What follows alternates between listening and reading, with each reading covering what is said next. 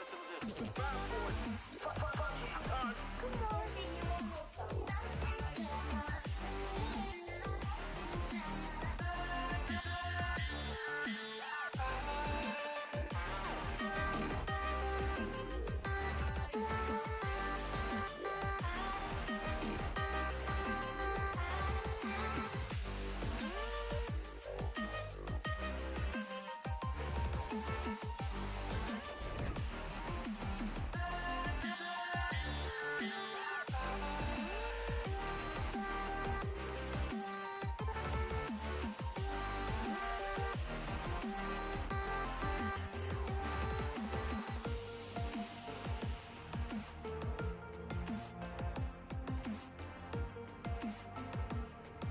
ESL Pro League is brought to you in part by Logitech G, Pay Safeguard, Legion by Lenovo, Mountain Dew League, and ESEA.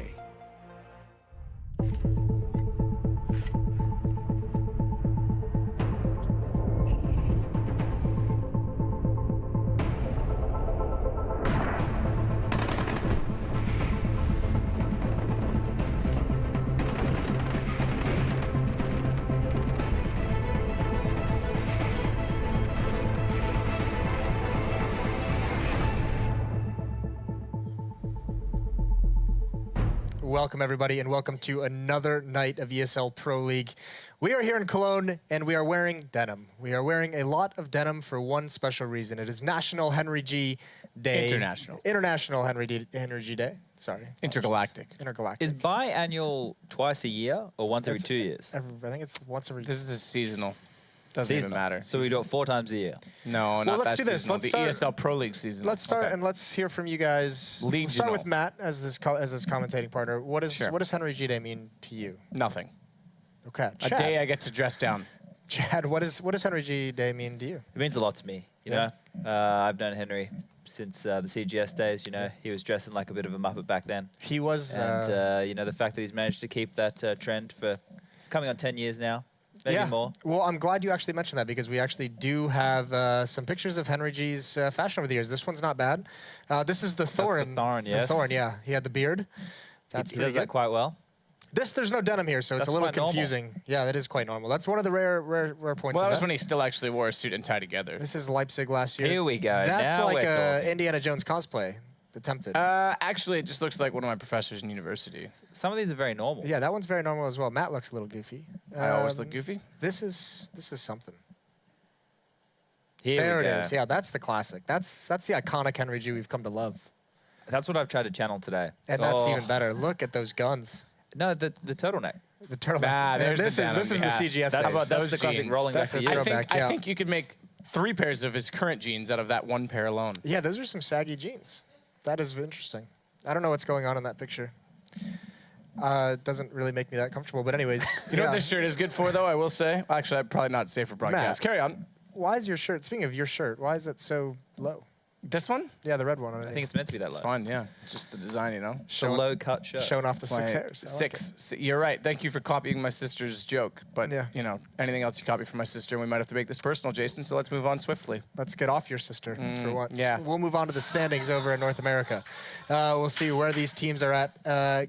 Currently, Cloud9 in 2nd place, SK Gaming is in 1st. This hasn't changed a whole lot. The big thing was Luminosity. Chad knew it was coming, apparently, because you put 2 Luminosity players in your fantasy team. Yeah, and they won a map. Yeah, it's not bad. That was off Optic as well, so no small feat there for them. Optic currently sitting in 5th. Mortals there in 6th. We're on the verge of having all 3 Brazilian teams in the top 6. Wouldn't that be something, Jason? That would be something, and this is Europe. North, Astralis, Na'Vi, Mouse Sports, Hellraisers, FaZe are your top 6 into the playoffs. G2 still far down, but, I mean, it's crazy when you look at the 6th place, 8 wins, and then 13th place with G2 is 6, so they're only 2 behind. They're a couple of games off the pace as well, so if they manage to pick up their 2 wins tonight, I believe they're playing NiP later. They are indeed playing NiP later. They will skyrocket. They will skyrocket. This is the schedule for today, the hot match of the night. EnVy taking on Mouse Sports is going to start things off. G2 taking on NiP, as Chad just mentioned. Then over on the 2nd stream, we're going to have Kingwin and Na'Vi, Hellraisers, and Astralis as well. That's some it's pretty good stuff. What are you guys excited for? The hot match? I'm excited to see if Hellraisers are able to continue, you know, their land form and bring it online versus Astralis. Yeah, Matt, anything exciting today for you? No, nothing. Okay. Well, I think Mitch has something exciting going on for us, so we'll check in over at the stand-up. Thank you very much, guys. And as always, ladies and gentlemen at home, make sure you're a part of the conversation over at Twitter at ESLCS and at facebook.com/ESLCS. We wanted to make people aware of today's ESEA Premier League playoff match with Big playing against Penta Sports, who are battling for the chance to play off against Godsent in the final. The winner of that match is automatically going to qualify for the ESL Pro League, with the runners-up playing against the 12th and 13th place teams in the Pro League for their spot next season. And the Mountain Dew League is giving these teams a direct path into the CSGO Pro League, so you can find all that about that over at esea.net/MDL to find out how maybe even you can be involved. Now, the hot match of the week, EnVyUs versus Mouz Sports. The French team have got a lot to do as they're sitting in 10th place right now with 16 games played. Last night, they went up against Team Kinguin, where they didn't have the result that they were looking for. 0-2 up against the Polish side. And they have a lot to prove in their match today to show the world that they deserve their current position and even their spot in the Pro League. Their opponents in this match, though, however, are currently 2 games behind and could potentially get back to first place in the standings next week. That's right, Mouz Sports have been performing admirably so far in this season, even without Nico on side. But their performance, of course, still has lacked somewhat since Nico did leave them and move on towards FaZe. That team, of course, went on to win Star Ladder Season 3 finals in Kiev. But the rumblings of change are occurring in Mouz Sports as there's some potential talk about a replacement for Spitty, maybe a fresh face being brought into the lineup.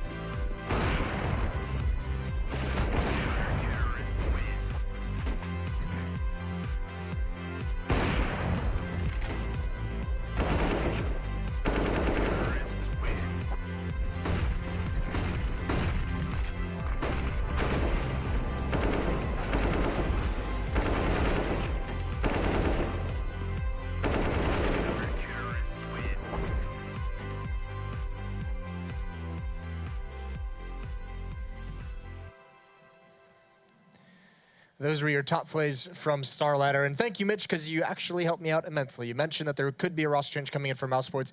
It has indeed occurred. It's going to be, and pardon me if this is an incorrect pronunciation, but ropes?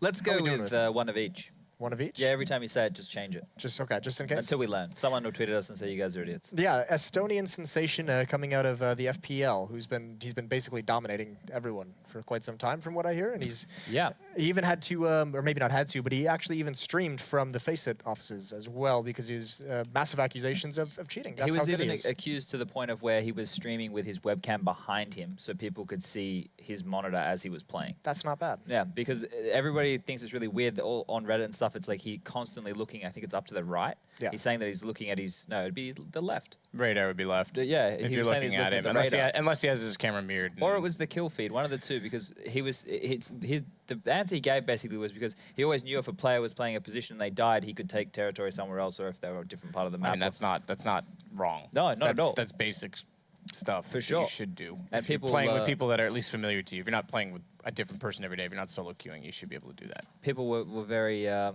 quick with the accusations, I'd say. But it's going to be interesting to see if he can translate pug ability and being a fantastic player at shooting people in the head. The actual team. Yeah, because you have to play with the confines of the team, right? It gets a bit more difficult at that point. It's not just yourself. It's Mouz Sports. They're pretty loosey-goosey. He'll be fine.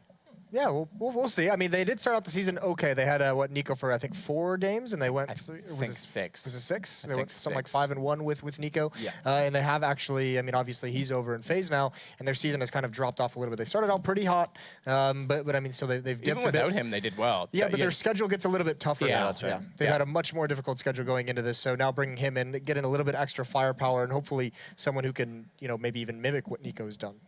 Yep, I agree. I mean, the hard part is, if he can mimic what Nico's done, that's fine, but the hard part is making sure that they still play as a team, because I think with Nico, that's one thing that they lacked, and I know Dennis has been improving gradually. I think Lowell has stepped up tremendously. Chris is benefiting from having Oscar there because he gets a little more freedom. He's actually doing better on the rifle than I thought, and they get the double op potential. So just having this extra firepower that I think, I have to say, although Speedy had moments and a bit of a resurgence, I think he lacked, could actually bring them back into the fold. He had a big Facebook post as well, saying after E-League he fell into a motivation hole and things along those lines. I was just skim reading it before we got on air. But as Jason was saying, the run for these guys for the rest of the season, EnVyUs on paper right now, result-wise, would be the weakest squad they have. They still have G2, FaZe, Hellraisers, who we saw do really well at StarLadder, Na'Vi, and then Fnatic. So for them, they're going to have to be able to, 1-1 a lot of these games or pull out some crazy upsets. This EnVy match tonight for them is almost a must-win if they want to make it to the finals.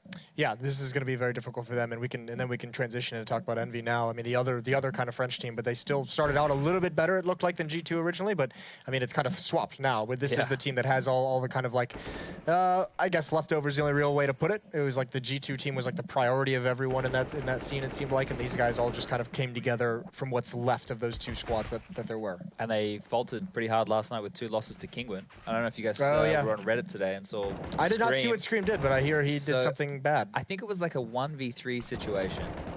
They were exiting the B-bomb site on Cobble, and the CT came on in and with a kit and started defusing, and Scream was on platform, shot the USP at him, and then hid, assuming he would get off the defuse. And he did. And he just sat the defuse, and Scream lost the round. That's awkward. That's tough to deal with. So yeah, that's obviously going to be in Reddit for a little bit, because we put enough good clips of Scream up there. Why not throw a bad one in there? But still, this team overall, I mean, we got Happy, we have RPK, Scream. I mean, this team still has a lot of talent on it. Yes? Yeah. I mean, RPK is a stable rock that the team has. They've always had. I think he was, part of the reason the former G2 had so much success is that they could fall back and rely on him. Sixer on the AWP still is struggling to some extent, but I think he's smart and tactical in the fact that he's not taking audacious fights and not putting himself in position against AWP players that are likely better than him in most situations. So he's playing very consistent and sat back. And I think it does benefit them to some extent that Happy has more freedom and can build the team around him as well, because he makes his lurk style a little bit more efficient. Is that kind of the story of this team? Is it still kind of, obviously before these teams kind of swapped out, the story was always Happy is just like this lurking thing that he's doing isn't being productive. Is that still kind of the story of this EnVy? Yeah, for me, I was really critical of him at the end of last season, especially with this EnVy roster. He was just lurking constantly, and it was always a passive lurk. Ever since the roster shakeup, he's had to change the way he plays, like Matt was saying, and it's more of a proactive or aggressive lurk at times, which really helps them and can be really effective if he can find that opening. And then they obviously know he's not lurking at that point. They have to deal with him. Well, he's that pain in the side for the terrorist, the counter-terrorist even. Not the terrorists. He is the terrorist. He is the terrorist, when he's lurking. I mean, this is now the first match is going to be on Cobblestone. So now, I mean, this is a map where perhaps Happy could even, I mean, there's plenty of places to lurk here. You can lurk both bomb sites, you can lurk drop zone. Is he going to be effective? Is he going to have a good game, Matt? If you had to put some money on yes or no question, yes. Jason, and the desk does not bode well with yes or no questions. So I'm going to elaborate on the fact that if he is going to play drop, he does have to be a little bit quicker to the position. He's been very hesitant there in the past, and it's been a big problem. If he can be assertive and actually lead the charge in terms of getting map control and then posting up inside drop room to wait for his teammates to react around it, whether getting a pick on A and going that direction or working for them, waiting for them to get out the B platform, I think there's a chance he could have a good game. Whether or not he will depends on many factors, Jason, and I don't like yes or no, so I'm not going to answer. I'm not an absolutist. Great. That's stunning. Well, Mousesports, last time they played this map against Heroic, they actually won it. Yeah. And we saw Heroic trash Fnatic last night on this map. They did actually. So with any logic, I would say that Mousesports will beat EnVy. Yeah? Are you going to stick to that? Is that your final answer? Yes. Nice. I like it. Conviction. See? That's what I need out of you, Matt. That's all I needed. Yeah, you know what? I don't like you, so I'm not going to give you anything you want. All right. Okay. So all friends. Yeah, all still-mates, as the saying goes. All personnel. I mean, Chris J, Oscar. I mean, they certainly have. We say buds in Canada, just so you know. Okay. Okay. Chris J and Oscar. Mousesports have the opping advantage. Yeah, and Lau in the past has picked it up as well. I would say they're pretty good on it. And as Matt mentioned, Sixer, doesn't seem like the most proficient AWPer, but he can get the job done when he's playing more passively as a role AWPer. But yeah, the problem is the City side, I will say, on this map, you do kind of have to be assertive. You have to get to positions, especially toward the B platform. And if the spawn's in his favor, that's fine. It's not hard to get to the stairwell first, especially if the T's don't want to go there quickly and don't rush it fast. But if they do, then that's where you might see some issues with him. I had a clip, not for this one at all. I did it up before. It was a way that Mouse Sports were taking B platform, and they were using a lot of utility and flashes to actually get there and get full control. That was a while ago. I think like a match where they were playing on Cobble got rescheduled. So I just remember that one vividly. So I think they have like interesting ways of getting that control. It's just going to be interesting to see how they add the new player into the system. Is he just going to take over Spitty's position? Are they going to change everything around? Because if that's the case, there's a really big learning curve there. And I think he's probably been trialing for this team for a while. It wouldn't just be throw him in and let's play our first match tonight. Yeah. You know? You'd assume that they've probably been playing together for at least a week. There was something on Reddit about Spitty going to some gaming house somewhere for a different organization or team. So I don't know if he was going there or what. But, you know, this has been alluded to for over a week now, I would say. The big story tonight, especially in this hot match. Oh, the big story. Sorry, carry on. Is how Rops is going to, you know, assert himself in the team. Right. Is this kind of going to be the new trend that players get like noticed and picked up out of the things like Rank S, out of the things like FPL? You know, these kind of, we're starting to see it a little bit more. I mean, you have to have somewhere to stage them. I mean, you can go through Mountain Dew League still, get on a team that does well the next year and be showcased in that regard. But the most direct way to be seen by the pros is to play against them. They don't watch the Mountain Dew League. It's a longer path. You have to get your team there, and as a team, you can grow more. But as an individual, yeah, you show up in Rank S and stuff and go crazy. That's fine. It works in the case like Stewie, who is able to put in the hard work and reinvent himself to become a team player, but it's not yet determined if all of these players will do that. Oscar's another one. He's turned out all right. It took him some time, though. And there's been Lekro to come out of the FPL League. Well, we now have a second team in the Pro League with 5 players from all different countries. It's true. That happened quietly, didn't it? What countries are they from, Chad? There's this flag here with a little triangle and then 2 lines. Yeah. Then we have the Netherlands. Yeah. Good job. Followed Didn't by you tweet Germany. that flag out correctly the other day? The Netherlands? Yeah, it was just the color was off, right? Okay. Yeah, apparently I did Luxembourg. Carry on. This is the old Spaniard. Yeah. And Estonia. Well done. And I assume that we're feeling right now, Jason. That would be fantastic. We do have as a the couple host, minutes. if you could let everybody know what the issue is, please. I just wanted to let you guys have a chance to talk. You guys seem very talkative today, especially Matt. Matt's being very helpful. Yeah, you know, I just thought I'd come on the desk and I think your word was useless, so it proved that I was. Did I say useless? Daniel. What did I say useless? Before, and then Matt said everyone is. Everyone in esports is useless. It's true. It's my motto. That was off air. That's fine. We can still reference it. You also talked about my sister in a way that was very rude. I will tell everyone at home we're waiting for players to connect to the server. That is the hold-up. That is the hold-up. It's not on our end. We don't want to be here for any longer than we have to be. I just want to watch the match. Definitely true, actually, in my case. So let's talk about this kid a bit more. Yeah. I'm going to call him Ropes now because I called him Rops before. Yep. There was all these threads and stuff about him and his parents not really understanding the potential of being a professional Counter-Strike player. And I believe that he had other pros talk to his parents and basically give them, you know, the rundown of what could happen. And now seeing this, I believe he had North American offers. I would assume Liquid. They're currently without a player. I think they're getting twists now. That's word on the street. Yeah. And I'm assuming there was other EU teams. I know that Renegades as well. If I hit this one, Matt. If I hit this one, we go in. That'll work. And I was going to give you the old Control Plus. There you go. And then I know Renegades. We're talking to him, or at least we're trying to get him. Right. That's from the horse's mouth. But yeah, in terms of what we're going to see out of this kid, it's too difficult to really tell, right? You know, we have absolutely nothing to go off of. We have no idea of what his playstyle is going to be like within a team environment, and that's the most interesting thing here. What did he say just here? Today marks the day I start my pro career, which I'm extremely excited for. I'm really happy to start this journey with Mouse Sports, one of the best international CSGO teams out there currently. Well, he's using a bit of creative license there. Yeah, he's certainly warming up to the organization. He's going to be a good PR one, that guy. He is going to be good. He's learning. So this was the bit about Spitty with the lack of motivation. This was from his Facebook page, I believe, saying he fell into a hole motivation-wise. He didn't feel as comfortable in the team as he had before. He's going to keep streaming. Become a streamer. That's another. Honestly, I would. I would. Yeah, you get more free time, you make more money, I could have more cars and see more of the world. I could be at home with Jaden. I could be mountain biking across Iceland, maybe down again in Bali, check out Tofino on the weekends. So in this fantasy world, Matt has gotten a job that allows him to not actually do his job. Do anything. Well, I already have that. Have you watched any streamers stream before? I have, sometimes. Why? They play games. Oh yeah, I know.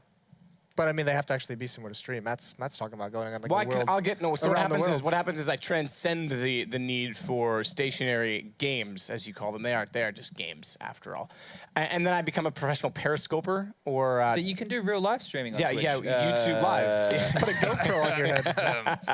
Yeah, exactly right. So then I just run a stream box and a backpack, which instantly encodes to cell phone of 3G or higher, LTE in Canada, because, you know, we're special. I like this. And then you walk around, I can have a camera on a gimbal and a camera either like, as you said, maybe just on my head, looking forward, and I can change the angle with a simple button on a cell phone that could build, or a Raspberry Pi if I take one of those Linux computers. Yeah. Build it in, and then I can have a whole stream module and just do a real live stream 24/7 Jason knows a lot about those. Yeah. The Raspberry Pis? Well, he doesn't know so much about Raspberry, but he does definitely know about cream. Jason, can you tell us why Moses didn't pie you when you guys had a pie? I mean Anders. Anders? Yes, that is what I meant. So the thing is, Anders did he got the first half, right? He made a pie bet that he won. So that's the first half of the process, right? Yep. And then there was this expectation that I was going to organize, buy the pie, set up a time, talk to the event, and get everything coordinated. Why would you do that? Exactly. So You're the one getting hit in the face. So I just never said a word. I just let him think that I was going to be doing something, and event after event, he never set anything up. Was that really what he told you? Is that he thought you were going to do this? Let me plan my own funeral, guys. But I mean, everyone would come up to me and be like, "Why haven't you been pied yet?" I'm like, "I don't know. Why would I have that information?" Yeah, so Anders let us down, but you know who might let us down? What's that? Rops. Rops? Yep. He's not going to let us down? No, he's not. You don't think so? No. Your prediction, is he going to be a good pro? Is he going to be a good pro? How long is it going to take? 2 weeks. 2 weeks? He's the best player in the world. Stop it. 2 weeks is a little bit much. I'm going to say 2 rounds. Boom. Wait, what's that? 2 rounds. 2 rounds, and he's going to go nuts? All right, well, we are going to send it over to our casters who are prepared to bring us this game. And I hear that there's a classic Henry G designed outfit over there at the casting desk. Well, there's one. I think we've taken a few elements from Henry G's wardrobe, Lauren. The turtleneck. It's very strangling. I don't know how these girls wear chokers all day, you know? It's very intense. I'm not sure, Lauren. I was actually hoping you'd tell me a bit more about it. But you do have the turtleneck on. I like that. That looks like a Sunday lunch kind of get up, you know? Touch your face. Yeah, I'm touching a nerve. Anyway, let's jump into this one, guys. It's going to be EnVyUs against Mouse Sports, and it's Rops. It's confirmed, Lawrence. That's what we're going to go with. Confirmed by someone who plays a lot of FPL. I was just checking with the guys that I kind of know who played with the guy before, and they said Rops. So almost like ROHPS, Rops, rather than like ropes or anything like that. So I'll go with that for now. I'm sold. I don't really care, Lauren, to be honest with you. But the one That's thing good enough. actually is that I'm quite interested in when they were discussing his role in this team, or like how he's kind of seeing his role possibly kind of work out. He discussed the fact he likes to be quite a cerebral player, quite a passive lurker almost. And then on the other side, you've got someone like Happy, known for this role, but, you know, quite a staple in being very successful at it, you know, take what you want out of that. But yeah, it's gonna be nice to see how well he does in this. I'm really curious. I like seeing new talent coming in. The Estonian man, a lot of hype around him, a lot of notoriety, let's say, with the name, and already going to be off to the sweaty smokes. And this is going to be going on the other side of drop, basically on the doorway. Allow them to split possibly through drop through window, maybe do a little bit of an A pinch, or just take over drop control and then work through connector. Well, everyone going to be leaping to connector, speaking of which. There's 4 Mouse Sports players, and Rops is going to be playing a little bit more back towards the middle of the map, and he found 6er on that lurk. Now Scream has to send a deliver, and he finds 2 to start with, needs to go for the reload, and has to back away, and he still gets a 3rd. If anyone's going to do it, it's going to be him, but Oscar's trying to emulate that on the other side. It's a 2v2 now, and the bomb is loose over towards A. Yeah, Oscar needs to find the shot, and he does. That's going to alleviate so much pressure. And now to find Scream. They knew where he was, but the adjustment is going to be hard to read. Playing up on long spots, Somali coming out. Rops somehow hasn't noticed yet, but now he will. His head rolls. And it's down to Oscar up against Scream. 4 kills against the 3. Oscar 35 HP and Scream 18, but Scream's aim doesn't need much to connect, and he's going to spot out the player. Oscar dancing with danger here. This is a very, very drawn-out duel, but it will be Oscar to win it. And Mouz Sports, after a bit of a rocky ride there, after Scream had his way with the first 3, eventually break in. Yeah, and this is what we saw from Scream earlier on in the round. He actually managed to go back in for this one and find it nicely played by him, but Oscar did him one better. 4 kills for the Czech player. Looking pretty good to start things off here for Mouz Sports. And well, we heard from Chad, expect to see Mouz Sports win things out here on Cobblestone. It used to be an EnVyUs staple under a different team. But things have changed. Much is different now, but EnVyUs going to buy, you know, UMPs and pistols to support it. Yeah, loads of nades up long for Mouz Sports, just going to take over control. I'm pretty sure almost every player here might just leave one off to the back in case they try and get flanked on from middle. And it's worked out really well so far. Chris J going to just isolate Sixer on his own, no one can really support him. And Scream kind of has to respect this. He does have the UMP though, Scream, so certainly could have done some work, but Mouz Sports have no reason to commit just yet. They've backed away, they've got full utility still, they can play towards B. They've forced 3 players now to head over towards A, so for Mouz Sports so far, this is a good plan. But eventually, if you're EnVy, you're going to be wondering, all right, we've not seen them in a while, they could just be holding up on long, but we kind of need to start, you know, filtering back towards B. And no drop presence here for Mouz Sports, by the way, so they won't be able to really control connector. That will allow some rotations for EnVyUs, but they're only going to get so far now. XMS knows he's being pressured. The Deagle needs to come to the fore here. Chris J takes a bit of damage in midair, but returns it more than he received, that's for sure. XMS down, and now they're on the side. Bomb planted, smokes up towards connector, and RPK and Happing having to counter boost here in towards halls. Yeah, but it looks like LoL might be aware of this possibility just purely because they didn't have drop control before, and he is. He will get that frag back away from it now and find a more passive angle in case there was another following up all the way around from A. But that's not to be the case at all. So RPK and Scream probably just going to save this one out. They've got the armor and, you know, you've got the upgraded pistol on RPK, but it's Scream's UMP that could do something in the following rounds. Enjoyed that early incursion towards long A, Lauren, to find that first kill there from Mouz Sports. Often CTs have to, you know, take a risk and maybe even, you know, risk losing a player pushing over towards A long to try and get some information, and they jumped on it. They capitalized upon it, and they hit B with only 1 player there. So good play for Mouz Sports. They're making the correct reads so far. We get to see real guns get into EnVyUs' hands, and Scream and RPK will try and hold on to theirs for the time being. So far, though, you've got to say with Mouz as well, they might get that little bit of a honeymoon period boost as well. You've got that new player in, everyone's very focused up, everyone's, you know, being very considered as to how they're playing, being very, you know, hyper aware almost. So that could be a nice little factor for them to kind of get back on that win streak. They've had a couple of roster changes, of course, throughout the Pro League, but it's kind of bolstered them a couple of times as well, got them into good positions. So we'll see if that continues here, but at this point, EnVy going to go for a bit of a stack towards A long. Now, last time we saw the loads of nades coming up, Chris J could be in trouble here. He's actually taken way too much damage from this because there's 2 more players just around the corner, and Scream wants some of the action, but he will run in. Scream does find it, and Chris J goes down. That's a recovered rifle into RPK's hands, the player who also had the armor, but a bit of an awkward kind of exchange going on there. But still, XMS going to be overwhelmed eventually, and Mouz Sports going to just blaze their way over towards B, and Robs was trying to catch the rotate there, spot out the players. He's at least going to see where they're coming from. We can now get a player posted up towards the platform pretty early. I can imagine that'll probably be LoL maybe. Yeah, LoL is there. Just put out a bit of utility, and now backs away. It's worth pointing out in a round like this, Mouz Sports haven't made a big rebuy back in. They didn't need to, and they didn't really see the need to spend extra money because EnVyUs had none of their own.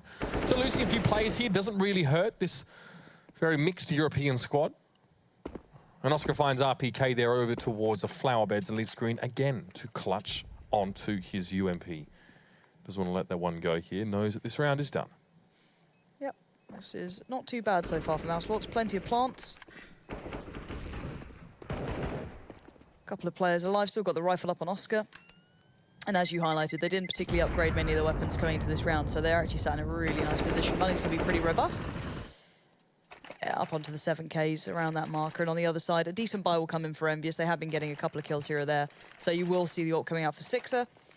Gonna opt for the glass cannon. He's got a good spawn for long. He could go to danger, peek from the stairs, but Oscar as well has one too, and I'm wondering what spawn he has. Quite a decent spawn towards A, but I wonder if he's going to take the fast route. No, he's just going to take his time.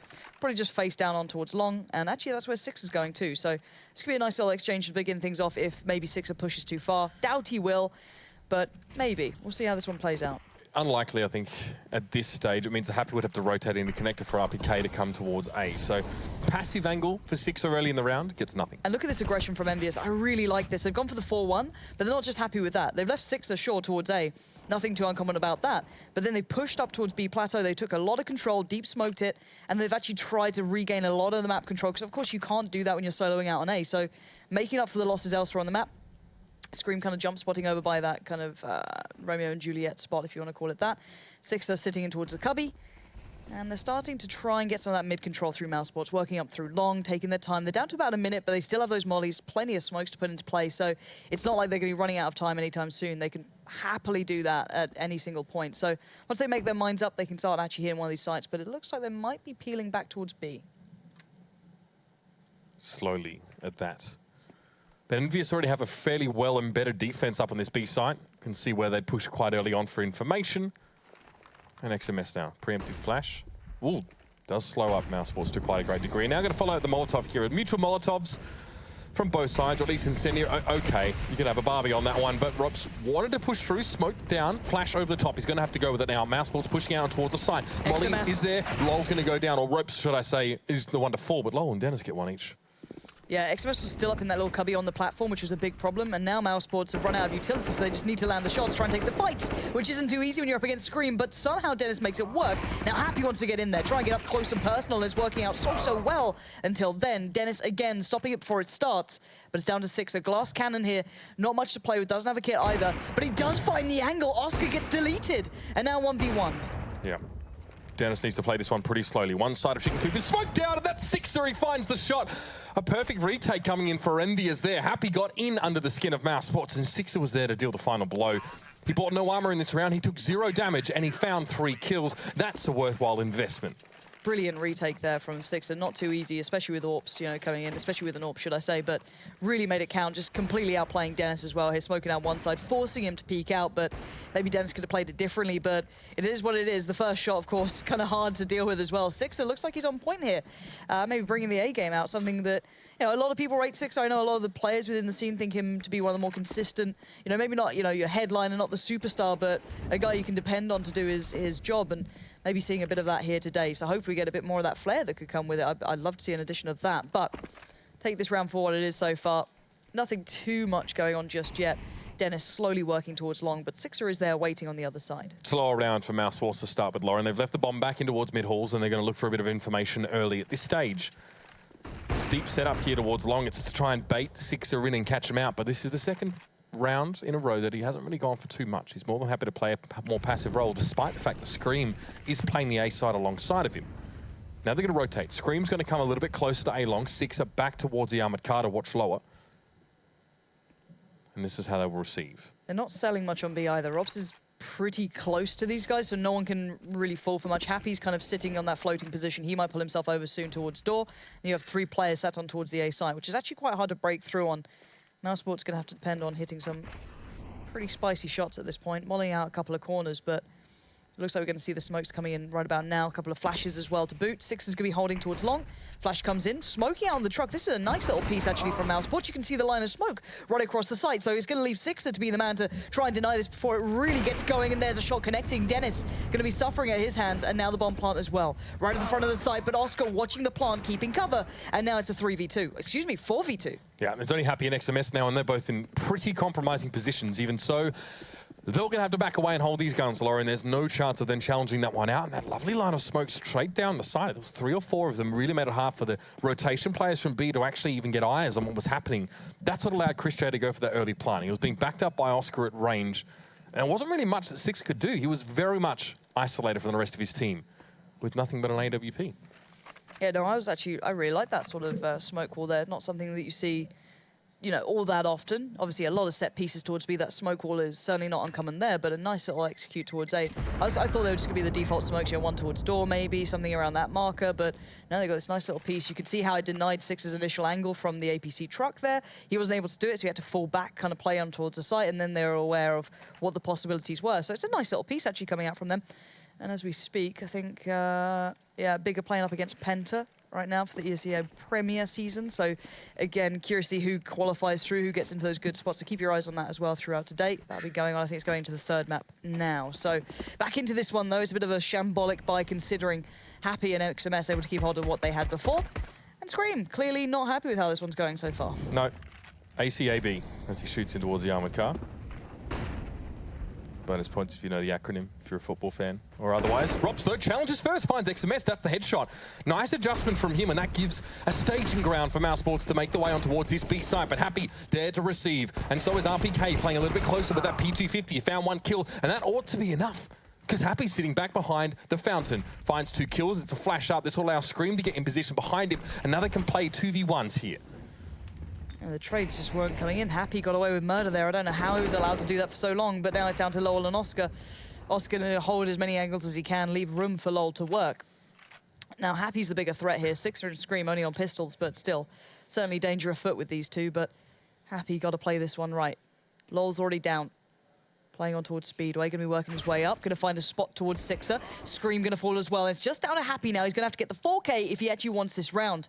Already 2 here, spots out Lowell, but it's just merely baiting so Oscar can get closer, and he's going to seal that one. So, Mouse recover well. It was a bit sloppy at times. It felt like it hit that wall, and they're like, you know, we're getting kind of churned down here, but they pull it back, and that's all you can ask for. Can Happy do more from that fountain position there? I really feel like he drew Scream across there almost as, you know, his bodyguard, or, I mean, he didn't bait him. He had no armor and a USP, I assume, but Happy really could only just look on and wait until they closed in on him.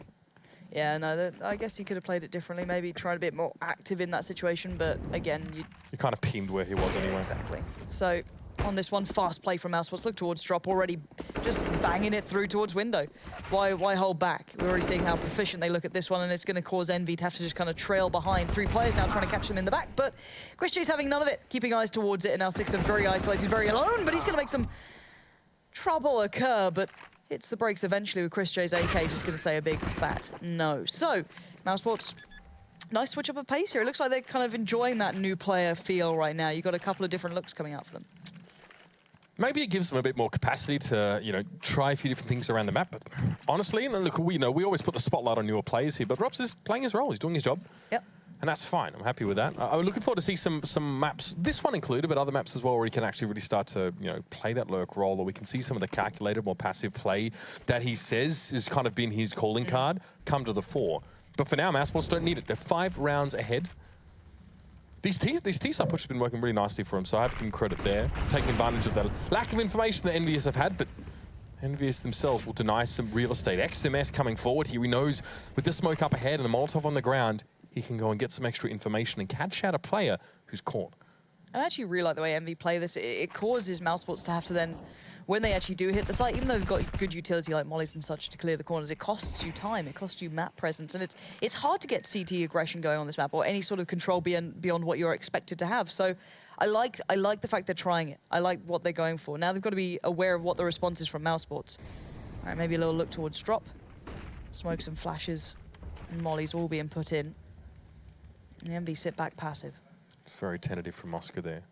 Not sure if there's I mean, the angle from the place standing on the flower bed can be really hard to see sometimes. From drop, there's a bit of an advantage there to the CT side of play, but that's a good entry. ChrisJ gets in and he deals with RPK up close. Now, the next challenge, it's getting out of the drop room with Happy standing guard and XMS sitting towards the back of that B site. They're ready to receive this, and Happy's already going to let loose a few bullets. That's some damage done. XMS needs to attend to what's happening on platform, but a flash prevents him from an early pick. Doesn't matter, though. He and Happy combining lovely over there through the statue for the kills, and that's also Scream to get involved. There's Oscar in a 1v3, and he nades through the smoke. Yeah, really great work actually coming out between Happy and XMS there. XMS on his own was able to hinder the approach through platform, and then of course Happy helped out, but now it's Oscar left in a pretty dire situation, but he's going to bully his way through towards Scream, just take him down the Tech 9, but look at the time, 5 seconds, 4. I don't see this one happening for him. 6 is just going to play to time. As will Oscar, try and keep hold of the AWP. Happy is trying for it. And Oscar says no. And actually, that's a bit of money lost there. Envy don't particularly have this great economy, even though they did win the round, so... Their economy's crap, actually, right now, considering how many casualties they've suffered in the previous rounds, plus the fact that they don't really have many of them to speak of. That was their second. So... maybe Happy doesn't go for that. Maybe he respects it a little bit more. Regardless, he's been forced to buy up yet again. It's XMS, nothing with a 5-7 here. Yeah, not ideal. There is still an AWP for Sixer here, but he's not going long for that early peak this time. It's Scream. Sixer's going to sit more passively on A. Scream looking to brawl it out if we see too much presence from Mousesports here. Yeah, going for the 4-1 again. We'll have to see when Scream feels uncomfortable basically throughout this round to call for support, or if they get some sort of idea of maybe they are actually hitting A, but keep eyes on that. Right now you can see already Mousesports really vying for that drop control, at least challenging it. Envy aren't particularly challenging actively. They're playing the kind of outskirts of it. A couple of players around that side room. Happy as well over by the connector side, just not really playing it. They'll let them take it over. then try and deny them as they hit the sights. Somewhat of what we saw last time, and actually now a late round, little bit of a kind of retake of aggression towards drop. Swing in, take the fight, and kind of hope they recover a gun from it. Sadly, it didn't drop on their side, if I'm not mistaken, which is a bit of a problem, but still, a kill's a kill. Good initial work there. And that was really well developed. I mean, we didn't see too much. We just saw XMS and RPK push in. But again, Rops was completely caught off guard there. No chance for him. So good opening. That's a little bit of CT aggression. Every now and then, it really pays off. Scream's in a good position, but it's a good little peek, early peek. But for Lola, it doesn't pay off because Scream realizes he needs to come forward and deliver. Oscar, it's a frantic response from him with the AWP at close range, but it pays off. Mousesport's still down to 3 players. Only managed to get the trade in that situation. Need more, and this side hit could be nasty. Problem is time. They just don't have much of it. 20 seconds left, and now the bomb's gone down. XMS doesn't even need to really make the play happen. Oscar probably just trying to hold on to that ult by this point, but he was right in the Wolves' den, so Happy's going to make light work of that. And considering the buy that Envy had, that is a round they desperately needed.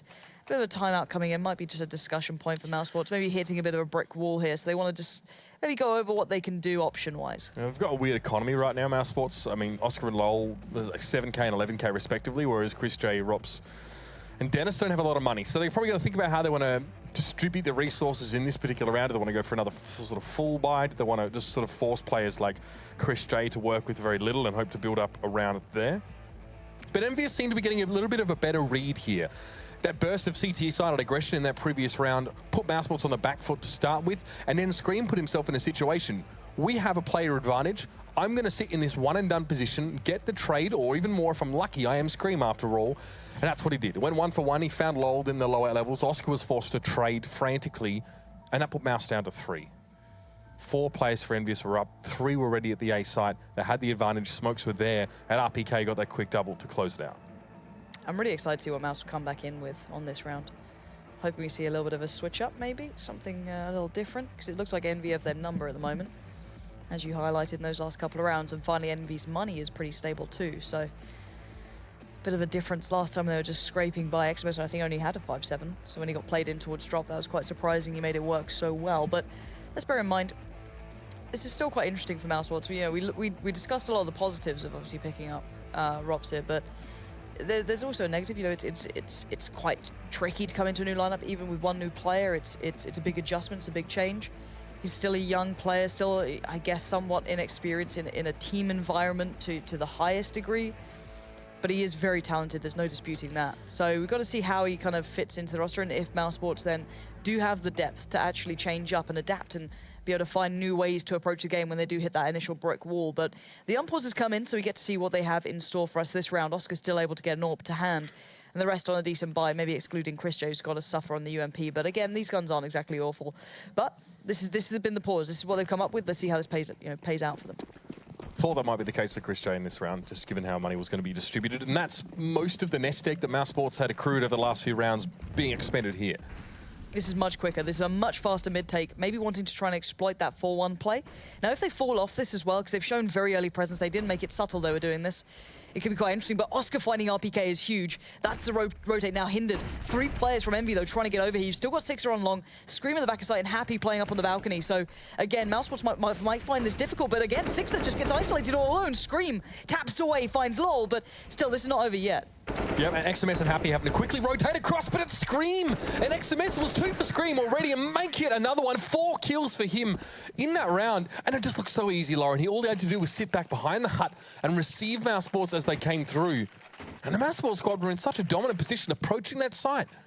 They caught Sixer out, playing a little bit too far forward. I'm not sure if that was cannons or up towards wood, but either way, he went down. This is classic Scream. Look at this. There's the first. Checks for the smoke push from APC. No one there. All right, catch you on the site. Beautiful little tap. And even the final is just so controlled. Look at that. How do you deal with that one? And Mousesports, we said that buy was probably the last they could actually really go for it after having that little nest egg built up from the start, as you highlighted. Now it's all gone. We've got P250s, Deagles, and actually just a Glock for Chris J. And that's what you have to risk when you play up against EnVyUs. A player like Scream, if you're given the space to work, can deliver that kind of performance. And it's alarmingly consistent, Lauren. That's probably one of the things you need to note when you take on a team like EnVyUs. So Mousesports now very much down to the dumps money-wise. Pistols have been invested in. There's something to be said for a good Tech 9 rush on towards B. We've seen them work out quite nicely. but maybe draw some of that utility away from EnVyUs to start the round, give themselves more of a fighting chance to get up close and personal with this French and Belgian mix. Oscar's been given a little bit too much room here. No, he gets checked on. Awello's Scream just gets absolutely decked here.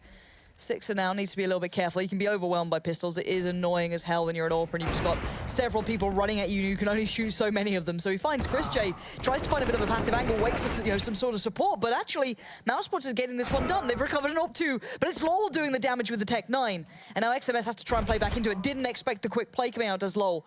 And now the new man has to step up here. Yeah, Rob's now going to just try and play with this AWP up on top of Hut. Too risky to go for a plant, but he spots XMS. It's like he didn't see the head of Rob's above, and that's the first clutch for the new player coming into Mousesports. The Estonian makes his mark here on Cobblestone and gives Mousesports one more round.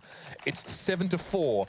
And this is quite astounding here just to watch this play. This is really nice. A lot of trades. This is what you have to go for. You're playing contact play to A. You have no smoke to throw towards connector to stop any sort of quick rotations. You just need to face. And they did it so well. You're going 1 for 1 for 1. Yeah, you go for a 1v1. Even if Rops loses that, you've killed 4 players in the round. You've really managed to keep a cap on EnVyUs' economy. Look at it now, Lauren. Yeah, and look at the damage early down there. Scream, one of the players who had the rifle, who's in a good spot utility-wise in comparison to his teammates, takes a lot of damage early on. Bit of a nuisance as well, for nothing, too. You can't really read too much into that.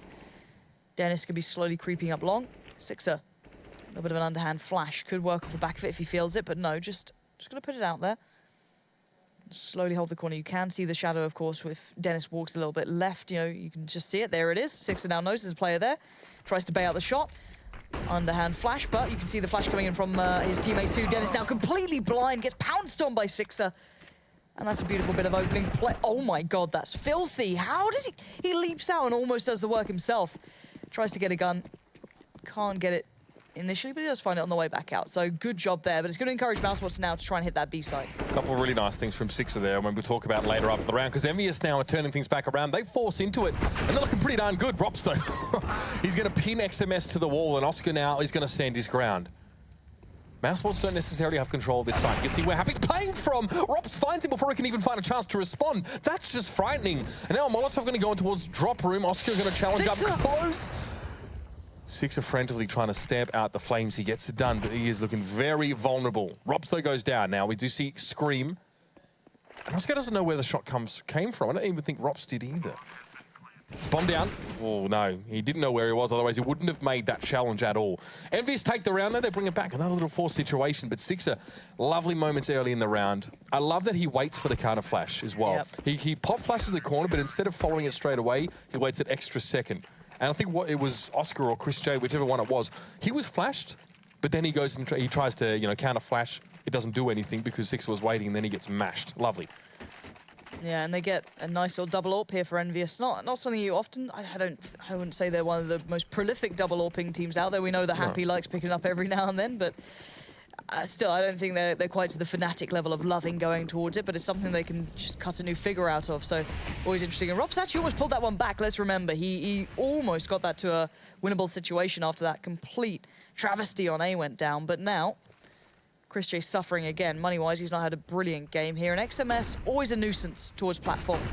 So much variety in how he likes to play. Last time Rops did find him, but he doesn't get a chance this time. Happy's on towards the statue. And now pressure comes in. Dennis to the right. Player up on towards platform 2. Actually, he's just sat down by the stairs, but Chris J found room to work and recovered all. Yeah, the smokes there are really beneficial for Mousesports now. It's going to allow them to set up a little bit more. Oscar, was RPK up on top of the rock, perhaps? I'm not even sure if it doesn't matter. Trades there. Sixer finds Lowell. 1v2. Bomb planted just now. Oscar lets it down. Note there that there's no smokes available here for Mousesports any further. So they got a flash they can work with. It's a molly. Even they could throw it towards connector if it wasn't too risky. But it is. It's Sixer. He's got an AWP and a kit as well, crucially. Now, we've seen him win these before, and Oscar not going to let it happen that time. This time he finds a different angle, takes the fight, wins it, and now the money is completely gone from EnVyUs. This could be a bit problematic for them, as Mousesports can spread the wealth. They can drop out whatever they need, really, and make a play off the back of it. Envy might just... Six is in real trouble town, 1.5. So the others can eco this out, but he's going to be kind of lacking no matter what happens. So going to have to just deal with this. Looking at double territories. Yeah, not fun. But maybe you can find something here. If you can maybe recover, you know, a gun, that could be brilliant, but always tricky. Pretty standard play. Close towards middle with pistols, and you can see the mouse balls. You look at the minimap as well, they're not even bothering with it. It's just Oscar and Dennis, and they're sitting quite a long way back from it. I know Scream can do work with this. Don't know what pistols are like at close range. They probably know it more than most. Especially that P250. Headshots, nasty. Scream backs away. And they're going to rotate towards B here. So this might be mildly preemptive here. But LoL already found XMS. Now, that doesn't mean that Mousesports are on this side. You can see where Mouse are playing from right now. That's just XMS going a little bit too deep. But Envy have got a good read. They've stacked all the players over here now. They only have pistols, but still, they can cause a little bit of trouble. Depends how well Mousesports go about this. Scream does find one before he goes down. Sixter playing very calmly at the back, but Robs is just going to be racking up those eco frags. He wants to look good on the scoreboard. He doesn't want to, you know, make his debut look a little lacking, so he's hunting this one down. But it is just Happy now. He did catch Dennis, which is quite good. So 2 kills here, but no guns are going to be able to be recovered. No, and that really hurts. I mean, with Happy not surviving, and that means those players that were sitting on, 1,500 at the start of the round, 500, not going to be good. Well, for Happy, it's a short-lived one now as well. Last round of the half coming up, and EnVyUs don't find themselves in a great position either. You can see 6 at 3,400. Pretty crap, in all honesty. So we'll see what they can work around this. Famus coming in here. Yeah, interesting. We don't really see the UMP board up at this particular stage. Tech9's dropped on Mousesports for all. Get rid of the money. Make sure everyone's got that full juicy inventory. And yeah, max 7 for Sixer. XMS with a 5-7. And 1 kit, crucially as well. Obviously, they don't have the money. Only XMS has one. Yeah, this is what we're saying about Sixer as well. He was almost in double eco territory before, so gonna be on the max 7, not exactly perfect. And again, Rob's having to deal with XMS, who's been a real pain here. But Dennis gonna find a quick one towards Sixer.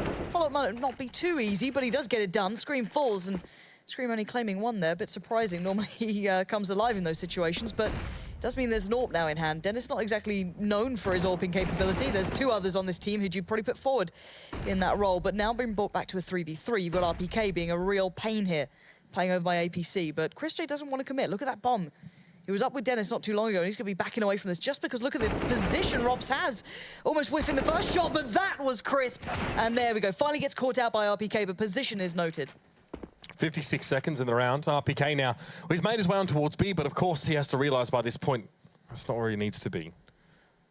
Dennis in position now to receive RPK if he decides to. I mean, yeah, the odds of him making this kind of peaks are very low. Now the smoke is going to be dropped in the connector doors, and Dennis knows he had it covered. Chris J going to come up there. That's the half-time score, ladies and gentlemen. It's 10-5 to Mousesports. And an interesting start. Both of these teams had some economical issues in this half and were forced on towards pistols and a small assortment. It's good to see Robs' debut so far.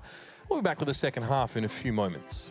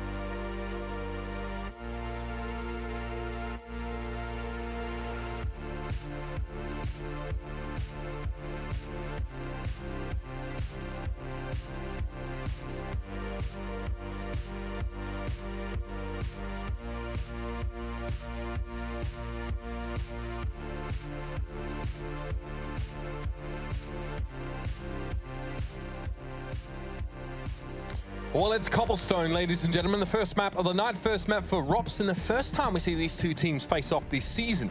Good start for Mouse Sports. They win out early and they managed to stretch the lead to 10-5, come into halftime. Yeah, perfectly fine start for this guy.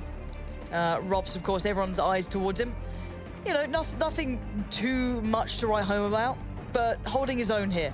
And for EnVyUs, we saw the various issues with money throughout this game. It felt that their money never quite became solidified, but you saw that individual power coming through from Scream. That 4K hit was just obscene. But yeah, otherwise, not exactly the big performance you want from them coming into this one. But, you know, let's move outside of just ROPS here. Oscar had a good game too.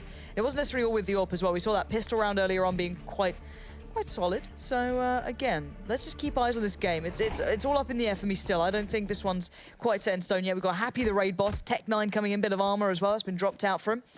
And let's see if he can find something early with it. Envy going to be doing the almost kind of firing squad here. Just wait and see if anyone pushes out towards A, but none of that from Mouse Sports. Well, unless Oscar fancies a walk. Don't do it. Has a look. See Scream. Bit of damage as well. Just a love tap, if anything else at this stage. It's Scream going to play the pivot point for his team now. It's going to be most of EnVyUs make their way in towards halls. Past the lovely Dragon Lore tapestry. Christray and Lol, interestingly enough, both positioned up on the B platform. Now, the question is whether Lol sort of backs away and allows Chris to face this, or they go in as two. This could be quite devastating. And we'll see that, you know, most of Mouse Sports have, you know, eschewed the need or the use of utility in this round just to make sure they've got a little bit more armor. The main thing is now, eyes towards XMS. See how he sets up the play. Lovely little flash. Going to force two players to actually get off the angle here, but now they can play back into it. Lol's doing very well. A little bit paranoid about drop. No one's actively playing it, so he's not secure from the left, but he's going to have to focus towards what's coming towards him. He's just not landing the shot. Somehow EnVyUs are at the door now. XMS breaks his way through, and now the raid boss comes in, but Happy gets sent flying, and Dennis and ROPS now need to do the damage. Yeah, RPK on his own, though, only 28 points of health. Has the bomb at the very least, and now has to make his way on towards the site. Dennis and ROPS both looking pretty decent health-wise. RPK's picked himself up a USP here to try and make something happen, but there's 9 bullets left, just the 9. Oh, there's 3 bullets left. He needs to get this one now. Only 3, and nope, he's out. He needs to find himself another weapon. This kind of sucks for RPK. Close up on the site. Oh, looks like he's got some bullets. He actually gets ROPS now through the wall. Bomb going down. He'll be able to get the plant at the very least. ROPS can't challenge this. This is big. RPK takes a peek, gets the information, but he walks headlong into a shot from ROPS. Another clutch from him in that round. Maybe a little bit closer than I got a little been. worried at the end. I'm not gonna lie to you, Mitch. When you could see him being like, "Don't mess this up. Don't. Please don't mess this up." It's tricky to play against. You know, of course, he was in a bit of a position where I guess you have to give up one of the two. You either take the risk and you go for the fight to try and deny the plant, or you allow the money to sit in towards the pocket of EnVyUs, and then you play back into it. He did so well early here to be able to pull this one back to a decent situation. Of course, Dennis chimed in with one as well in the meantime. So up until that point, it was looking like EnVy had a clean-cut entry into that round. Yeah, having 2 players on B platform and waylaying EnVyUs for so long allowed for those rotations that were really important. That was the, you know, the Dennis, the Christray, the ROPS to actually get there and mess them up. So that was nice, even though it looked a bit weird for the 2 Mouse Sports players up on that platform. They got flashed multiple times. Still worked out. It's a team game, Lauren. It's going to be a scout here for Oscar. Rather than Christray, Christray, I used to love watching Christray when he'd, for some reason, stick on a scout as, you know, as long as he could. He could easily afford more, but he's so good with the scout. It was ridiculous. But let's be real here. Oscar is no slouch, so smoke comes in from XMS, but it's the shot from Scream to set it off. Okay. Dennis and Oscar just get railgunned down, and that's 2 massive entries. And does he fancy some more? He doesn't need to. His teammates are doing well enough for him, and a clean round from Envy. After the plant and the buy into this, that was very well needed. With 5 alive, they're in a perfect position now. And the thing is, they do most of the damage there with pistols in that round. I think RPK had a P250, Scream had the Desert Eagle, and that's bad for Mouse Sports. They were looking like they were getting very, very close to winning this game out, but that second shot through a teammate even, if I'm not mistaken, didn't show up in the kill feed as such, but looked to be that way. So Mouse Sports back down to the dumps now. They're only going to work with some pistols themselves. Let's see if Oscar can maybe reciprocate. That's an interesting choice there. Mac 10 for Sixer and Scream. Money to be made here for EnVyUs, and they're hungry for it. Yeah, certainly. Mouse have gone on the buy, though, of course, so not exactly going to be an easy little walkover this time. And now patience may just be the virtue of this Mousesports side, not much to work with, so angles are all they really have here. You can see Oscar trying to find maybe a little bit of early info. Are they here? Is there anyone waiting? Now Scream's down, they're going to hear the smoke go off, so they can't rotate anyway. They can't really kind of commit to either side, so they're being pulled over. Nice work from Oscar, good tag. He can just fall back from that if he wants. He has no one watching middle, so that's the only issue. He needs to be a little bit careful of it in case someone tried to make a quick play up there. But this could just encourage Envy to make the hit towards B. Now they've seen a little bit of work going on. I'm going to see the flashes. Happy having a little bit of a linger towards drop here. Fake. And here comes the Lurker Supreme. Yeah, well, he's been left here over towards the B side to do whatever he can to try and rile up the natives, rattle the cage door, and to keep them guessing. You found Chris J there as well, and he might just be content with that. He's actually going to challenge out here and towards Connector. He goes down. He had 2 players to deal with here, but look at this. Mousesports had no time to rotate, no time to respond to this. Happy did his job. He did it very well, in fact. Gets a kill and just wastes so much of Mousesports' time. So much so that it's almost to the point where there's no point. I mean, you don't really want to save a lot of these weapons, 5.7s and all the rest, but they kind of have to, because trying to get the retake on towards that A side at this point when EnVyUs are so well established there it's almost suicide. Yeah, it's not looking too likely, is it? Time to just keep hold of guns. And to be fair, Envy sold him an absolute kipper, let's be honest. A little bit of an early exchange, a little bit of a foray towards B, but then just hit that A site very handily. A little bit of play towards drop from Happy, kept him guessing, and he did just fine off of that. So for now, Mousesports just kind of trying to keep in this one, trying to keep up with what Envy are doing, but so far for Envy, good amount of plants coming in, nice amount of players left alive. They're in a good spot for this. Money's going to be really flush beside them. Yeah, sitting up on almost 8K on Happy, so he's perfectly fine at this point. And a bit of a polar opposite, of course, towards Mousesports. Very low economy. Again, hoping to do damage where they can, but never going to be easy at this point. Going to have to try and forge their way back in and just kind of deal with it until probably Envy are right on the door scoreline-wise. Yeah, and it was something we saw from EnVyUs last round with the fake. It was something we could have seen from Mousesports a couple times, actually, in that first half, and that's what this map is actually really quite good for in a lot of cases, because it's so easy to rotate. Didn't happen. And they managed to maintain those guns in the last round. You see they don't bother going for it, so it's something here. You can see Scream still keeps the Mac-10. He sort of suspects that correctly, Mousesports kind of not got a lot of money to work with at the moment. It's a Molotov to be platform. Chris, despite being flashed, still moves up towards the break in the wall, tries to get up a little bit closer here, and that's the trade. Scream down, but that's only the Mac-10 lost here. RPK chimes back in to find Dennis. That was one of the Famises that Mousesports had to fall. Chris J as well. Great little shot there towards Happy, but Happy will recover very well in the end, but takes so much damage for this. And now Envy were kind of en route towards A, but now they're going back towards B. And actually, there's a lot of players here, and I'm pretty sure Mousesports are going to hear these steps. I'm hoping they are. Rops can be seen by Drop Lol as well, trying to keep eyes on this. And of course, they don't have much weaponry here. So again, Envy should win these situations. They're already out on the site with the bomb going down pretty soon, I can imagine. But Lol going to find XMS. That's big, but the cross being hindered only by Lol now. Happy still low, but 2 players stand tall, and RPK being one of them, making this very tough for Mousesports. Yeah, puts Oscar in a 1v3. The bomb actually hasn't been planted yet, so 32 seconds in the round at least allows Oscar to get some position. But from there, from that rock, it's very, very hard to get anywhere in particular. Picks up the UFP, can't spray down, can't finish RPK. 11-8 here. EnVyUs are bringing back these crucial rounds. Many of them that fell by the wayside of the previous half, and that money is building quite nicely. Mousesports still very much at an intermediate level financially. Can buy up those rifles. Chris J still has to go for the UMP because he fancies those 2 flashes, the full brace of utility. Yeah, and I don't blame him. You never know if Envy are going to go for something quicker towards B, possibly. You want to have that utility just to hinder what they're doing initially. You've got to be able to put up a bit of a fight. Otherwise, they can just be run over. They lose that map control that's so vital for a CT side here. There we go, Chris J already kind of utilizing a little bit of it, but not too much just yet. Actually exerting a little bit of play over towards Plat, so something... Oh, no. Oh, dear. That's... No! Oh, Okay. he's got it. No map design in CSGO. It's just like, well, is that now a thing? Good job. But, yeah, a little bit of a boost here, and I like this play. We saw it from XMS, actually, before from Envy when they were on the CT side, playing up towards Plat, not letting that full control going over towards it, not just playing off the stairs, but pushing up actively. And it's actually funneling Envy down here towards drop. This play there from Mousesports is very reminiscent of what Virtus Pro used to do on this particular map. Play 2 players to simultaneously both watch both drop and be platform.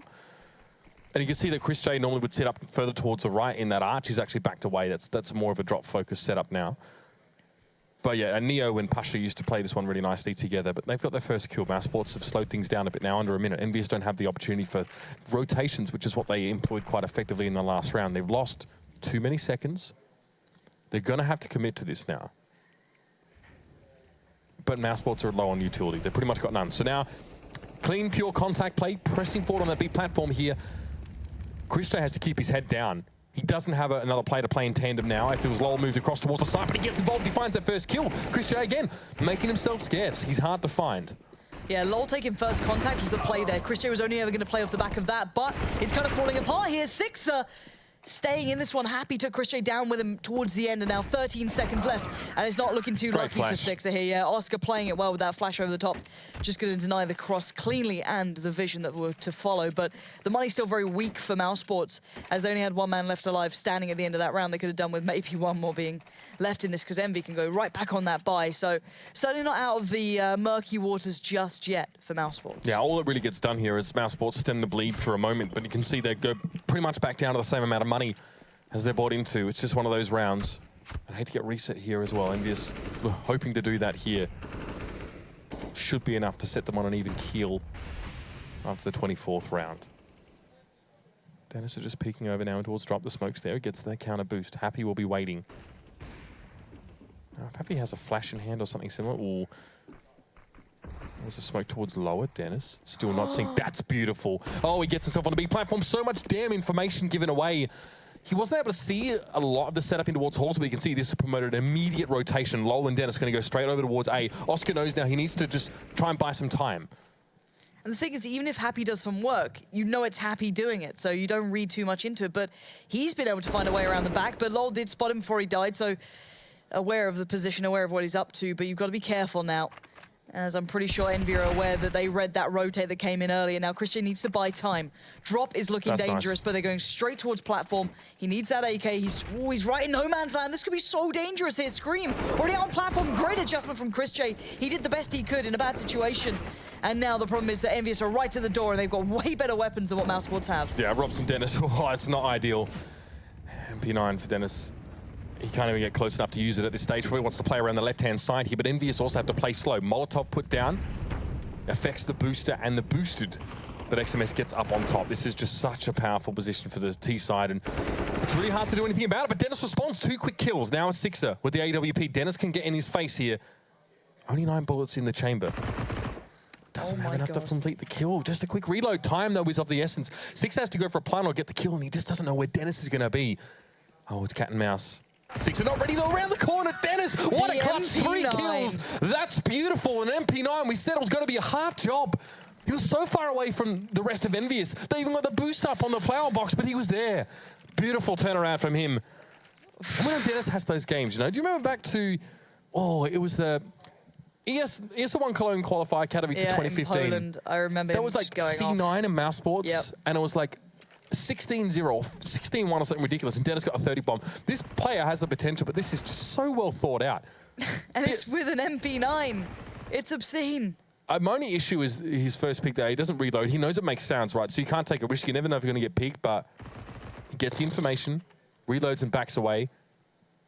And it's still very hard to predict where he's going to come from. Does he re-pick the same angle? Sixer asks. Does he push me head on? No, he plays cat and mouse, and it's so hard for Sixer to play that with an AWP nonetheless. That's the worst part. He had an AWP, so it's just like, well, I get one opportunity to get this, and then he's got like a million bullets, and he can run around and shoot me. Brilliant. Pretty Love annoying, me some CSGO. One shot. Well, we saw, to be fair, we saw Taz pick up the P90 yesterday. He had a lot of bullets, but not a lot of success, so it can depend. I missed that P90. That made me so happy in the weirdest ways. But quick update outside this game as well. Right now between Big and Penta both playing to try and qualify towards, obviously, getting in towards Pro League and that sort of thing. It's 9-9 right now on the 3rd map, so keep tabs on that. Winner plays Godsent for an automatic spot, and the loser, I think, will have to go back and play the other 2 teams from Pro League who are in the bottom 3. I think Penta still has a spot, but they get like the weaker seeding or something like that. Yeah. It's still like the 2 runner-up teams. So both Big and Penta still have a chance. The winner will fight for that that automatic entry spot. That'd be quite cool. With with Rogue sort of folding and all that jazz happened in the previous week. Obviously, Was it Bubble and Victor, I think? Yeah, they went back to Bulgaria. Yeah, exactly, which is strange because they're pretty. It was a strange team it was anyway. like, It was a very unique. I do team. remember them back under like it was a Victor, Bubble, Spy Leader, NKL. You know, the classic all Bulgarian G. They had like some crazy results on Train. I remember vaguely. Like there was a couple of those games where it's just like, who are these guys and why are they so like good? E-Frag or whatever they were called at the time, and then like they played under like Mortal Kombat for a while. So I mean, that's like the only really strong Bulgarian representation we have in CS. So it's a shame to see that sort of happen to Rogue, but we'll see if they recover. Anyway, the pause is done. 13-8 though, to remind you of the scoreline here. And EnVyUs, not good. That's Oscar with that early quick peek on towards Scream, the danger player here. And Happy again gets to be a bit, I mean, this is not a pistol round, so, you know, but Happy was the raid boss in that pistol round. And you can see he has got that Tech 9 armor helmet, whereas Sixer has very little, and the bomb. Just a P250 for him. And look how far back Mouz are playing this. If you look literally at they've got their backs to the wall on B, and they're fine with that. They don't want to let those Tech 9s and such and get close. Dennis sticking on the MP9 because apparently he's a god with it. Next best thing. You don't want the UMP, just get mess an them MP9. up with that, get some money. Yeah. Exactly. Well, that's a little bit worrying that XMS was able to get in here. How is this happening? Pistols are just clearly god tier, and now XMS has found himself an AWP. Oh, this gets a little bit... This makes me nervous, because the bomb's over by B, so that can go wherever it... Oh, Mouse one. Press mouse one. Doesn't happen. It's funny how we're generally considered the epitome of English language speakers in a position like this, considering we have to improvise everything we say. That was solid. Thanks, mate. I've had my moments, don't worry. We all have. Mock me again. I'll have you, mate. I've never said non-swear word at the end of that sentence. Yeah, but no. Eyes on XMS here. Let's keep this one on track, because this could be quite important, because Six has found Chris J, but the follow-up wasn't there. LOL just completely destroys it, and Ops does finally come round, so that was fine for Mouse Sports, but it got a little bit worrying. XMS got so much room to work with, put himself in a good position with that just P250. And these guns, I don't know what to say about CS sometimes. It's kind of ridiculous, but, credit to XMS for finding room to make it happen. Yeah, I mean, look, your fundamentals of CS when you talk about things like crosshair placement and how to peek, if you're playing with a P250 around a door, yeah, even if he has an MP9 or whatever you want, pistols are so strong in CS, that headshot from the P250 can almost just wreck you straight away, especially if you're under max health. You're pretty much dead straight away, so it's nasty, but it happens. That's the game. Now, EnVyUs, it's a must-win round. They spend pretty much everything they can to give themselves all the utility and 5 AKs. No AWP to mess with here. Oscar has the magic sticks getting passed around like the village bicycle, but there it is. Scream gets very little information. See, there's absolutely no connotation to that. That's the thing. There were some villages that won't have a lot of bicycles. When the penny farthing was first invented, here's some history for you. Not everyone could afford it. It was quite a novel invention. So some small villages all had a bicycle, and people would share it. I hear that's the modern day implication of that sentence too. No, it's only that. It only means that when you append it to something that's a little bit more suspect. Anyway, into the round we go. Respect the initial use of the phrase, Lauren. EnVyUs taking over drop control. RPK is already down there. XMS being kind of shunned away from having any step towards plat right now. He's kind of getting what he was doing to the others right back at him here. And now RPK slowly, so cautiously trying to work around, and Scream still trying to sell that there's something going on over by A here. It is only him, but he's got 2 players present. Dennis up close, and then you got 1 player down the back, and I think that's Oscar probably with the AWP, yeah. So right now, EnVy just waiting on their time to pounce. They're down to 35 seconds, so they've got to go soon. Yeah, normally EnVy make like a rotation around the 1 minute mark if they can, but they haven't really had any. Okay, Chris J, the fadeaway shot, XMS goes down, and that's an AK. These guys are fully armored, they have AKs. This is their big investment into staying in this game, and so far, it's not paid off at all. 5 players up for Mouse Sports here. Push on towards the side, it's Happy. He gets down straight away, and 6 are now in a 1v4. Gets 1, second, not quite. Oscar gonna finish the job there. 15-8, and then EnVyUs, that big investment, Lauren, it is gone. Yeah, they can still buy here, but it's just going to be maybe lacking a couple of pieces left and right, because you want those mollies, because we've been seeing how... I'm really impressed with how much these teams right now on the CT sides are really opting for that plateau control, but deep. They're putting down deep smokes. They're starting to make it actually really hard to even play out of it. And it's nice to find teams trying to find ways to get CT control just on this map, because we know it's such an issue all across the board on how this one plays out. But right now, EnVy probably calling in the pause just to maybe talk through any options they have, because They did well initially. There's no disputing that. They had the upper hand throughout the initial part of this half. But, you know, Mouse Sports, once they finally got that buy, got that final bit of money beside them, they've really hindered anything EnVy were bringing. There are a couple tipping points here as well. When we look back to that Dennis 1v3. Yeah.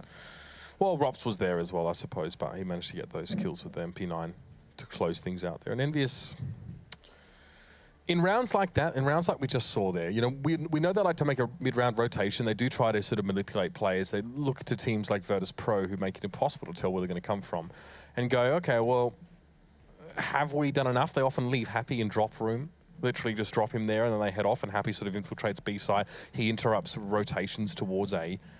And those rounds have worked out admirably for EnVyUs. Unfortunately, they've been incredibly few and far between in this particular half. 3 rounds they've won. 3 in a row they were. So, I mean, that sort of... Yeah, I mean, now that loss bonus is building up after losing the last 4, and they can force something in this round, but it's very little. And Scream has to play a Tech 9 here. God knows what he's going to do with it. But EnVyUs, a little bit less utility than the last round. They've got all the armor they need. They've got the AKs. This is still very much doable. But Chris J stays on the UMP. Yeah, Oscar on the AWP. A little bit of a look down mid to start with, but he's already backed away from that. Going to have a little bit of an almost 4-1 look here.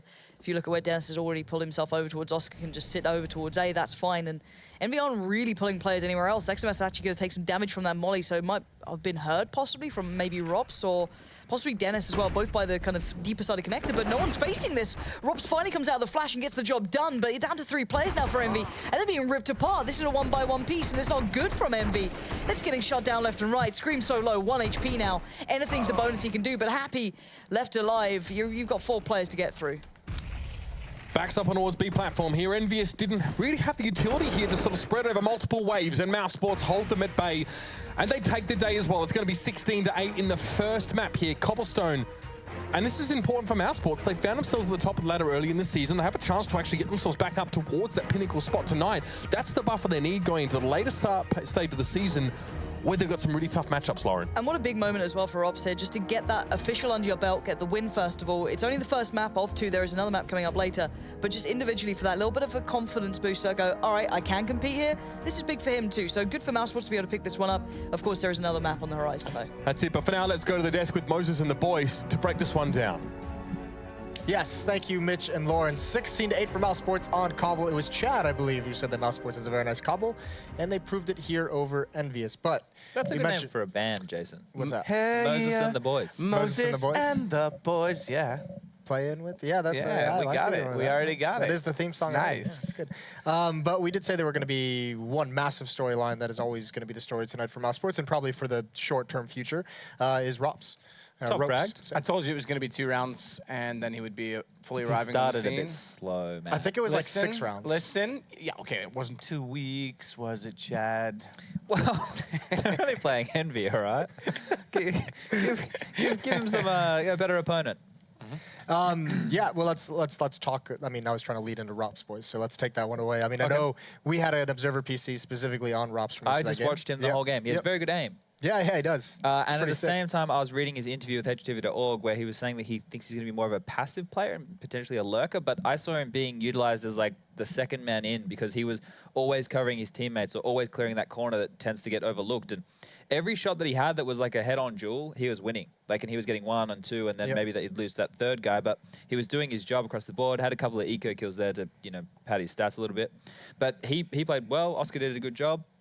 Talk about the negatives, Matt. I know we had that one-on-one clutch that he was in where it very much looked like maybe he was overthinking the situation. Yeah. The KFC clutch where he was in the 1v3, or he got 3 kills. I don't think it was 1v3. It was a 1v1 at the end with the bomb plant. Yeah, it looked like he was a little tense. I said this to you after it happened. I think that it actually could benefit him at the start because him being tense almost comes off for the other people as what the heck is he doing?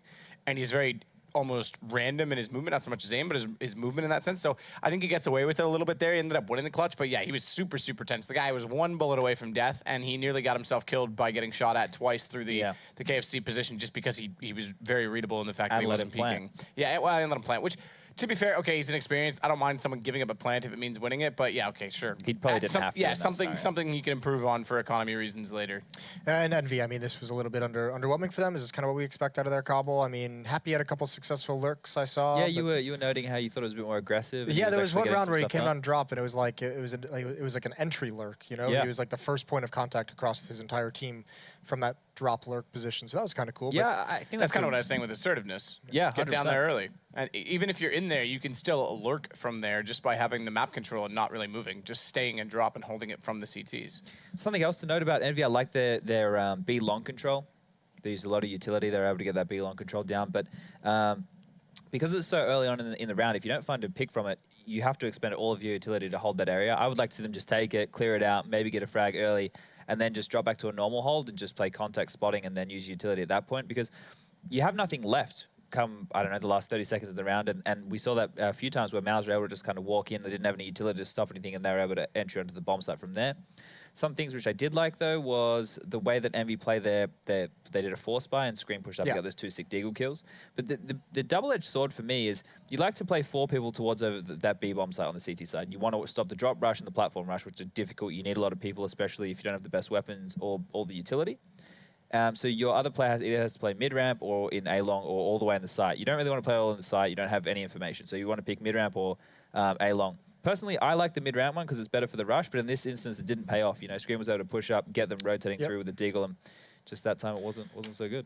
That's the pretty good wrap-up. I know you wanted to mention something about the B stream going on. Yeah, well, we do have the B stream going on, and we have Kingwin versus Na'Vi.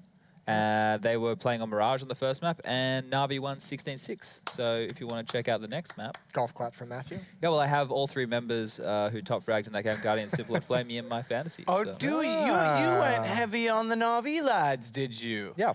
I was going to and decided, nah, spread out the wealth. I think I'm not too far off Lauren now. I'm you may be ahead of me. You are points. ahead of me. You can join in on this at fantasy.eslgaming.com. We're having a lot of fun with it, obviously. We keep track but of this. hang on. Talks Oh, no. Here we go. Points per match, you are still... That's because you had 4 players. Okay, all right. I've got 5 now. We good?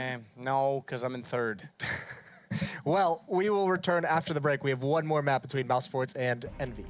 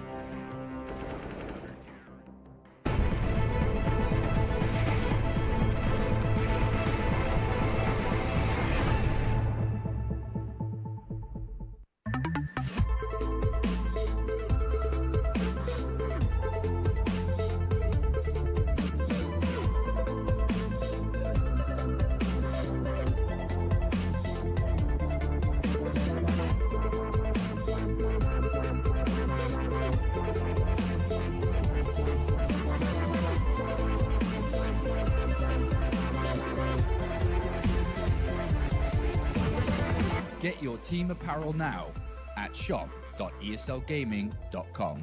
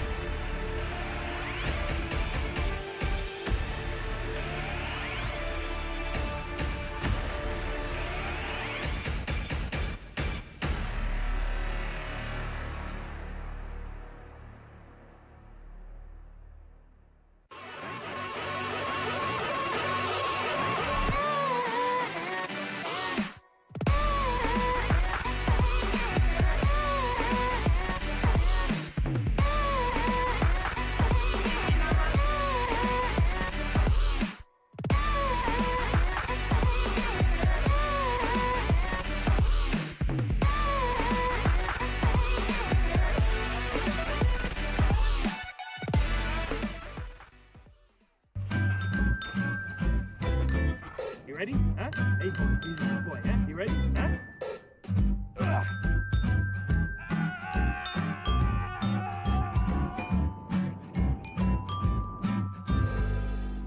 Start your esports career now at play.eslgaming.com.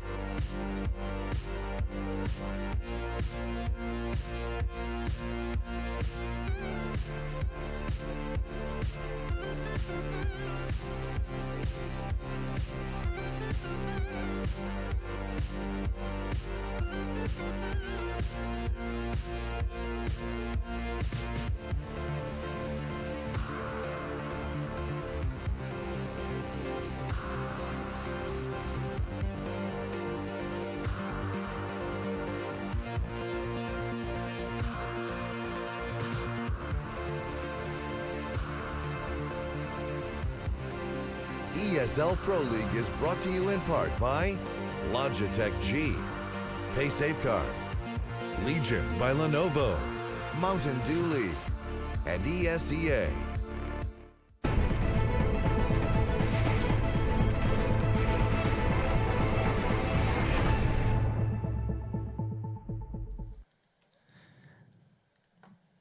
Well, And we're back. That's a frozen screen, it appears. Well, there we are. Sean Gares, watching EPL today makes me want to invest in a jean jacket. Buy. Question mark. Listen, I say we leverage this into a Levi's sponsorship. We should. This is the official. The this original. This is the real deal here. This is from the 80s, Levi's. Not Don't from, mind an H&M. Yeah, well, Yours if isn't even- you're going to spend the money, spend it once instead of Spends three it wisely? times. Yeah, you know, like this is the official quality. This is from Now, the where do you 80s, get so- something like that, like a vintage? You have to get like a thrift store, I think you guys Thrift call it in store? America. We call Yeah. it a vintage sort of deal. Oh, but don't they make like, it's not, you have to buy it now, but don't they make the exact same patterns again now? The vintage, the original? Well, this kind of denim isn't really made like this material. If you feel that, Matt, you can feel it's quite a... it's real denim. Is that real denim? Yeah, it feels just like all the other denim Exactly. in my, It feels real nice. Matt, mine is Yeah. also real denim.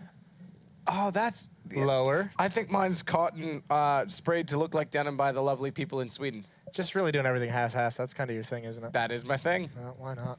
Except for when I go in, because then I go in. Yep, that's DDK style. When you go in, Here you we in. go. Hank, let's Yeah, talk rolling through back some the of years. these. This is what you said was your favorite of all That's the... like, that jacket is my favorite. I don't know where that is right now. I'm moving house right That's now. not good. It's You all know lost what? in the abyss. You know what? Yep. If it's your favorite, we got to do the tradition, and I need to vomit on it. Here's That's the thing. true. Is That is one of your the favorite things proper to do. is the There it proper is. thing the popped collar with the Yeah, denim yeah, jacket? these ones especially. It's Try like doing it wrong. Let's all pop the That's- collars. Maybe not on the shirts. The shirts doesn't really work. Shirts The are the jackets, it rockets, yeah. works. So Jason, look how cool Jason looks right now. He's like the Fonz. It's cool. Hey, Yeah. yeah. Ooh, that's a good look. I think you need to was- bring this back. I've lost those glasses This when I was drunk in was- Vegas. this was- They're gone. Prescription. This was Cologne. This was your first major. I think you were like a Cast little in the bit. finals in that major, by the way. I think you were testing out some styles at this point. I don't think you really I was found. exploring myself, Yep. exploring. I do like the my sweater. No, body. I think the dress sweater needs to come back. I actually am a big fan. I just haven't found one that I like. The one picture we're missing. This is the honor that Lauren is giving you is the turtleneck denim I jacket. really No, it want was to wear there this before. again. Yeah. They're so sick. the What, turtlenecks. you know what, turtlenecks? you know what Yeah. turtlenecks are really good for? The Wiggles. Hiding hickeys. Wiggles, nice. I know that. What are the Wiggles? Australian Yeah, what is that? entertainers. This is some children's Commonwealth thing. entertainers. They're Children's great. entertainers. The Wiggles. That is, what is this, like your guys' Barney or something? Or Teletubbies? Yeah, this looks like Like Teletubbies live without the action scary Teletubbies? masks. Yeah, How do you not know who the Wiggles and are? it's even including minorities. That's cute. Moving along swiftly Speaking to the about game. minorities. Yeah, so let's go on to EnVy versus Mouse Sports on Nuke. Yeah, what are we thinking about this, guys? What What happened in the first one? I missed it. It was So- 16-8. Top frag. Okay. Oh, really? The Yeah, boy 16-8 wonder. Rops. Yeah, they boy won. wonder. 21 Well skills. done. Okay. Keep Canada. Just to give everybody an idea work? of how bad Mouz are on this Sydney map, Kid Jason. Crosby. Yes. I don't think they've won on this map in Pro League. Still, oh yeah, we had this stat like a couple weeks back that their two losses all took place on Nuke. They still won. Why are they? Yeah, this was literally a discussion on the desk. Why are they leaving it in the pool still? Yeah, we said don't play Nuke. Because that's literally how their season fell apart. So here we go. They've lost 16-11 to Astralis. They've lost 16-11 They've to lost Virtus 4 Pro. of their 5 losses. 16-4 to Heroic. That's a bad shout. That's not good. That's 4 out of their 5 losses. Why are we here right now? Well, they are playing Envy. I do have word Yes, as well. good point. Another Chat. thing. In the Mountain Dew League, it was Big versus Penta for what I think it was the semifinals, and Big won it. So they beat Penta. So it's going to be Big versus Who's in Gotsa. Penta now? Yeah. Sunny? No idea. Sunny, Zen, Right. Oh yeah, they did go that route. Sunny's HS, moved there. That's, Innocent. yeah. And there's one more guy because you need 5 to have Didn't a they Counter-Strike bring team. Not Kiev back? They That's brought debatable. they We've brought been having 3. someone back. And Crystal. no, We have Crystal. only had 3 in our Kiev's UC. in big. Yeah, that's right, Crystal. Well, this is a mess, isn't it, Jason? It is a bit of a mess. Well, you that's what steer happens when you bring a Hank on. Yeah, Can I you like steer it. this ship? Can we Yeah, talk? let's get back to the game. EnVy Mouz. Chad wants to be productive here on the desk. Sorry, guys. Henry, this is technically your break. I don't know if you want to keep chilling here, if you're comfortable. Do you want me to move to? No. Do you have anything to say about EnVy Mouz? I wasn't really prepared for this I one. know. Yeah, I know. So, that's what I'm saying. No, I think maybe I'll just talk Just about sit denim and stuff like quietly. that. Yeah, Yeah, just sit sit quietly. here. All right, like, just hang out. I'll just stuff. Matt, what do you think Rops is going to be doing on this map? Ropes. Top fragging, killing it, Again. owning the game. I like it. I really like his aim. It's very crisp and methodical. Yeah. No, it was very cool to see. Very talented individual. A nice general sweeping statement there. just to open up the conversation. From the best. Not bad. And what do you think at home? You can tell us by hashtag #RopesIsTheBest on Twitter. That's not a hashtag. I think it's That's a hashtag worse ESL hashtag, Pro actually. League. It is actually hashtag ESL Pro League. Ropes is the best. Gaming.youtube. Oh, wait, that'd already be on. Yeah. But no, let's talk about Envy then. Let's talk about Nice. He reached into the darkness and he pulled out. Let's talk about Envy. Perfect. He's really doing this job, isn't he? I got nothing. You guys are. Let's talk about 6 on the AWP. He's there we go. Thank you. It's good to have you. It's good to have you. He won a 2v1 clutch. Did he really? He did. I'm gonna stop doing this and do this. Yeah. All right, carry on. So 6 at the AWP, right? Wait. Keep it succinct. Okay, so what? How much time we got? They're ready. They got 30 seconds. They're all in server. Right, he's looking great on Nuke so far. He's turning into a bit of a superstar AWPer. We thought he wouldn't be able to do it. He's a great rifler. I'm actually enjoying it, and hopefully he can go toe-to-toe with the likes of Oscar and Chris J. Chris J AWPs on this map instead of Oscar, so look out for that. It's like 5 degrees of separation. Exactly. Maybe that's why they're still losing. Yeah. Anyways, save us, please, Mitch and Lauren. I don't think there's any saving you guys. If people had any idea how much those bastards make to sit there and be absolute mongs, you would be shocked. you would really. You just have no idea. Look, rather than the ESEA rank, let's put Just- daily rates underneath just to see real Yeah, that's value. right. Right in their lower third. No, it should be how much more money they make than they should make. Like, just some sort of Hey, it's disparity. subjective. I love learning about denim, all right? Oh, God. Let's, you know, come on now. Let's just put it to bed, shall we, Come on Lauren? now. Let's move on. Mouse Sports, speaking of people who are going to make some money, Mouse Sports are in a position to even get to finals in Dallas. That's a big deal. Yep. And going 2-0 over this series will propel them back to the top of the ladder, get themselves in the position to play towards the playoffs. Now, this is not a map that they've been very good on, Lauren. We're going to be honest about here. There's no two ways to put it. It's been a real shocker for them recently, and it was curious that it was always left in the map pool, but you know, I think maybe a new player can switch up the mentality, kind of get you out of that kind of rut that you feel yourself in. But we'll see if it actually works out. Looks like we've got the little upper flash coming through from Happy, going to kind of set up the rest of the piece from Envy. 6 already going to get in there, but it's RPK to find the frag, and then the follow-up from XMS. Now, a complete crumble from Mouse Sports. Chris J gets sent flying back down the ladder. And Robs, you may be good, but you may not be this good. Cheeky little 1v5. Let's see what you got here, buddy. You got plenty of time to work with. And only Scream hunting you down. Yeah, may as well pack it in at this stage, boys. Maybe Rob's, this is his, like, show reel, right? He's going to do some cartwheels, going to do some foon bounces around the map, you know, off the rafters like he used to do in 1.6, and then end around. It's done. EnVyUs win a pretty convincing pistol round there. It's Mouse Sports that essentially put themselves into the grinder, and that's a big step forward. That is very important for EnVyUs here. It's a map where justifiably Mouse Sports are weaker on. EnVyUs have to play the T side. They'd love to get a nice little buffer of rounds. I use that word often in this game because it's important, especially on maps like this where some teams are still navigating how the T side best works for them. Yeah, for me, as much as this is very much, you know, obviously still a very big deal for EnVyUs, I just want to see what Mouse Sports have on this. It's such a common go-to for them in their map pool, and as highlighted, they're good on other maps, and I find it very, very strange that it's always left in the pool for them. EnVyUs certainly no pushovers on this, so for them, it's not surprising seeing it here. This is a decent map, but there's Chris J and Rops doing some work down there towards ramp. Good little boost as well for Dennis. This is a very well-placed stack, and Rops is the one to be doing most of the damage here.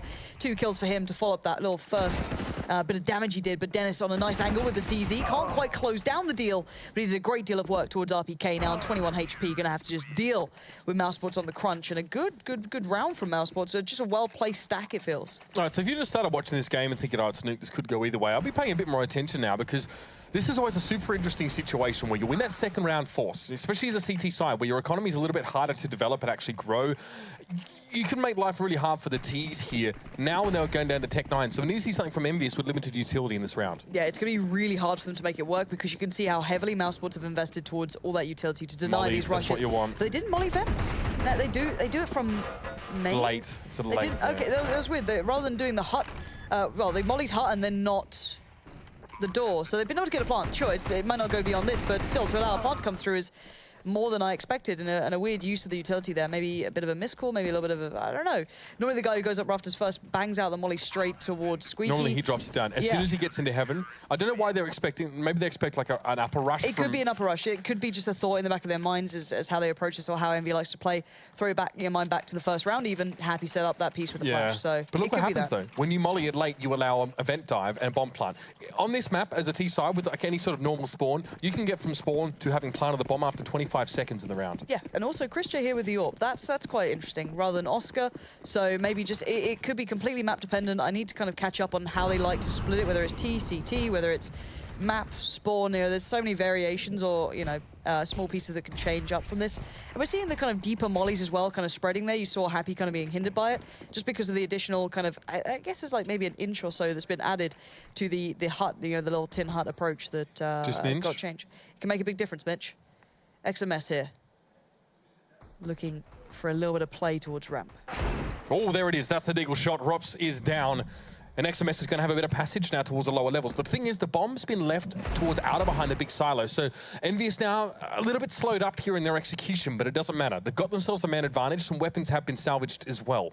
Happy's got a deagle. There's actually a UMP there on the side of XMS, but ChrisJ springs fourth. Its RPK is felled. ChrisJ going to stay safe up in heaven. Oscar going to drop down to lower levels. And Mousesports, they retract their positioning on the map here and get ready to retake the lower side. Yeah, Six has got a bit of a predetermined path just purely because his teammate was there first. So XMS is trying to secure as they go. He's going to try and get a nice little after plant position or just deny anyone from quickly trying to deny the plant itself. And now that's down, but you've already got a player down by control room as well. I think that's Oscar. Yeah, just heading up there himself in towards the corner. He's a little ahead of everyone else. No one else is quite there yet. Lol's still pretty far away. And where's ChrisJ in this? Still on upper. So yeah, this is a long old retake they're going for. Here? Not sure, there might be someone up there or maybe playing late down vents, but that's not the case here. XMS going to be playing very close to the vents. I don't know if ChrisJ's seen anything. Now he's going to hear the shots coming from that UMP, but time is of the essence here. And EnVy in a decent spot now. XMS finding one. Great job from him. Just leaps down with a deagle. And ChrisJ, you got to run away here. Yeah, he's got an AWP and he needs to save it on this map. Beautiful stuff from EnVyUs here. And I mean, now on 3 occasions, we've seen teams... Okay, so literally 3 out of 4 rounds, teams have won in a force situation. They've won against a better, you know, armed opponent. That's interesting, it's curious, and it also speaks a little bit to Mousesports' uncertainty with the CT side. Now, how well are the cogs sort of gelling with each other? You know what I mean? Well, they don't gel, they engage. But, you know, we look from things as simple as to a later molly on the upper side, to allowing that out of control, to not being able to get into the lower side. These are these things that you need to be critical of a Mousesports and saying, not everything is working the way it should. No, I'm not a fan of Oscar being the one to molly this out. Personally, I prefer a little bit of a different approach. He can save his and play a little later, but ChrisJ's going to make the difference here. Good start to deny RPK any sort of play towards the outer area or have a little bit of free reign. And hopefully for Mousesports, they don't get kind of stuck on those kind of the rotates and retaking there. It was a little bit kind of ominous. It was a little bit suspect.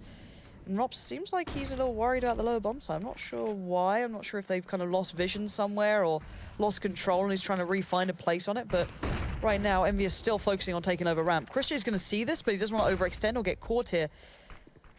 And again, having to just kind of play this as they go. And that flash has no value for him then if he's not really prepared to peek on it. There's so many spots there as well at the top of the ramp of the boxes that it could be a head just peeked over.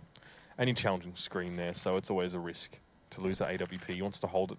But again, it gets really, really hard to retake this bottom side with that AWP late in the round. But they've still got 2 players down here. Not only Dennis is here, but Rops as well, who's going to play off the back of the contact that Dennis takes. Nicely played between those two. An early piece to go downstairs. Kind of a bit of a gamble, but I guess that passive play from Rops now makes sense as to how them holding in this position. Now you can see the contact again, being caught by one, traded out for the other. Good play between Dennis and Rops there. Leading Happy in not an impossible situation, but a very unlikely one.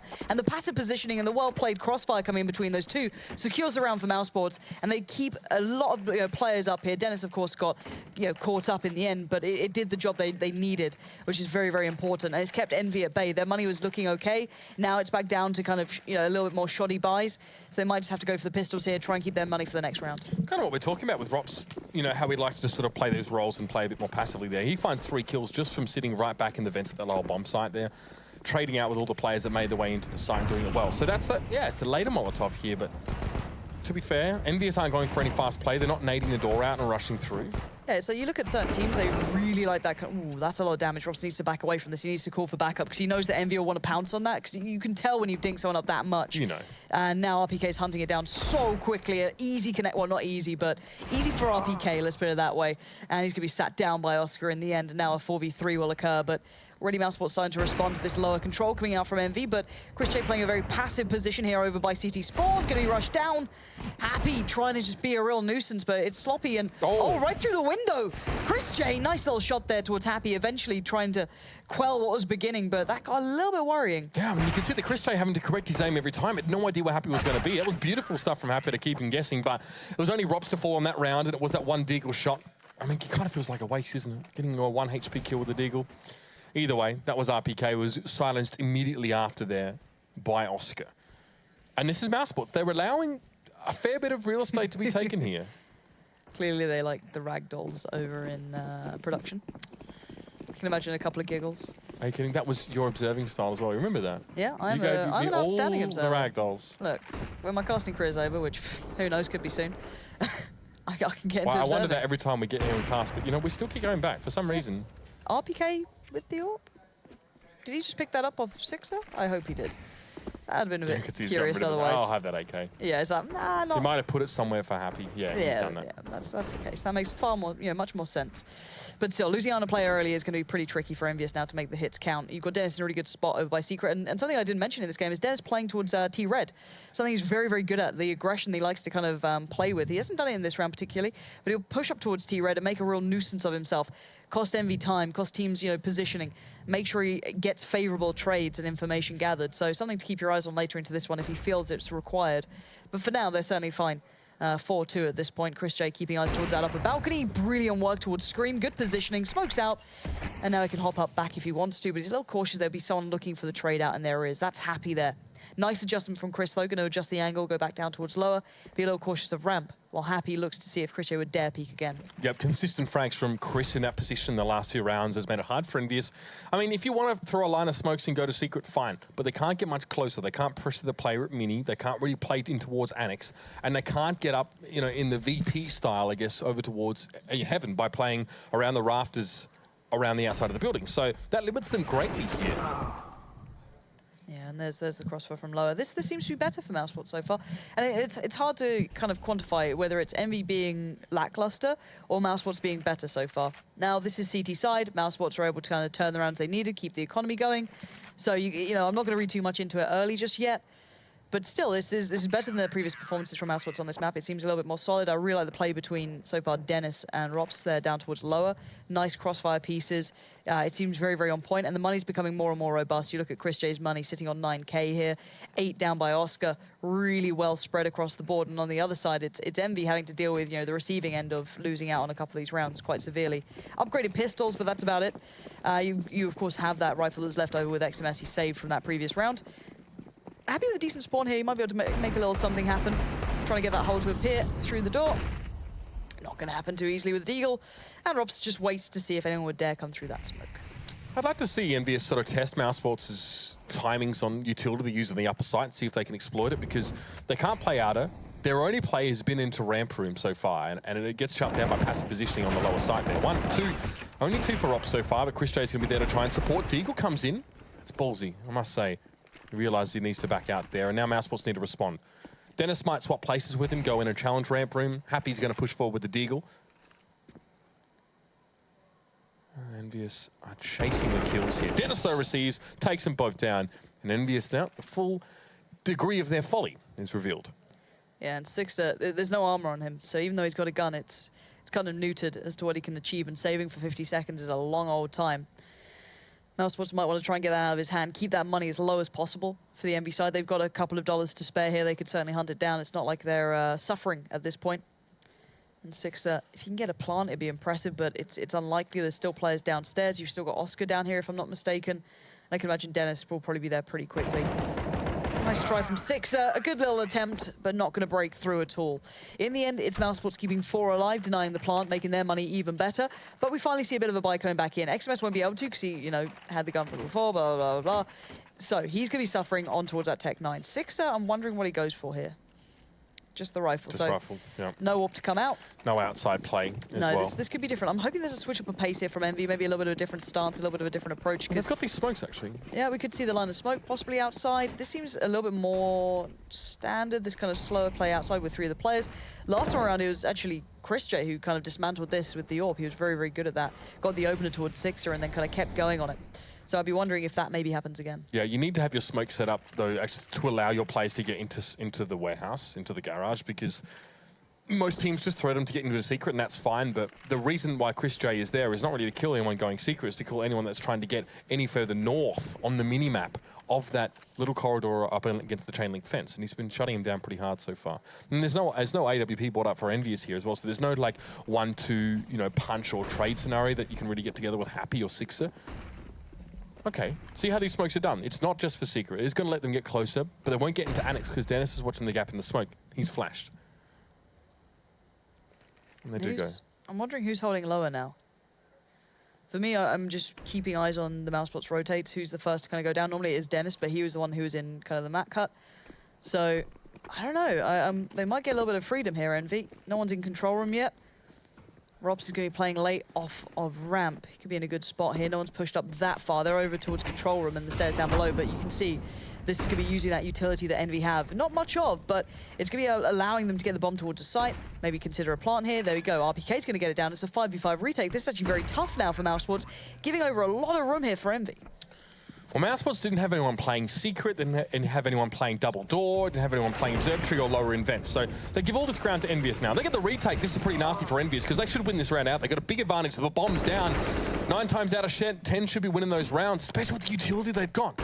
It's a 2v2 though. Sixer flashes out the door. Going to run straight into Oscar though, who eats him alive. And now it's RPK v Oscar. Oscar pushed through. Doors open. Spray down. Not there. The veteran wins out, and RPK, the tank, lives on.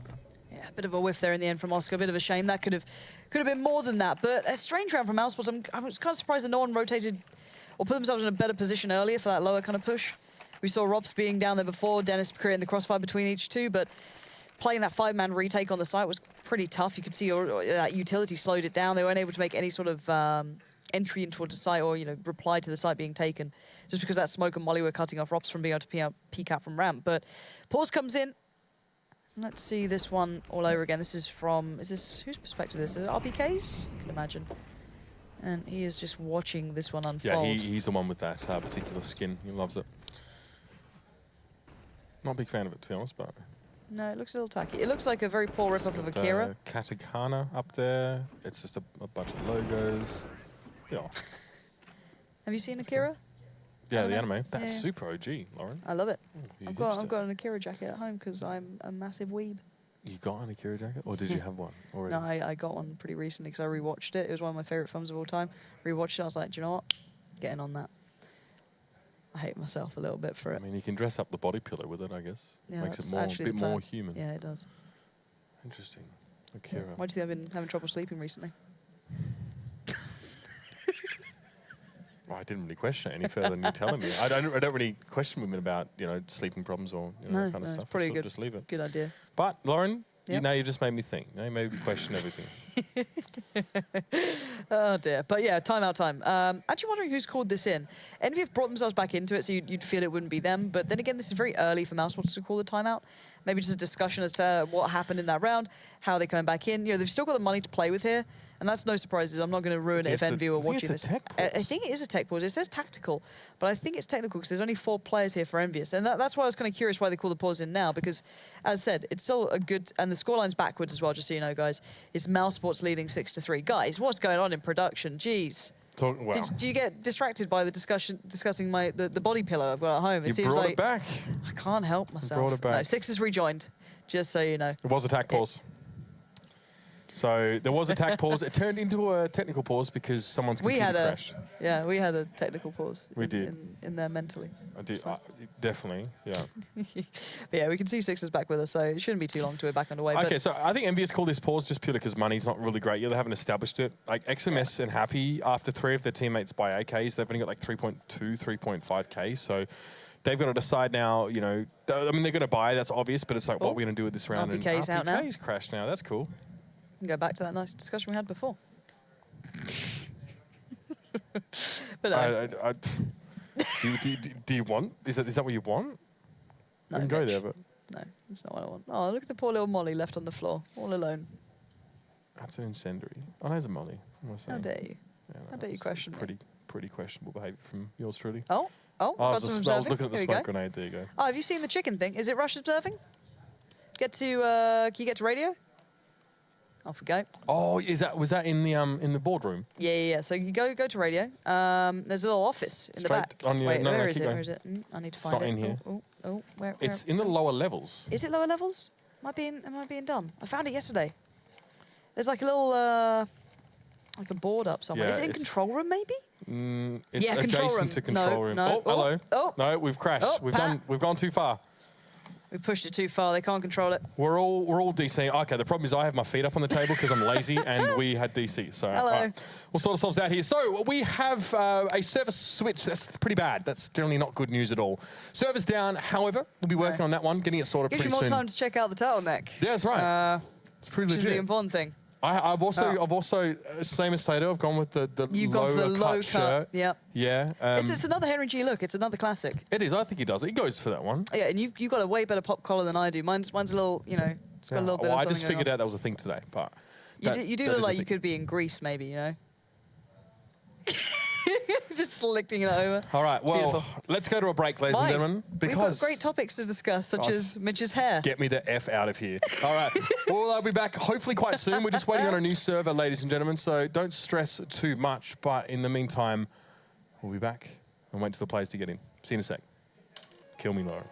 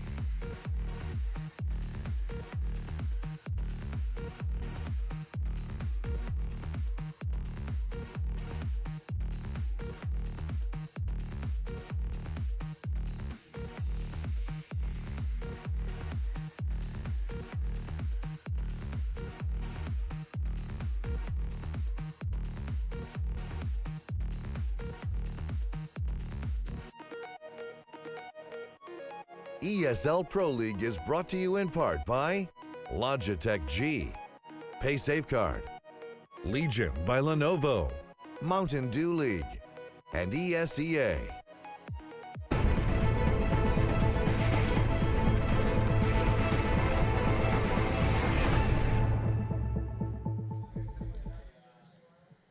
And somewhere in the Cedar Creek power plant, the safety team has been deciding how we prevent our servers from crashing and also, of course, how we stop this place from melting down entirely. It's all about letting the chickens in the facility. It's the more important part, and hopefully they do address those issues. We didn't crash, by the way. It was... We were waiting on a player to get back in, basically. Players not come back in. So, obviously, last time Match Medic was used, I think it was quite a long delay. This is not the case, so we should be back really, really soon. But that's kind of cool. A little bit of... a cheeky addition to the map. Don't let chickens into the power plant. What we are letting into the power plant are both of these teams. EnVyUs and Mousesports are returning back to the server and getting ready to go again. The game should start from 6-3 in favour of Mousesports. I think the first round, the score may not show for the first round, but in the next round, it will. That's how it works here. Yeah, don't worry too much, guys. Just let's hope it all gets put back to the right money and everything goes Looks good. Yeah, it looks good. So, I mean, Chris J with 12K, 13K for Oscar, Dennis with a good amount of money here as well. This is the spot the Mousesports are in. They'd build up that really nice buffer of money over the rounds prior. I really like the way the coaches were still in the teams for a second. Or at least Malik gets the money and not someone else. That could have been bad. Should work out. This doesn't look good. We are not quite ready to go. I think Nema had to come back in, so they might have to just restart the round or something like that. I don't really know what happens, you know, at the higher echelons of the, you know, the Brains Trust or the Peanut Gallery, as it sometimes is, of the guys that are in charge of the servers and how they work this kind of stuff out. But someone's just lagged out on my screen. Yeah, Malik's left the game. And might be careful because I think the server might be doing things. Yeah, might be going down again. Who knows? Do you know what? Yeah, there it is. Hello. You can come back to us if you want. Oh, check what's in the inventory. Let's have a little peep. There's not much there, I'm pretty sure. Oh, a revolver. Very nice, very nice. This Anything is just an else? obs account. Oh, some default CT gloves. Another treat. Okay, so the situation as far as we know it, and it's a little bit limited for us, is that something wasn't quite right there. But Lauren, look, people are just joining in. Maybe people have come and gone. Maybe they've forgotten what's been happening in this game. Let's just rehash a little bit of what we saw here, because the first 2 rounds were really back and forth. 3 out of 4 of the first rounds here on Nuke were won by the team that force bought into them. Yeah, no, it was, you know, quite a game until that point. For me, it was mostly people like, surprisingly, I know it sounds weird, but Dennis doing quite well. Chris J having a good couple of moments as well with the AWP. He's been picking up over Oscar so far on Nuke, and it's been working out quite nicely. Dennis hasn't been going for that, you know, very attentive aggression that he likes to do over by T-Red. He'll push up to it and be a real nuisance for the T side. He hasn't done it yet, but he's been playing down towards Secret.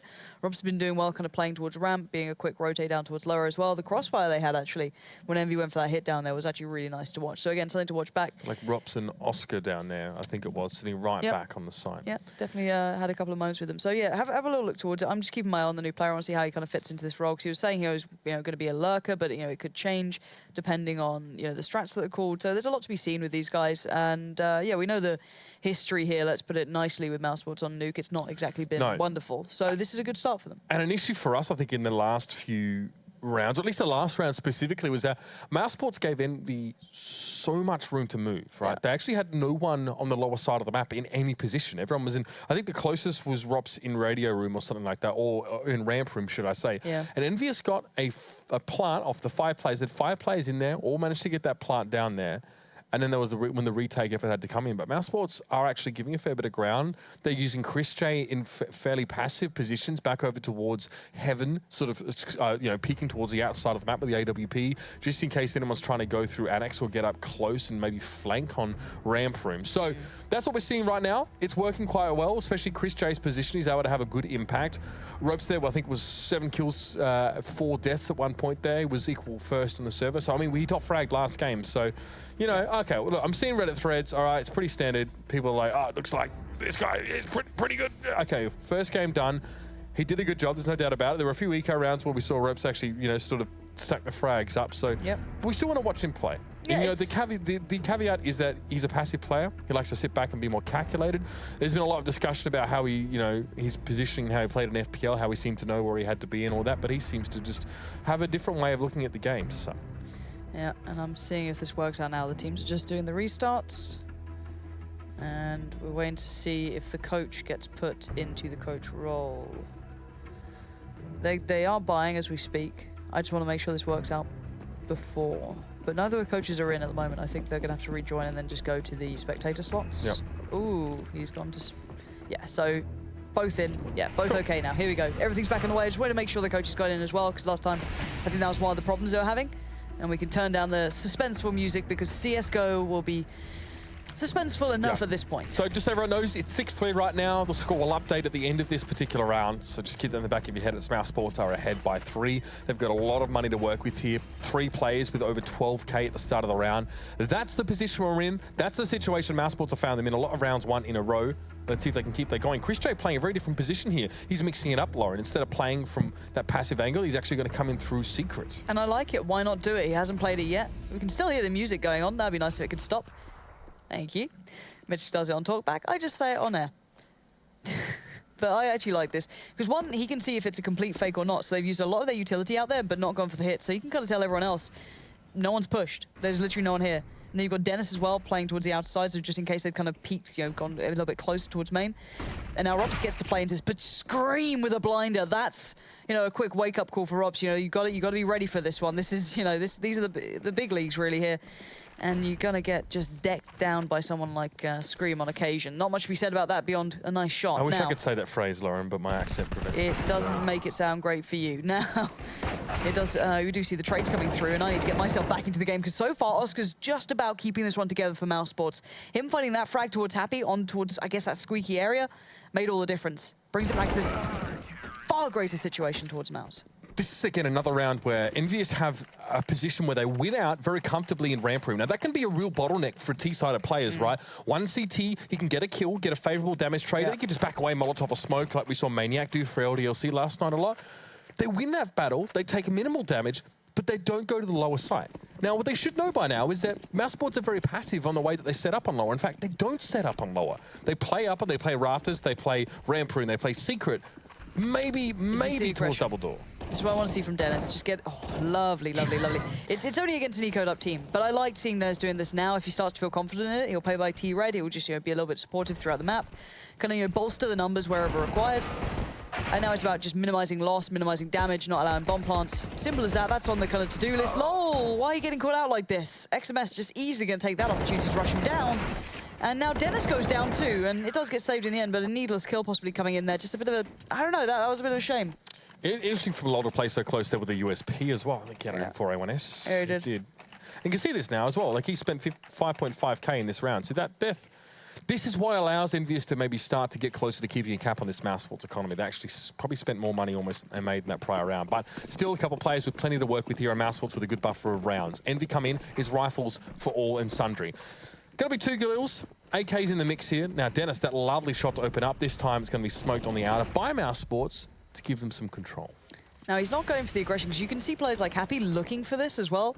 Maybe, well, I guess if you're playing against Mouz Sports and you know that Dennis has started to kind of do something a little similar to what he's known for, you keep it in mind. And that's not a bad thing. I actually quite like that awareness from Happy, just to keep that as a possibility. Now the smoke's being lined up here. It does look as though this could be a hit towards outer. I'm not too sure yet if Envy are going to commit off it. They did sell a bit of a fake before, but again, this time Chrisjay's still down secret. Last time he was able to spot out there, it was a bit of a fake, bit of a ruse. This time they might be going there. And don't mind this variation. This isn't the straight line smoke we see from a lot of teams. This actually allows you to take a lot more presence, but that's Chrisjay with some of his own. Puts the foot down, but a good response from RPK. That's dangerous times. A repeat for Chrisjay could have found him yet another kill. So Mouz Sports, they trade out. EnVyUs get a kill. Now they go lower. Oscar's there, though. Nice receive. Yeah, really well played by Oscar. You could see already on the minimap, Rob's being rotating down from ramp, but not needed, not required at this point. It's RPK and Happy trying to even out the odds here. Not going to get it done. Dennis quicker on the trigger. Sharp last few rounds. Yeah, this is good signs for Dennis. Maybe a bit of a wake-up call for him. We know that his performance can be just here, there, and everywhere sometimes, but he's having a nice game here. And that's good for Mouz Sports. The CT side so far is looking pretty robust. 9 rounds to 3. And EnVyUs have often lacked in Arsenal. That last round, they had to sort of spread themselves between Galils. I mean, they got kind of reset in a way, and they lost 3 rounds on a trot and then sort of won a couple. So that's why we're sort of seeing this kind of economic situation. But not good either way. Pistols for them here. So, do they make an up or execute? It's one player around to the outside. They have no smokes, right? So playing outer is just suicide here. You could just bang it through towards upper, see what you can get. 6 you can play up on the rafters, that's fine. But it gets spotted about now. Yep, there it is. It wasn't actually Dennis to get the shot. I think it was Oscar in the end. 3 for him. Just padding himself out at this point. Yeah, it was like a vertical shot. He saw him on the... I probably heard him as well. Yeah, more than likely, even though the footsteps were quite close to the timing of him shooting anyway, so maybe a little muffled, but clearly not enough. And Oscar fighting for this round. Lovely work for him. Too stretched yet in the aspect of being pushed to his limits. Quite comfortable kills at that point, and Dennis to close down the final. But more importantly, clean round here for Mousesports. So again, their money stays perfect, and little comes through for EnVyUs. They're still scraping together. There's somewhat decent buy finally. No AWP there to be seen, which is a bit of a shame, but for rifles, they're sitting pretty, but yet not to really make an impact after that bit of a timeout we had. Yeah, and look, if you're at home and you're sort of wondering maybe why we're not getting too carried away and not saying Mousesports have won this out, it's because it is Nuke, and we've seen EnVyUs struggle on that side, and Mousesports are Mousesports on this map, and they just haven't shown us much of anything at all here. 5 AKs for EnVyUs. It's an AWP for Chris J again. He's actually playing it more passively this time. He's not getting right up in the face. He's sitting back towards the middle garage. This is nice, though. There's the aggression we want to see, and it works out well. Surprised he didn't get punished for that, and he actually might make it away scot-free too. That's audacious. Even better. And he doesn't take that much damage, considering what he was able to get away with there. Walking away at 40 HP is a bit of a miracle. Now, Scream's gone for the smoke there. I can imagine that's his put down a little bit deeper. It gives him a bit of play towards ramp. Covers off one of the several angles you get peeked from. Do you see this passive play from Robs? He doesn't try and peek over the smoke. He doesn't even try and peek the side of the box. He gives it away, and it's Chris J just move into position. It's just in tandem those two are playing. You can see that Robs is not the kind of player that seems to want to challenge that. And for Mousesports, it works because they've got players who will go for that, who will come in and pick those kills up. 6 is on the outside. The smoke's just about to clear, but before it does, he gets himself down and towards the lower. Happy was hoping to try and make something happen, and at the upper side, it doesn't work out. And the whole time, the bomb was back even towards just radio room or way back, so it wasn't in a position for EnVyUs to use it. And now it's kind of bad for EnVyUs. This is pretty dodgy times. Yeah, they've got enough buffer to kind of weather the pistol round, but the problem is that the CT side, if you don't build up that money early, there's always a chance that those first couple of rounds can be so volatile. So when they go into the second half, it could be a real issue here, but we'll see if that does become a factor. If they can maybe get whatever's left for them, there's a certain chance they could really turn things around, but it's tough, it gets tricky. It's just straight up harder to re-establish your economy if you get behind as a CT as well. As we do see those snowball effects, intentional, actually, the way it's built into the game. So, some presence towards lobby and even towards that upper site so far for EnVyUs. It's just a couple shots traded and nothing really committed at this stage. See, Scream's already come a long way forward. Dennis, he's been on fire. He plays like Shox actually around the outside of the map. I think is like a good comparison to make. Shox really likes to play forward, past Redcon, peek above the smoke, and just change his positioning every round.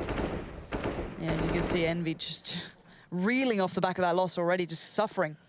And now XMS looking to try and find a play towards ramp, but there's still Robs here. He's not had any reason to back away yet. Maybe overstaying his welcome this time. Chris J wasn't there to support, but now he is, and he makes the impact happen. He's so good.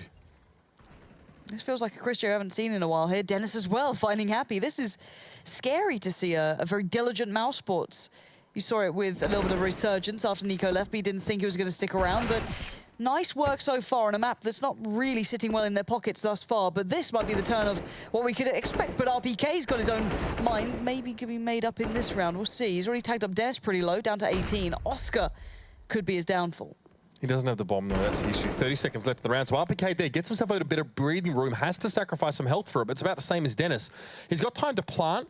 It has to be upper at this stage. He can't. I don't think he goes lower. I think it sort of costs him a little bit too much time. But Dennis plays his passive. He plays it smart. There's a Molotov here to deny. Just lovely. Really lovely. 3 kills for Dennis in that round. Sick half from Mousesports in general. And here we are. 12-3, ladies and gentlemen. I know it's been a very long half. We had a bit of a break in the meantime. And we're going to have another one here as well because it's customary. It's what we do. It's tradition almost here at the ESL Pro League. So we'll be back after a very short interim. We'll see you soon for the second half.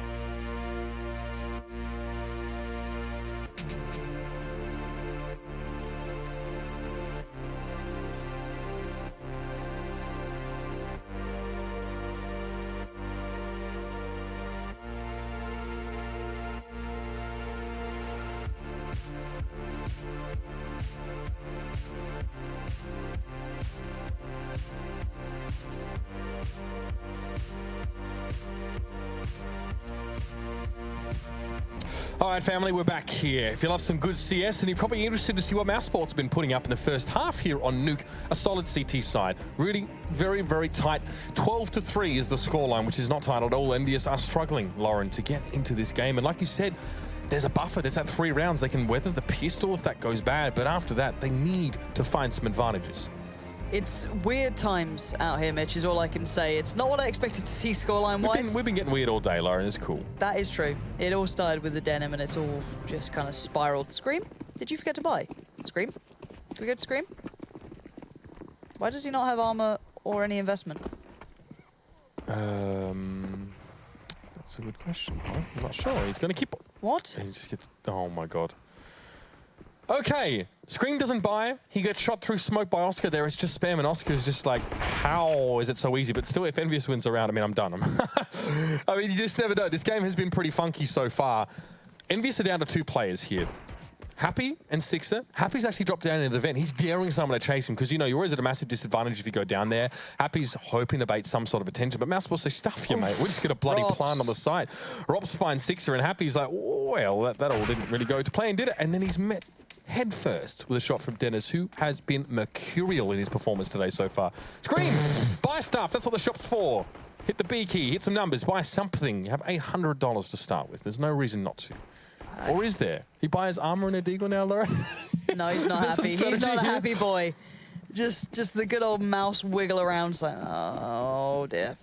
Yeah, clearly, mentally, maybe just, you know, had one of those moments, but that shot the Rops hit was really nice, actually. Straight up dinked down. I think it was, I don't think it was Happy. I can't remember who else was left alive. But anyway, back to that point later. Straight up rifles galore for Mousesports, excluding that 1 UMP on Chris J here. And actually, it's Chris J to get the first bit of blood drawn, and Dennis to follow swiftly. But there's the response, there's the rebuttal. RPK and Scream instantly try and make a play through towards that lobby area, and why not go for it? RPK maybe a little too hungry, but Scream right on balance here. But gets caught on just trying to fall back, and it's just down to Happy now, 1v2. Deagle to hand and armor. Happy looking to hand out some 50 caliber enemies right now, Lauren. 2 players, 1v2 for him. He's got armor, helmet. Never mind. 14-3. EnVyUs draw blood. They get some guns out of Mousesports' hands, and that's good, but it's not enough. They can weather losing the pistol round, like you said, but we really wanted to see a second round forced by win something with some pistols. They're playing the CT side. Could have made something happen. But now they will force for the rest of the game because they literally have no choice. And this is what they've got this round. UMPs, Desert Eagles, 5-7. Bit of utility. Scream bought this round. That's always a good thing. Look at that money he saved, Lauren. It's all planned. He's got himself a UMP. Yeah. I'm wondering if anyone's put EnVyUs in their fantasy teams. That's a curious one. Not me. No, I'm all in on... Oh, what am I on? Navi. I'm in on FaZe this week. Okay. Keep it in But mind. they're playing Astralis, I think. Astralis FaZe this week. Yeah. I don't know. Anyway, carry on. Screen now pushing towards lobby. Challenge. Oh, that's risky. Down towards 12, but he gets the bomb loose. It's traded out over the course of the entire map, though, and Rops comes in. Finds RPK. Scream is alive, but he's low. He could be more of a liability at this stage. Happy knows it's the player close by. Lol's out there. Comes up behind him. Oh, it's going to be the Mac 10 to come in. It's money made. And a second one across. Screen was so low, it's easy to connect. And XMS coughs a bit of nade damage there. Seems to be unfazed by it. Usually you're supposed to look away from the explosion. That's the cool way to do it, but doesn't matter. He's got 2 kills. 1v2. Bomb is down. He has no kit. He has pretty much no hope. Oh, this game has just been a little underwhelming, hasn't it? You know, it had the premise of being quite exciting. If you know, I like the performance of Mousesports. I'm not disputing that. Well, if a game's going to be exciting on the virtue that Mousesports are not good at a map, then I almost prefer this. I almost prefer to be wrong in that way. No, I guess you're right. Well, there it is. As you said, not looking too possible then for XMS towards the end of that round. Just kind of slipped away from his hands. Then this is the final stand. This is what Envy have been building this whole side for. This one moment. Not this. The round. Was this Lol's Mac 10? Oh, that's kind of spicy. That's after the grenade exploded in his face. So XMS was just, well, focused. Let's put it that way, yeah. Focused. But look at this buy, RPK, Happy, XMS, pistols. This money Scream saved it, I'm telling you. It's genius. It's crazy the butterfly effect it has for not buying in the first round, Laura. Now, UMP, flash, armor, the good stuff. The real good stuff. In fact, that's all you need. In fact, with CSGO playing out the way it is at the moment with the weapon and balance, you'd almost rather a P250. But anyway, XMS tagged up through the smoke there, wants to hang around. You will see traces from a Desert Eagle. It's unsilenced. No more challenge there. XMS taken low. Mousesports seem to be content with that engagement for now. They don't need to rush. They've got the utility, they've got the weaponry, they've got everything they need. The only thing that could maybe hinder them is Happy here. He gets the info, but gets outdone. You're not going to be expecting him to be nailing those shots on every single opportunity, but it does mean the Mouse now get a step down towards lower. But there's a player just to the left here of Dennis, and that's Sixer. Oh, and Sixer does some work finding Chris J, and he's going to back again. This is being read well by EnVyUs, but they're putting all their eggs in this basket, and Mousesports actually might fall to this. Sixer challenging here as well. UMP coming in. Oscar might be there to save today, but no. Sixer shuts him down, receives him as he just tries to pick out from the vent. Sixer was ready for that, but not fast enough on the trigger finger. And this round hangs in the balance. Robs has the bomb on the outer part of the map. No, it's just the minimap being a pain in the ass. It's going to be in the lower levels here. So Lowell heads up. I feel like Robs... Yeah, he's heading up towards the upper side here. A little bit compromising, smoke down. There's no players in his immediate vicinity. XMS is the closest player to Rops right now. So he should get a plant through this. XMS could theoretically have spammed through if he was in position in time, but he's not. So this is now turning around for Mousesports a little bit more. Lowell will have to be damn fast responding to this. XMS is going to have to pick his poison. Left or right, one or two. Takes one, it's traded out. Now Lowell and Scream, both full health. Scream, well, he made a mistake in that first round. Now can he redeem himself? It's the 1v1. Well, there we go. Redemption is given over. Scream does make it happen, and maybe Lowell just not expecting him to walk up and just stare him down, but it will be 4-15. It's still a mountain of a comeback they'd have to go on with no mistakes, which is the near-on impossible part. But Scream will at least really, you know, get a bit of dignity back in this, you know, maybe make the scoreline look acceptable. Okay. Just straight on the AWP and over to Oscar. So Chris J seems to be AWPing CT side on Nuke, and Oscar on T side. So maybe just switch up. I mean, and VP do this as well. Yep. They have Pasha and Snux. We even saw Neo play the AWP as well at one point. So sometimes we see this like side-dependent stuff, whether it's sharing or whether players just feel better at a certain time. It's nice to be fluid in that way. And the only thing Mouse really go without is, I guess, the heavy weaponry in the life of Oscar, who had the AWP and got mollied immediately. I think he wanted an early plan peek. all along. Saw Oscar with the spawn, just like, yeah, go on, you go in first, mate. Well, I think that's his whole plan. That's how he's going to become the main AWPer for Mousesports again, actually. He's waiting in the wings for his ascendancy. We had a great first half with it. It was real nice. XMS Dennis. We need some more Dennis. Here we go. See if Chris is going to peek around that far on the corner. He is. Nice prediction shot on towards XMS. Not caught out by that. And Six is watching the push down towards ramp, but obviously they can kind of sneak down there cleanly without having to face him if they don't want to take the really small control. Gap. Yeah, so they're already downstairs. Dennis getting some work done. You can see the two smokes, one towards control window, one towards the doorway, but RPK still somehow finds some room to operate. I'm not even sure where he was, but Scream gets found and the bomb's being planted. And Happy's also in the observatory room. What do you want to call it? I don't care what it's called. Happy's there, but he won't see too much. You probably see Lowell. He's got the FAMAS here. Lowell doesn't make sound. The door was already open. Still doesn't manage to get it done. Sixer is able to respond, and Chris J now's on a 1v1. It's AWP versus AWP. Chris J with 3 rounds, kills in this round, should I say. And Sixer challenges yet again. Not the first time he's clutched out big with an AWP, and he keeps EnVyUs alive. He made it look pretty cool. He went for a little, 360, made it look a little snazzy. Don't think that was really why he did it, but I like it. I like the intent. And there you go, second one to go on the board. And Mousesports' money gets pretty depleted. They can buy a little bit, get a couple of pistols if they plant fancy. in that round, but that's all they really get for it. So they're probably looking for the same here again. But look at the money of EnVyUs.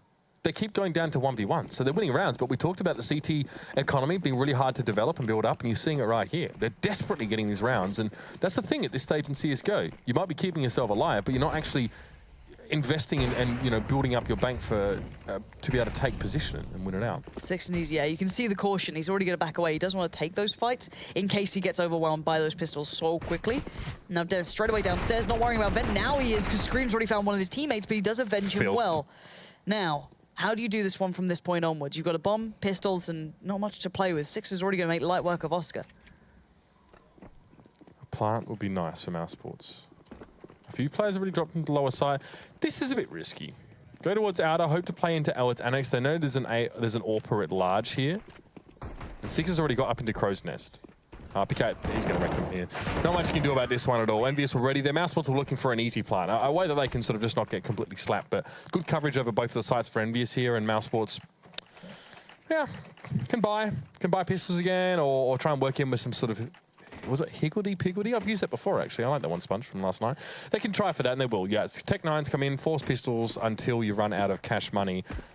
And EnVyUs still, Scream buys down to 0 in that round, but they've got now some better weapons to work with. Yeah, their money's not bad. They're still sitting on, I think, like around above 2K, so they can get a decent buy next round as well.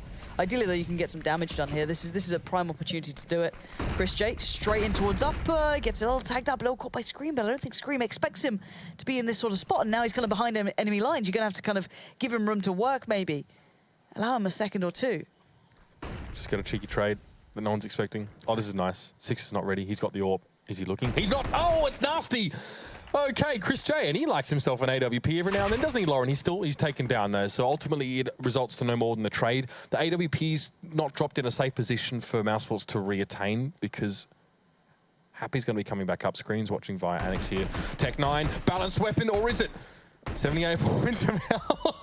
Lowell finds him filthy, but EnVyUs now going to come back in. 3-2, Famous tapping at the long range, and Happy completes the frag. All right, Rob, so what are you going to do? What are you going to do here, bud? You've got Tech9, bit of armor, and a bomb looking like it's under the floor. It is below him. That's... Oh, no, he's got it. Yeah. He just showed like a... The outline, yeah. All right. So his AWP is actually still over towards Mini. XMS is behind it. Oh. Thing is, if he scopes him once... With great power becomes great responsibility. Rops, don't succumb to it, my friend. 20 seconds. Oh, the old vent. RPK was there before. Correct. Great foresight from Robs there, just to consider it being a factor. Now he's got the 1v2. He can readjust, but there's always going to be some angle that's not safe. He's going to have to gamble some of this. I think he might... No, he didn't catch a glimpse. Right, he's going to adjust and expect a play from Crows. But actually, I don't think either of the plays are going to come from this direction, so...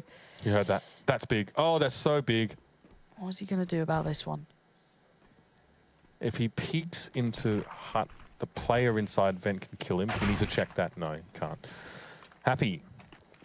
Ready to meet him, receive him, and EnVyUs have won. Again, clutch situations in the last few rounds. Mousesports can't complete. Stage right. I'm not really sure what's going on here. Mousesports are so close. But this is the buy. All right, they've suffered through the losses that Envy caused them. Envy just turned it around really nicely. No discredit to them. They worked hard on that. There was a couple of questionable moments. Like Scream letting Dennis kind of like right around behind him, but still, it happens. Back onto the buy, back onto the important thing. This is the big round here now. If Envy suffer through this, if they get this one on the board, if they do well here, this could mean actually maybe a competitive matchup is going to come through. But Oscar going to take an aggressive stance and go straight for that peek through from Squeaky. No one there to wait on the other side. Scream not going there this round. And already we're going to see Mousesports hit the brakes a little bit. They don't have to rush anything. Dennis is actually in a good spot. He could actually maybe pressure this a little further. Happy is going to play this one pretty patiently here. This part of that's pretty interesting now. The changes to secret he can sit above the staircase. It's kind of reminiscent of what we see in Connector on Overpass. And you can see that's why Happy's actually being a bit more passive playing it.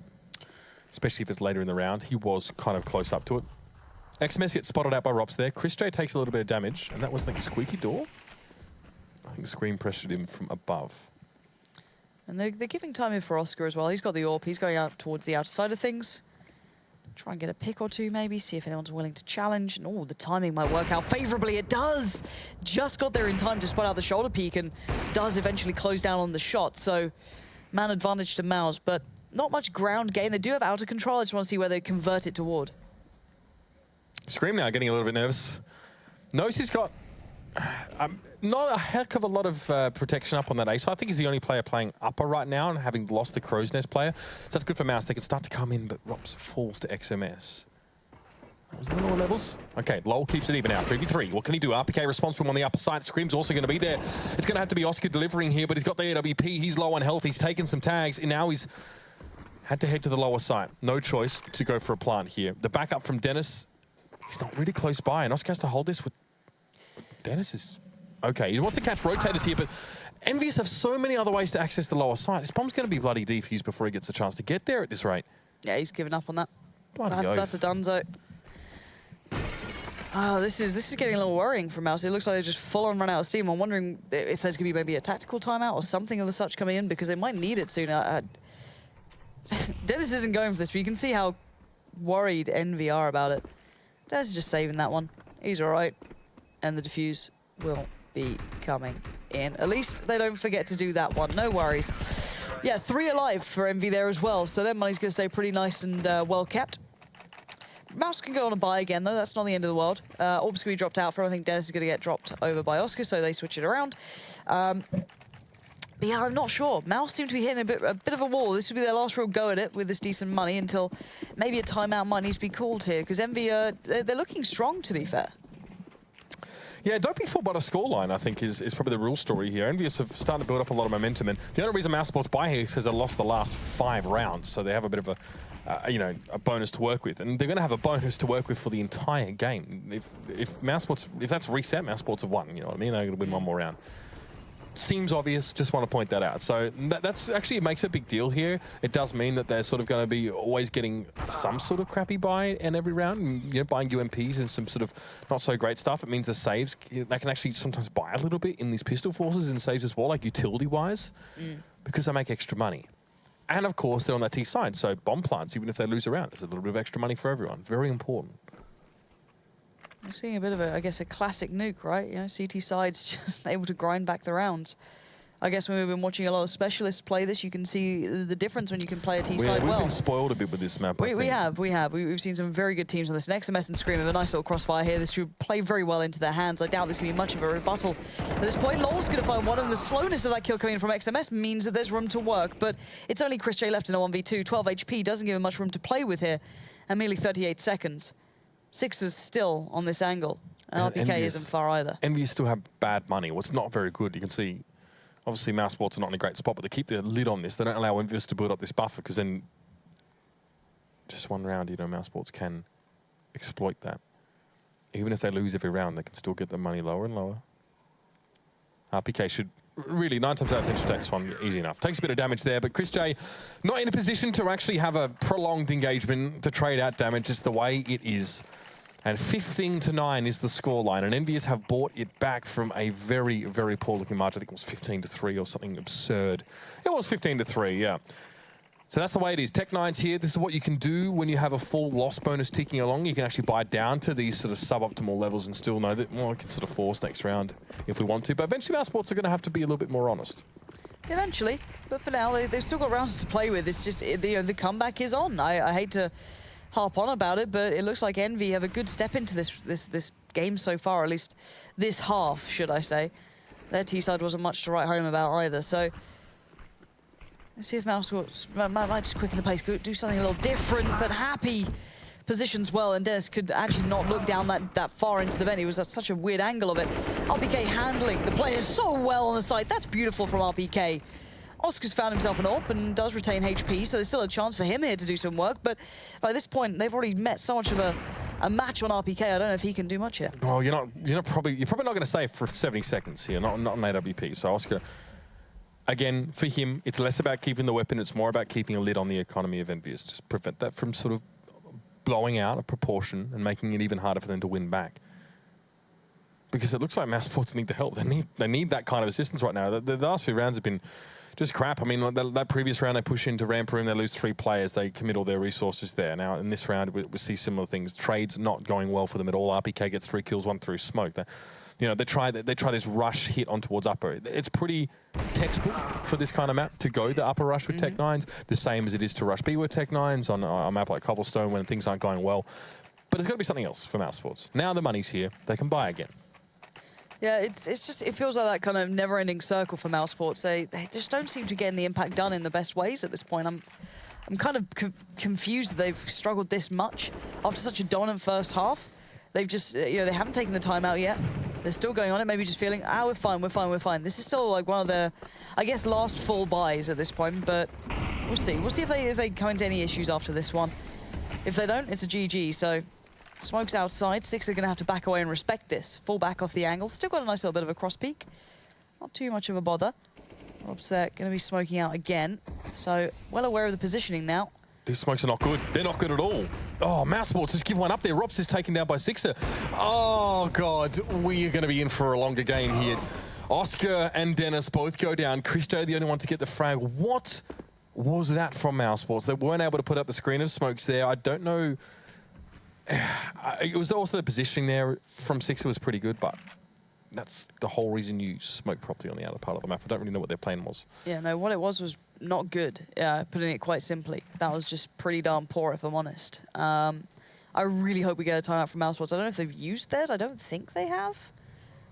Maybe? I'm not sure. I'm not sure. I can't remember if this is when you can get like 4 timeouts and a half or whatever the rules are. It seems to change per event or per day, but at this point, Lowell is left in the 1v4. He's not got the bomb to hand either. That's quite far off.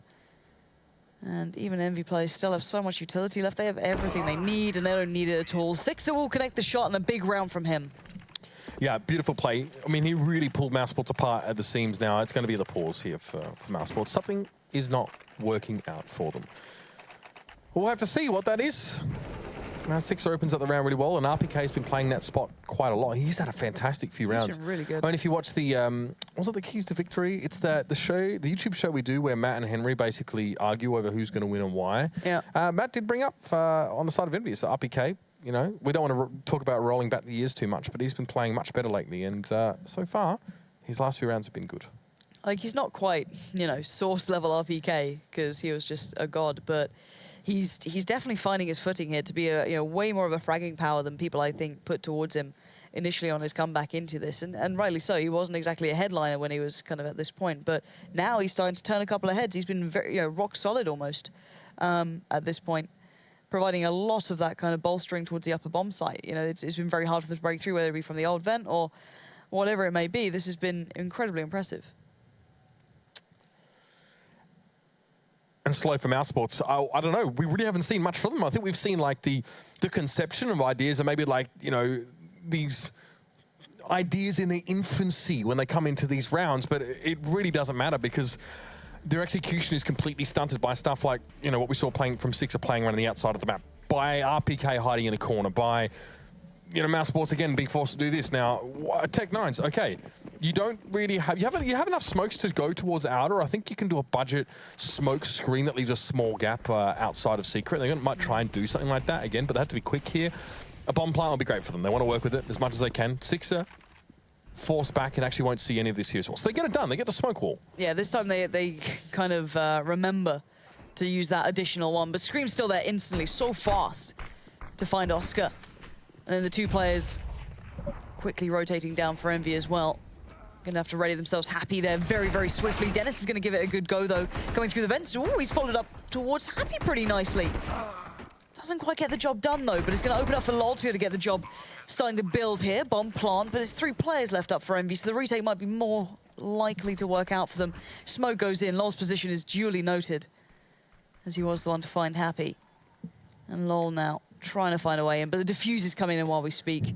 And there it is. XMS to secure another one for EnVy.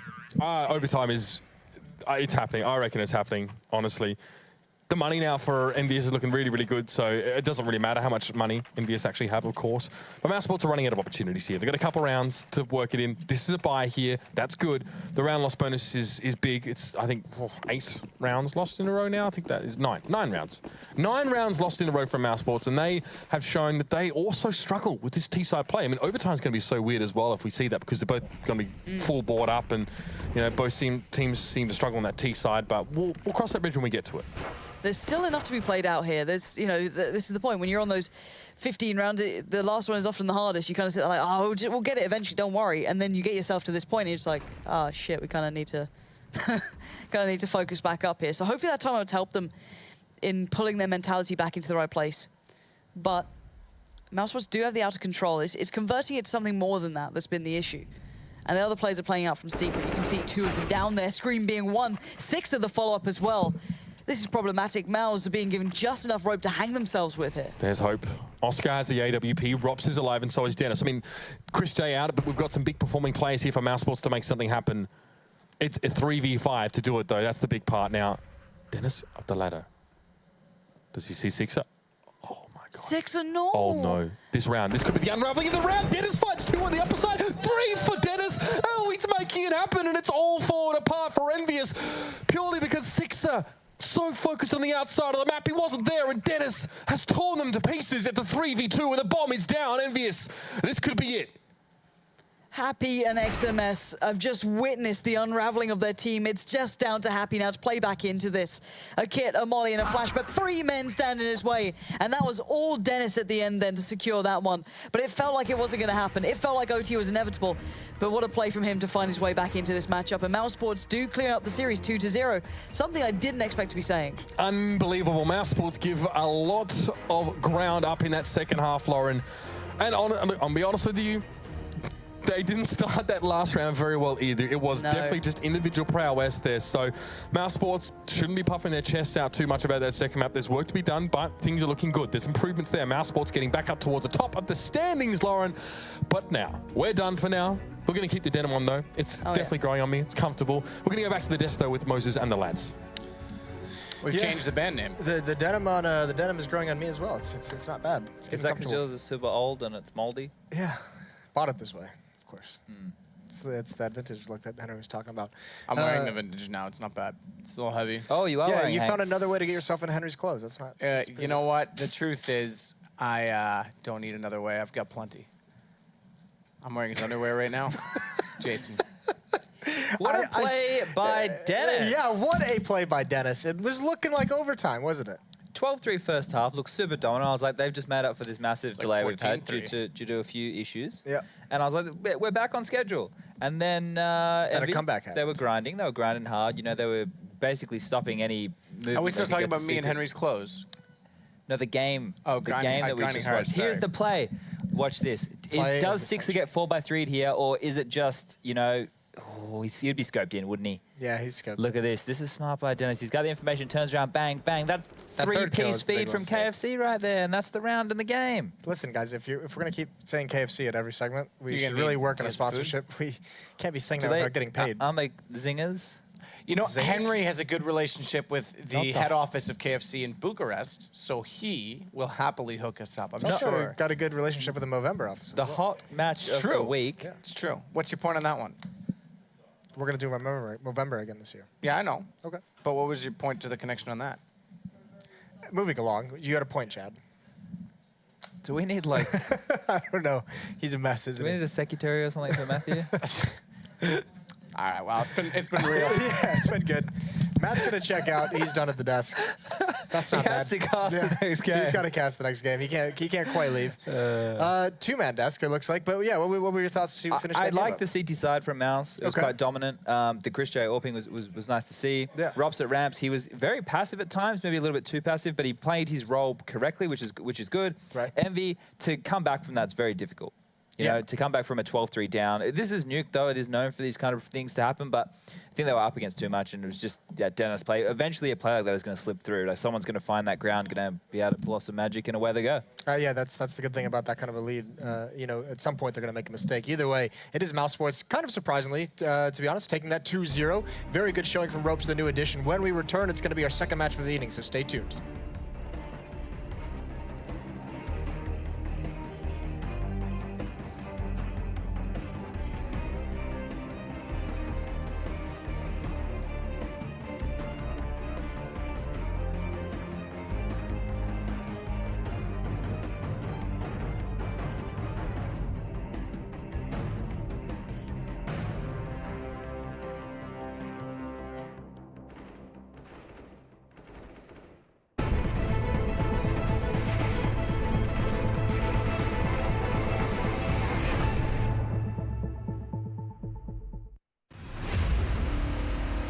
I can't understand people watching somebody play a computer game.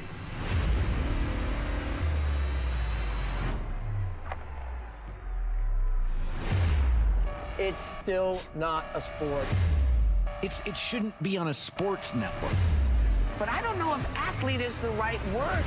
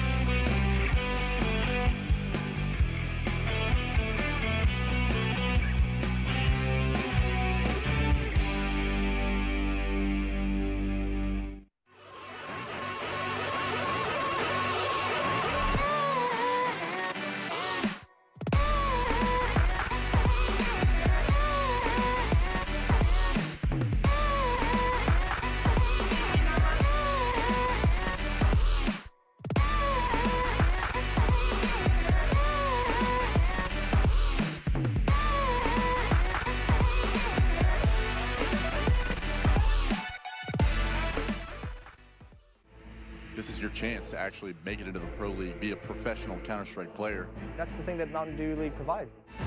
Kingwin, you know what? If anybody has a shot at 2-0, it's Kingwin. Beautiful Counter-Strike. You usually only see that into the professional level of things. We are one of the youngest team in top 20. Many teams can underestimate us, and we can surprise them with our tactics, show our Polish power.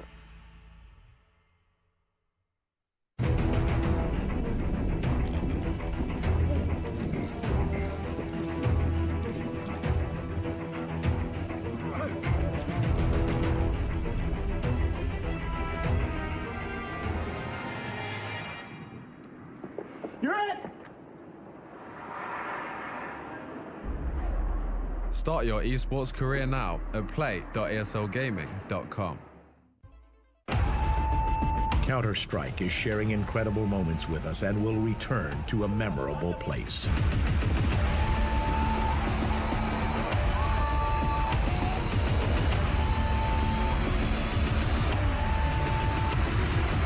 Get your tickets now at proleague.com/Dallas.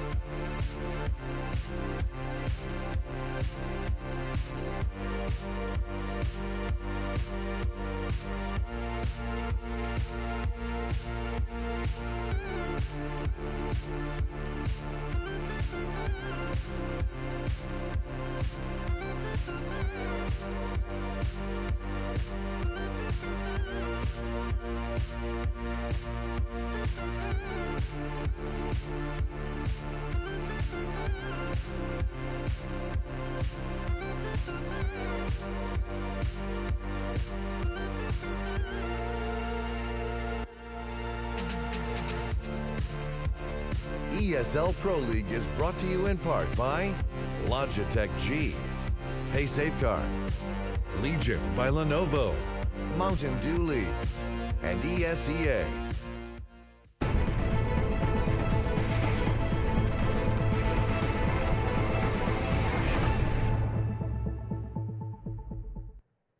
Welcome back, ladies and gentlemen, to the ESL Pro League. Coming up next, it's going to be G2 versus NiP. The French team had an interesting weekend as their AWPer Kenny S celebrated his 1,000th competitive map during the Star Ladder tournament. The team also managed to have a horrible record when it came to their pistol rounds, losing 6, one after the other. Now the team, though, they're very aware of their current record in the Pro League, and it looks like they're all hands on deck to improve their current record of 6-8 and get out of the relegation slot they currently reside in.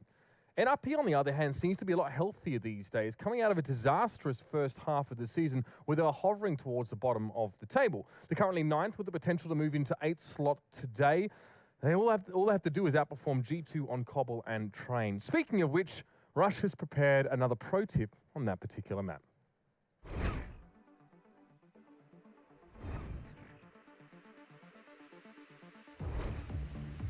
Hello, future professional players.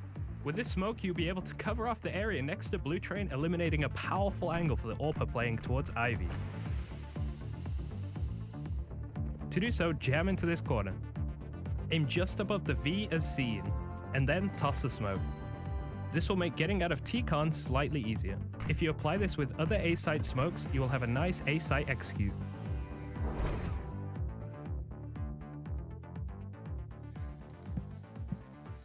Love that help from Rush for all you aspiring professional players, as he likes to call them. Welcome back to ESL Pro League. Second match for the evening. It is going to be NiP taking on G2. A lot of big names, a lot of legends in this matchup. And we also have Fair Dinkum. A quick one. An impromptu This one's Fair very Dinkum. easy. So there's a bit of a misconception. I say thongs a lot, and it's about footwear. And this here is a thong. What you guys call sandals or flip-flops. Flip-flops, yeah. But, you know, so you guys call a thong a pair of women's underwear? Yeah. What would you call them? We call them G-strings. G-string is a kind of panty. But yeah, they're different. Yeah, we don't differentiate. Got you. So yeah. you just... Matt's offering to sample G-strings. Yeah, so when you're in Australia, when we're there for IEM Sydney, this is a thong. Yeah? Yeah, okay. Not a woman's pair of underwear. Cool. You also have...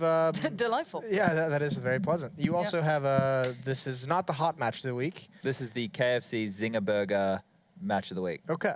Yeah, we're really... Well, I don't know. I think... Why did we choose KFC? I think Taco Bell could be better. We could have done like the Taco Bell... I don't think they have Taco Bell We don't here. really have... Volcano tacos. No. No? No. That's weak. But, Jason, we're going to turn the tables on you here for this matchup. G2 taking on NiP in the Pro League. Yeah, what do you guys think of these two teams? I know you both hold on admitted that you watched Star Ladder this past week. You know I said turn the tables? Yes. You were at Star Ladder. I was at You were Star there. Ladder. I was. You were the feet on the ground. Analysis. You and were a host. And a host. I literally did everything. Yep. So they're playing Cobblestone. I'm sure you saw these teams participate on this map during the event. I actually do not recall. What do you think about G2's run? It was cool. I like where they're headed with things. I thought the match of theirs that sticks out the most to me from Star Ladder was their overpass game against SK, where they stomped them like 16 to single digits. But like the cool thing about it was a lot of mid-round aggression. It was like very obvious that they had worked on not only what they would do, but like the communication of like when to do it. And they very much made a conscious effort to be proactive on the map in the middle portions of the round, which is something we didn't see. This team like or the old Envy before this kind of most recent shuffle started to kind of look stale, like they didn't really know what they were doing in mid-rounds. And this one seems to have a very firm grasp on, firm grist. Yeah, I said that right. Grip? Are you good? Grip. I am losing it. A firm grist from... No, but what do you think firm fell grip apart? on what to do in the middle of the round. What fell apart for them in the playoffs, do you think? I think it's more just a sense that G2, as a new team, just kind of doesn't have that ability to grind things out at the moment. I think they have things that like very obviously work, and maybe have some things that don't work, but they haven't really kind of found that like middle ground where they can consistently grind some rounds out, where something they can rely on to at least be effective time after time. And yeah, series play is still kind of interesting because they don't necessarily have like we haven't seen enough of them to know like these are their maps that they're going to be good at. Need to get their map pool. Well, I guess we can turn the attention to NiP. A couple of broken hearts, a couple of people getting the hopes up. Yeah, Henry being one of them. About to say, he's a big fan of G2 and NiP. I mean, if you want to talk about what went wrong for them, it was it. the coaching of Henry leading up to this event. It was atrocious. For as intelligent as he sounds as a color commentator, plan's not exactly working out. And I hate to say that on his day. Yeah, no. It is tough. God, you've really kind of want to soften the blow a little bit.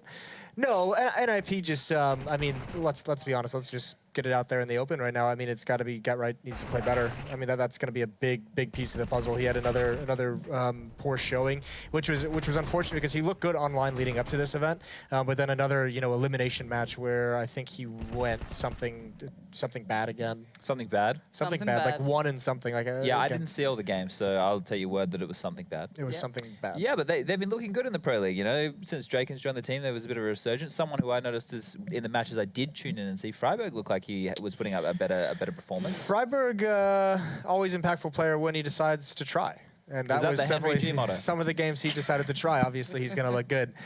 Speaking of people that are trying way too hard, it's Sadakist and Henry G, the International Day celebration. Mate, if you think this is trying, you honest to God need to get something pulled out of your butt, because this is ridiculously the opposite of trying. What is going on today? What is going on? It's my day, and it seems that it's gone off the rails a little bit. This is why it's gone off the rails. I didn't organize this. Did you know my Slither Snake is 16,000 and I've only been playing for 7 minutes? I didn't know that, but now I do.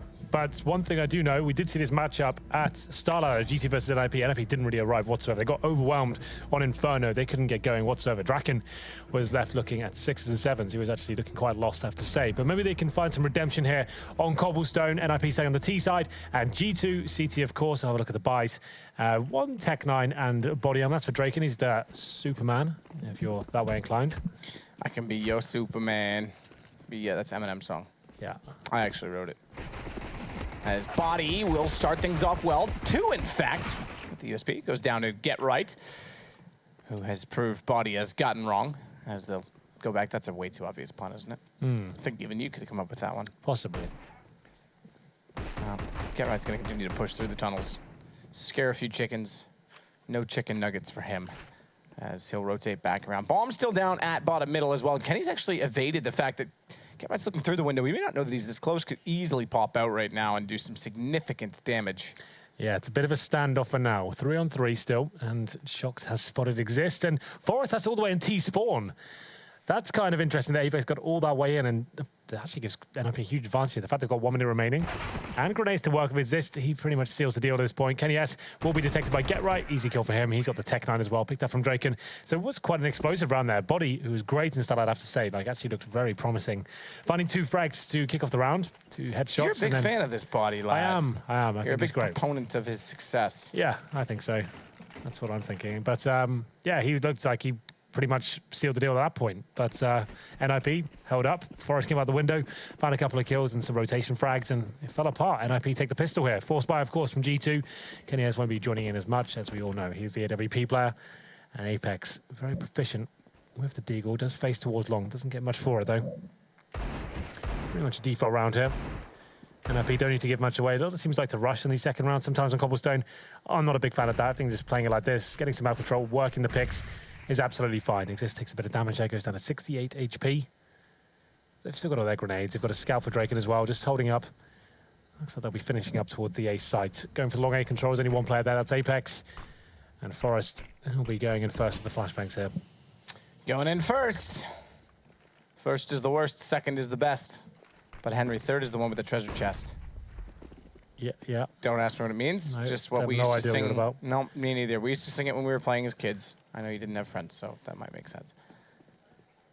As meanwhile, though, Apex will fall back inside of the site with the Deagle in hand. Exist.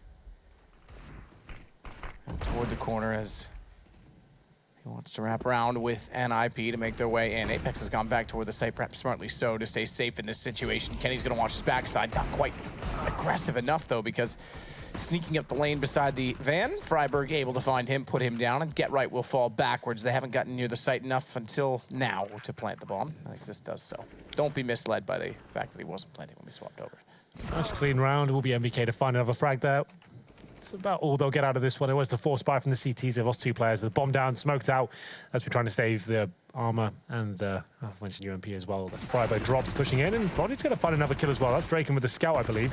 So that gets given away. That's a bit of a problem now. If these 3 players survive with a scout, a UMP, and Shoxy with the Deagle as well, we've got a decent round going into the next one. And arguably stronger than this one, to be fair.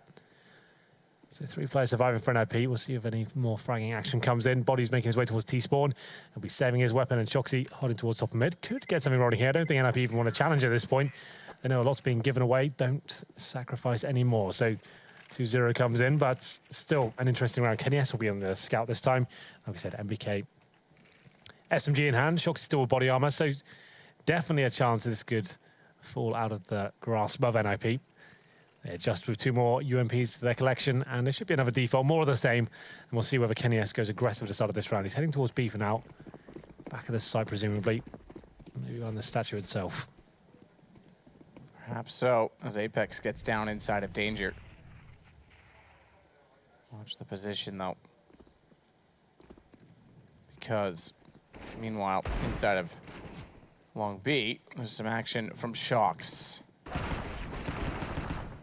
Things continue to heat up, as it's the pistols that lead the way as well for G2. They lost 6 pistols at Starlighter. That is true against FaZe in the quarterfinal after having a great group stage. However, they were very proficient in eco rounds, or forced by situations, as French teams often are. It seems to be a similar case here, as they continue to lead with 1-man advantage. The shot back from Draken does change things ever so slightly. I'll get your thoughts on Draken's overall performance of the event in a minute, as MBK tries to catch them in movement. Does push forward to find Force. Significant damage as well. Draken, bomb still planted, has to try and fade off of it and make it work. He waiting for Shox to get in position as he gets toward bottom mid. He does have an AK picked up. He's managed to stay alive, but Get Right's had enough of leaving him alive. He'll go hunting instead and make the job much more difficult for Shox. No kit, bomb's been planted for quite some time. We don't have our lovely little timer to give you exactly how dire the situation is, but it certainly is that, as he will get Right to start it off. And he actually finishes this on Drake, and that's enough time. Yeah, absolutely enough time there. We said this round could be a bit scary for G2, for NiP, sorry. It goes one step further. They actually pick up the round. Shoxy left in a 2 versus 1. Nice shot to take on Get Right, and you can see Draken stuck between a rock and a hard place on the bomb side. 14 HP, bomb down, just trying to get a sound cue and hopefully outposition Shoxy at that point, but patient as ever. Shoxy waits for him to make the mistake. It comes in, and he picks up G2's round. Just a UMP, a scout, not much else. So great work from them. It's round number 4 now. There'll still be money available for NiP, but Apex has brought out the auto shotgun. I saw this being used a lot in warm-up. I thought, why do they keep buying that? And it seems like there is some logic behind it. They're going to be using it towards this 4th round. Apex towards long A. And NiP do have the AWP, though, to work with, and you see how patient they're being with that towards top middle. Apex surely won't go any further than this. That's a good position, right, because the sun is facing the position towards the CT, so you can actually spot shadows before they come around the corner. That's why he's getting so close to try and have an advantage at that point. Smokes down towards middle. KennyS, though, won't be falling back at this point. Just going to be holding towards top middle and hoping that Apex can get something rolling with that auto shotgun. I'm not sure he will, but let's see if he can find anyone towards danger. Freiburg is waiting on the other side. He is indeed, which is interesting in itself. Covers off a lot of information over toward the A site. He got the headshot there, but Freiburg did find the kill, and that's going to be quite a big deal here on the T side. 1 minute remaining, 5 on 4. Kenny has to try and recover the situation. Known to be very good at these close-range encounters. Going to be dropping a smoke here. That's the idea he's trying to sell, that I'm not here, I'm falling back, I'm locking you out of position. He hits one amazing shot that takes down Freiburg, and here comes the final commitment from NiP as MBK chimes him as well. Tries indeed, good play from Exist to get down Kenny. It all works wonders to hold off NiP. Body doing the same. Could be back-to-back rounds finally for the French side to bring this now to a 2-2 scoreline on the CT side after what turned out to be an excellent 3rd round. We just saw it. However, Draken limited off 6 HP. Can you get anything going in this situation? I highly doubt. 19 seconds, I'd say round done. Try and save the op if he even can with 6. They know he was out toward long. That's going to be a challenge. Yes, absolutely. Draken not necessarily locked in. I'll have a look as to what MBK's doing. He's actually playing quite passively towards middle as well. So Draken towards long A, 9 HP, trying to hold on for dear life here. 2 seconds, he should survive with the AWP into the next round. I don't think his teammates can really help him out with a force buy around that. Like you said, G2 tying things up. Great play by KennyS. You saw how intelligent that play really was. The fact he drops a smoke there, he's kind of suggesting, I'm falling back to the side. I want to buy myself some time. I'm dropping this smoke. They'll hear the sound cue. Think, okay, he's locking us in. Drops that, pushes through it. Freiburg has no idea, gets his head blown off. And KennyS does go down in the end, but his T's had to commit. They had no idea as to what was going on. He bought enough time for MBK to come back in. He found multiple frags. And they will be forcing around this AWP. So I guess they didn't have much to work with. The AWP in the hands of Draken, they wanted to get the money on an equal kill and have everyone on $0, it seems. The Draken will be trying to support NiP here. If he get the first pick towards Apex as well, I'm wondering why Apex is even challenging that angle. He's got the auto shotgun once again. Yeah. Get right, though, around the corner. Shocks down. Will give some entrance toward the B site, but bomb over toward A. It's going to be a huge problem to try and get that over there in time to capitalize immediately on the fact that they've weakened up their defense ever so slightly. Yeah. Looks like we'll be finishing up towards B. That's where NiP are adjusting all 5 players at this point. They have got the advantage in terms of the manpower, but in terms of the weaponry, not so much. And Apex spots one towards middle as he takes a bit of a peppering in there from the auto shotgun. I think at this point, you know that auto shotgun's an A. Get in B, the retakes have been almost impossible for him. What can he really do there? Draken, Op looking down toward the lane. The only hope, managing to save it in the last round. NBK might start to investigate ever so slightly, if you will, toward that position, which could be problematic because the Op is being very patient, I have to say. This is the moment. Moment indeed. No peek yet from NBK, and he actually decides not to. For whatever reason, that saves him, perhaps. 65 HP after the nade lands. Spotted it coming in, that it was indeed an HE. Looked straight at it. That one, not so much. Probably shouldn't have looked straight at it. Body's got the first kill. Body gets 3. NBK chimes in immediately after. Body goes down from the top of the tree. But it's Get Right left alive, and that should be it.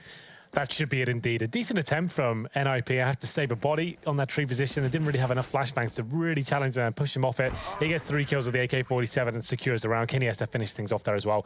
This will almost certainly be a full eco for the Ninjas at this point. Here's the replay from Body's POV. It was a little bit too easy, wasn't it? No flashbangs coming towards him. Looked quite comfortable. Get Right finds him in the end, but the round was already over. So NiP now, they can get some PT50s, but that's about it. G2 now with the lead. Auto shotgun's still out for Apex. Body chimes in with an MP9 as well. And the double orb setup. We talked about this so much over in Ukraine, Matt. They seem to be forcing this time and time again. It looked great when it works. It looks amazing. But as soon as they start getting shut down, it seems like they don't want to give it up. They really want to make this a thing for G2. A lot of teams are trying to do this on most maps these days. Cobblestone's an interesting one. You're still vulnerable to a lot of full set-piece executions here. This one won't be that, but it should be quite an easy round for Shoxy. He's towards the chicken coop. And he finds 2 kills, and they're not looking too flashy right now, just pretty standard shots. NBK finds 2 kills with the AK-47 as well. Draken can't get anything going with the Deagle. 1 kill found, no bomb planted. Double orb setup still remains for G2 as we go into round number 7. 4-2 in their favor. NiP started to build some loss spend at this point after losing 4 rounds in a row. They'll have 2,900 into this one, including the money they saved in the previous round. So 5 AKs, no war for Draken, and they still have full utility here. And they were one of the most innovative teams when Fret first came in terms of this map, in terms of the smokes he brought to the table. And it looks like they've got some faster tactics coming in here. Smokes going straight in there towards the B side of the map. Shoxy does leg one of them, and he'll be falling back at this point. Falling back. Get Right 15 to try and make this work.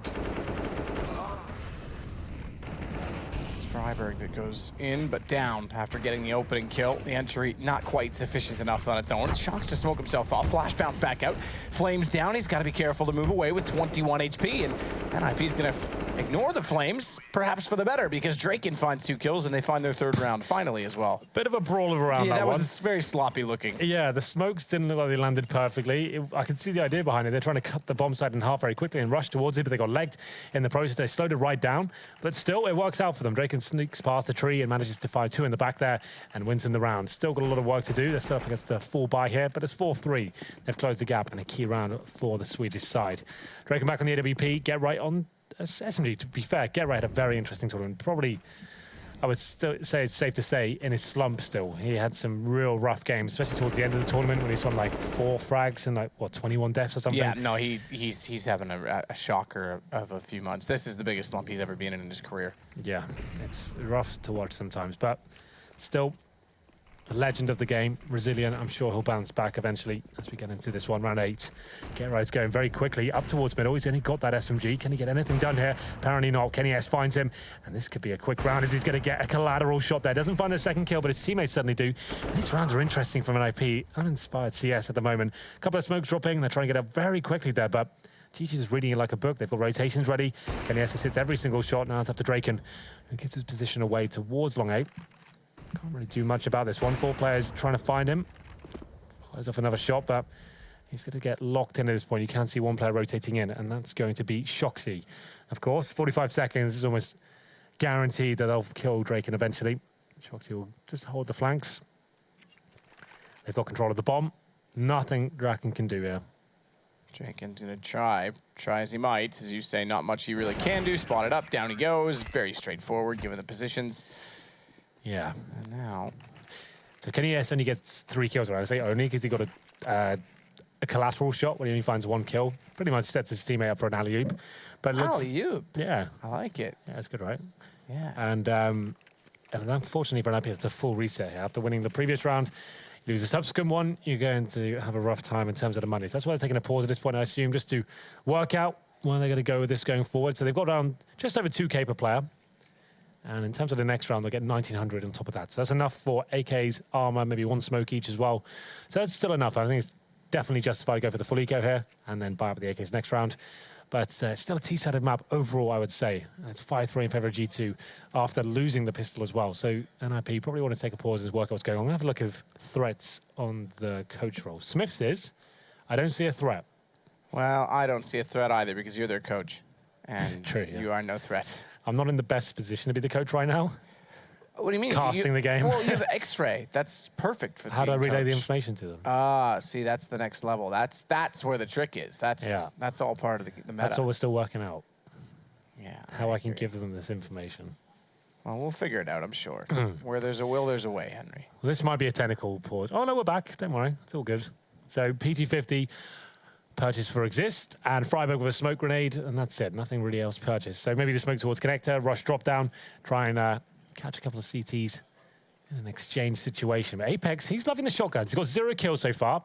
Buys another shotgun. Maybe think about getting off that idea, mate, because it's not really going too well for you.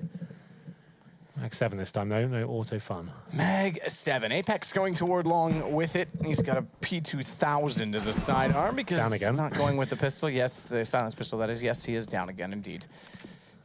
Do you know what an Apex is? Are you talking about the racing term, maybe? Or well, the racing term stems from what it is as well. I don't know. I know what it means. So I can really the midpoint of an it. arc. Yeah, I don't know how to articulate it quickly either. I should know how, but it's, the center point of an arc. Right, okay. Yeah, I'll look up the definition, but that's roughly what it is. Yeah, it depends on the context as well, presumably as well, right? Not really. No? So like a triangle where it meets the apex is like the corner, right? Sure. When we talk about like the scout, we meet the apex of the jump. So apex of the jump, which is the same thing. It's all about angles and arcs, right? And in a corner, which is the racing, it's like the center point of the corner, basically. That's what I mean. So like the sharpest inside point, where the radius is the tightest, I believe, is technically the term. Well, there you go. I'm glad we cleared that up. Yeah, did nothing for anyone. Probably just confused people. Don't do math homework after listening to us. You'll lose, just like NiP. I lose this round. Straightforward spray down as they walk in from long. And it is now 6-3 for G2. Cobblestone, our first of 2 maps. Matchday 20, Henry. We're well into this now, aren't we? We are. We're over the halfway point. Oh, thank God. So it's getting to the point where the teams are starting to work out whether they can either qualify for the playoffs or avoid relegation. You know, it's an interesting time.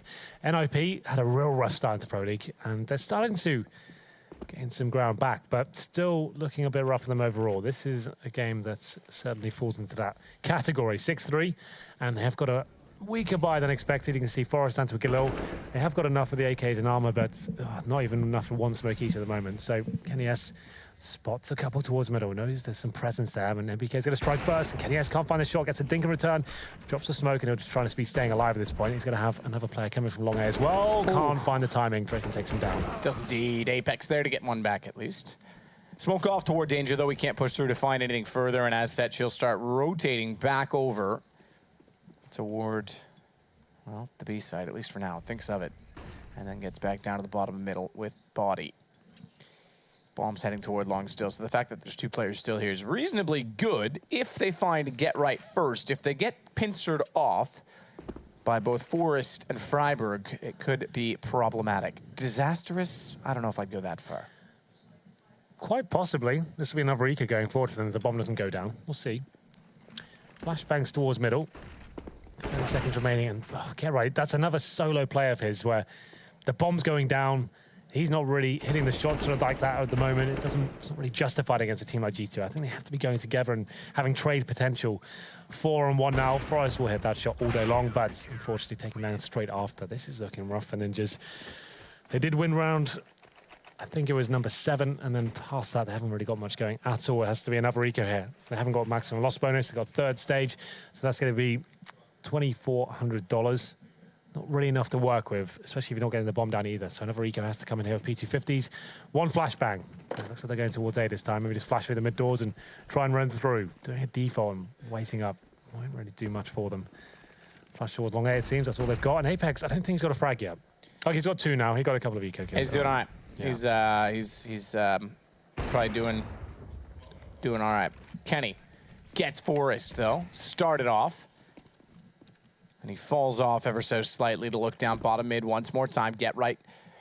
P250 in hand, still in that position. And NiP with very, very little economy to work with. Struggles once more. Apex sees them walking through the smoke. Sprays a little bit early, but does control himself in order to get back into where Exist is. Off to the pistol. It's off to the grave. Get right will put him down inside of it as Draken does to body. It's getting a little bit costly, but money's still accumulating for the French side. Yeah, still pretty comfortable. They've got tons of cash, right? So even if they lose a couple of frags here or there, we're getting to round number 12. Not really going to be a great difference maker going forward. But still, 8-3, NiP with money to buy now. Draken back on the AWP himself. I'll have a look at the scoreboard while we've got a bit of a loo here as well. Yeah, do it. Freiberg, 3 for 11. Great tournament at start out of him. To be fair, actually one of their best players, I would say. I think statistically he was. Forest. Him and Forest. Yeah, Forest is always decent, though. He's always going to be putting up solid numbers. He's very reliable in that sense. A jack of all trades. Exists, 4 for 9. Get right, 6. But he did win the pistol, had a clean anti-eco after that as well, so his numbers kind of pumped up a little bit, you know. But let's get into it. Round number 12, in terms of CT aggression, not much. Single AWP setup this time. Kenny S towards middle, as usual.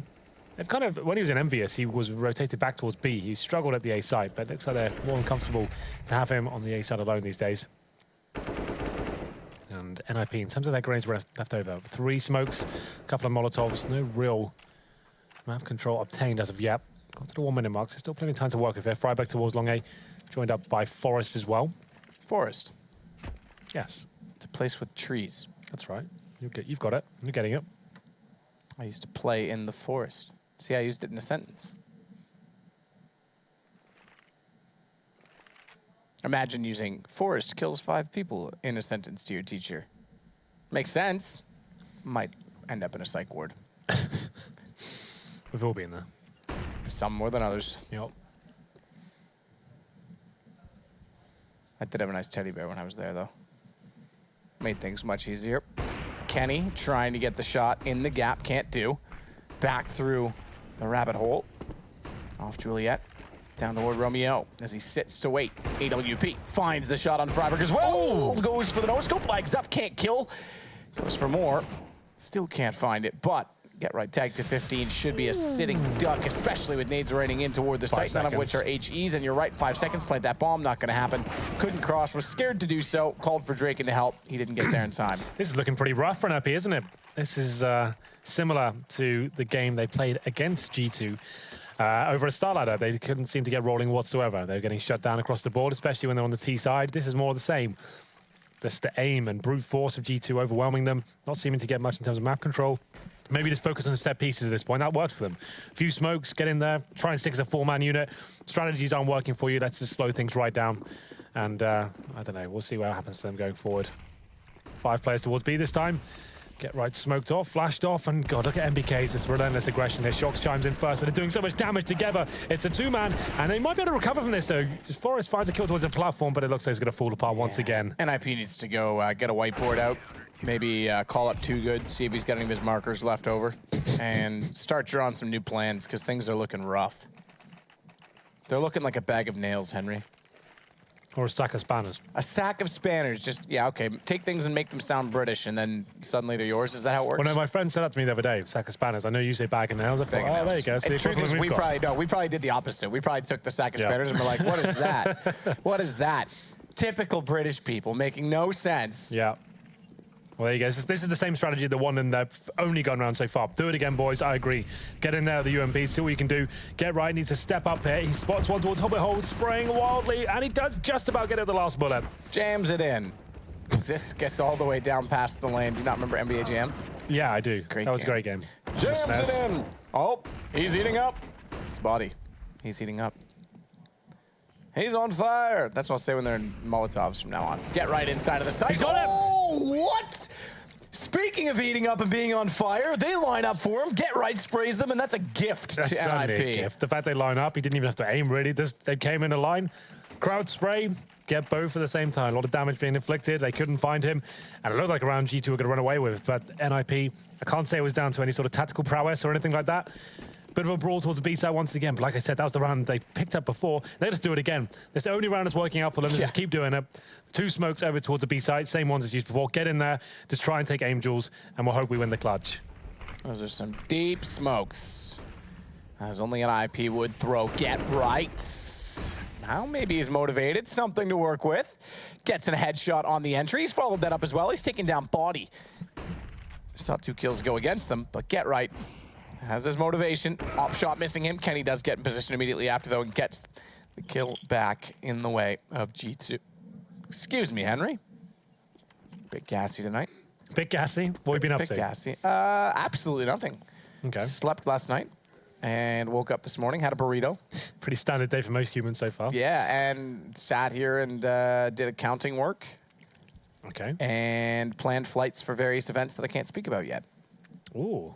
We have been announced for a few today. Well, just one. Just one, but the G2 2v or the HTC 2v2, doubling it up this year. They're going from 1 to 2. Does that mean NiP doing that one round towards?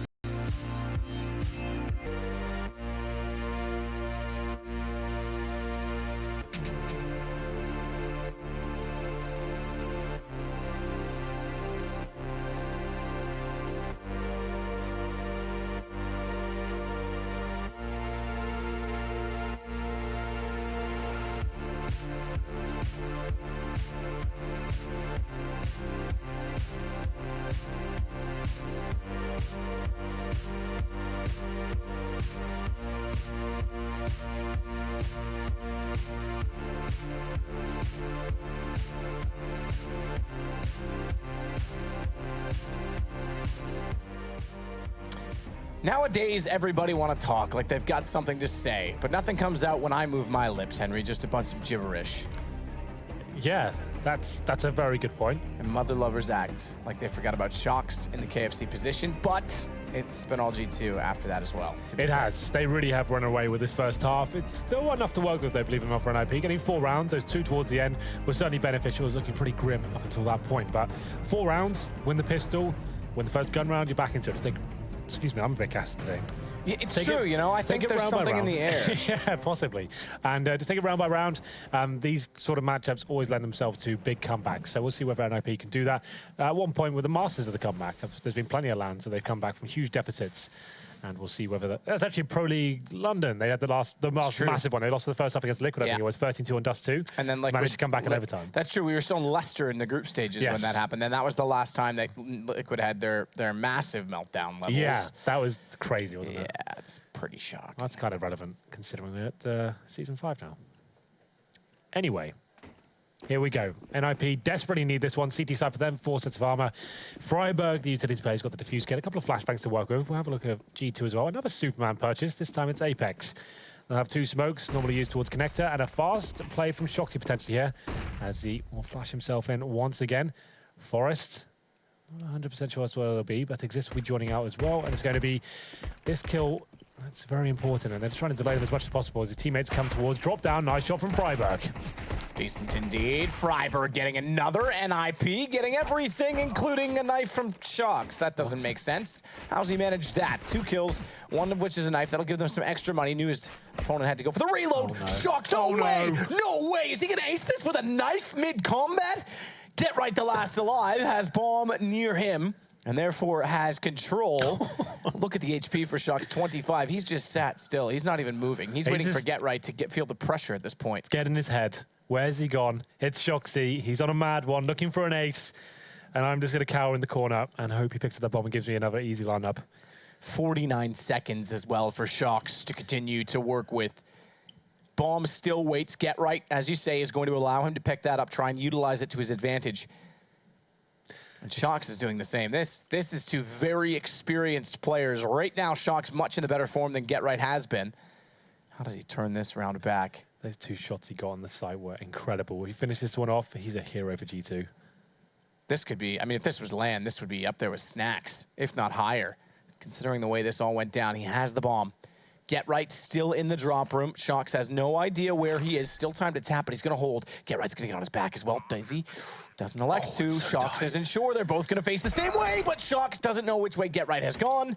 And the dream is dead. And NiP will keep the game alive. But they get 4 kills, and Shox got a knife. They're buying up next round, Matt. He's got so much money available. We'll have a look. He's got 2,800 right now. So he can definitely, he's got 5 grand. He could buy an AWP after losing the pistol. How nuts is that? So here's the replay of how we got here. I'm sure this is the knife incident. Shox gets the 1 and then comes in, slashing. He gets an AWP. He's actually picked it up. I was kind of like just trying to make a point. He can get an AWP. He's purchased one. That's so ridiculous. Second round AWP after losing the pistol. Everyone's going to force down to nothing anyway and rely on the last round bonus. It almost doesn't matter. Yeah, but still, just like, that's so rare. That's so insane. AWP after losing the pistol, you can get an AWP out. They can't even get an AWP on the CT side. They won the round. I'm in love with it. Yeah, here we go. He doesn't want to fire a bullet until it's a guaranteed shot, right? That's the point here. He's glass cannon. They'll have no idea what's happening. That's why he's holding this tight angle, hoping he can just get a lineup here. Oh, this is so cool. Let's see whether Shox can make it happen. If he wins this round, this will be like, this will go down for a while, like in terms of like our memories. Well, they don't know yet that he does have it. Glass cannon, obviously. He's going to give it to Kenny, who's got body armor as well. That makes sense. Now it becomes even more interesting. World's best AWP with head armor. I'd say Guardian right now is. I'm building up the excitement. All right, I don't care. I don't care because they're going to push through. Apex will get Draken down. Oppa's never fired. They still don't know that it's there, and they've got the opening pick. This makes things worse because they'll add another gun. Kenny gets the shot with Get Right. Now they know it's on the board, and a smoke off, flames through. NiP no access. Freiburg has to commit. This is perfect from G2. Get wrecked, NiP. Yeah, that's so beautiful. The fact he gives the AWP to Kenny as well. They get the first pick with the Tech 9s and UMPs, and Get Right finds his maker towards Connect as well. The AWP comes in. Oh, it's so cool. That was actually a beautiful round from G2. That's so rare. If you're new to Counter-Strike and wondering what gets so high ground AWP, it's the fact they've lost the pistol, and you're giving one of the world's best AWPers that weapon in the second round, and NiP just have no idea it's coming. And it's going to be a clean sweep as well. GC bounced back after losing the pistol in a very interesting way. That's so rare. So rare indeed. Forest and Exist will at least save their weapons.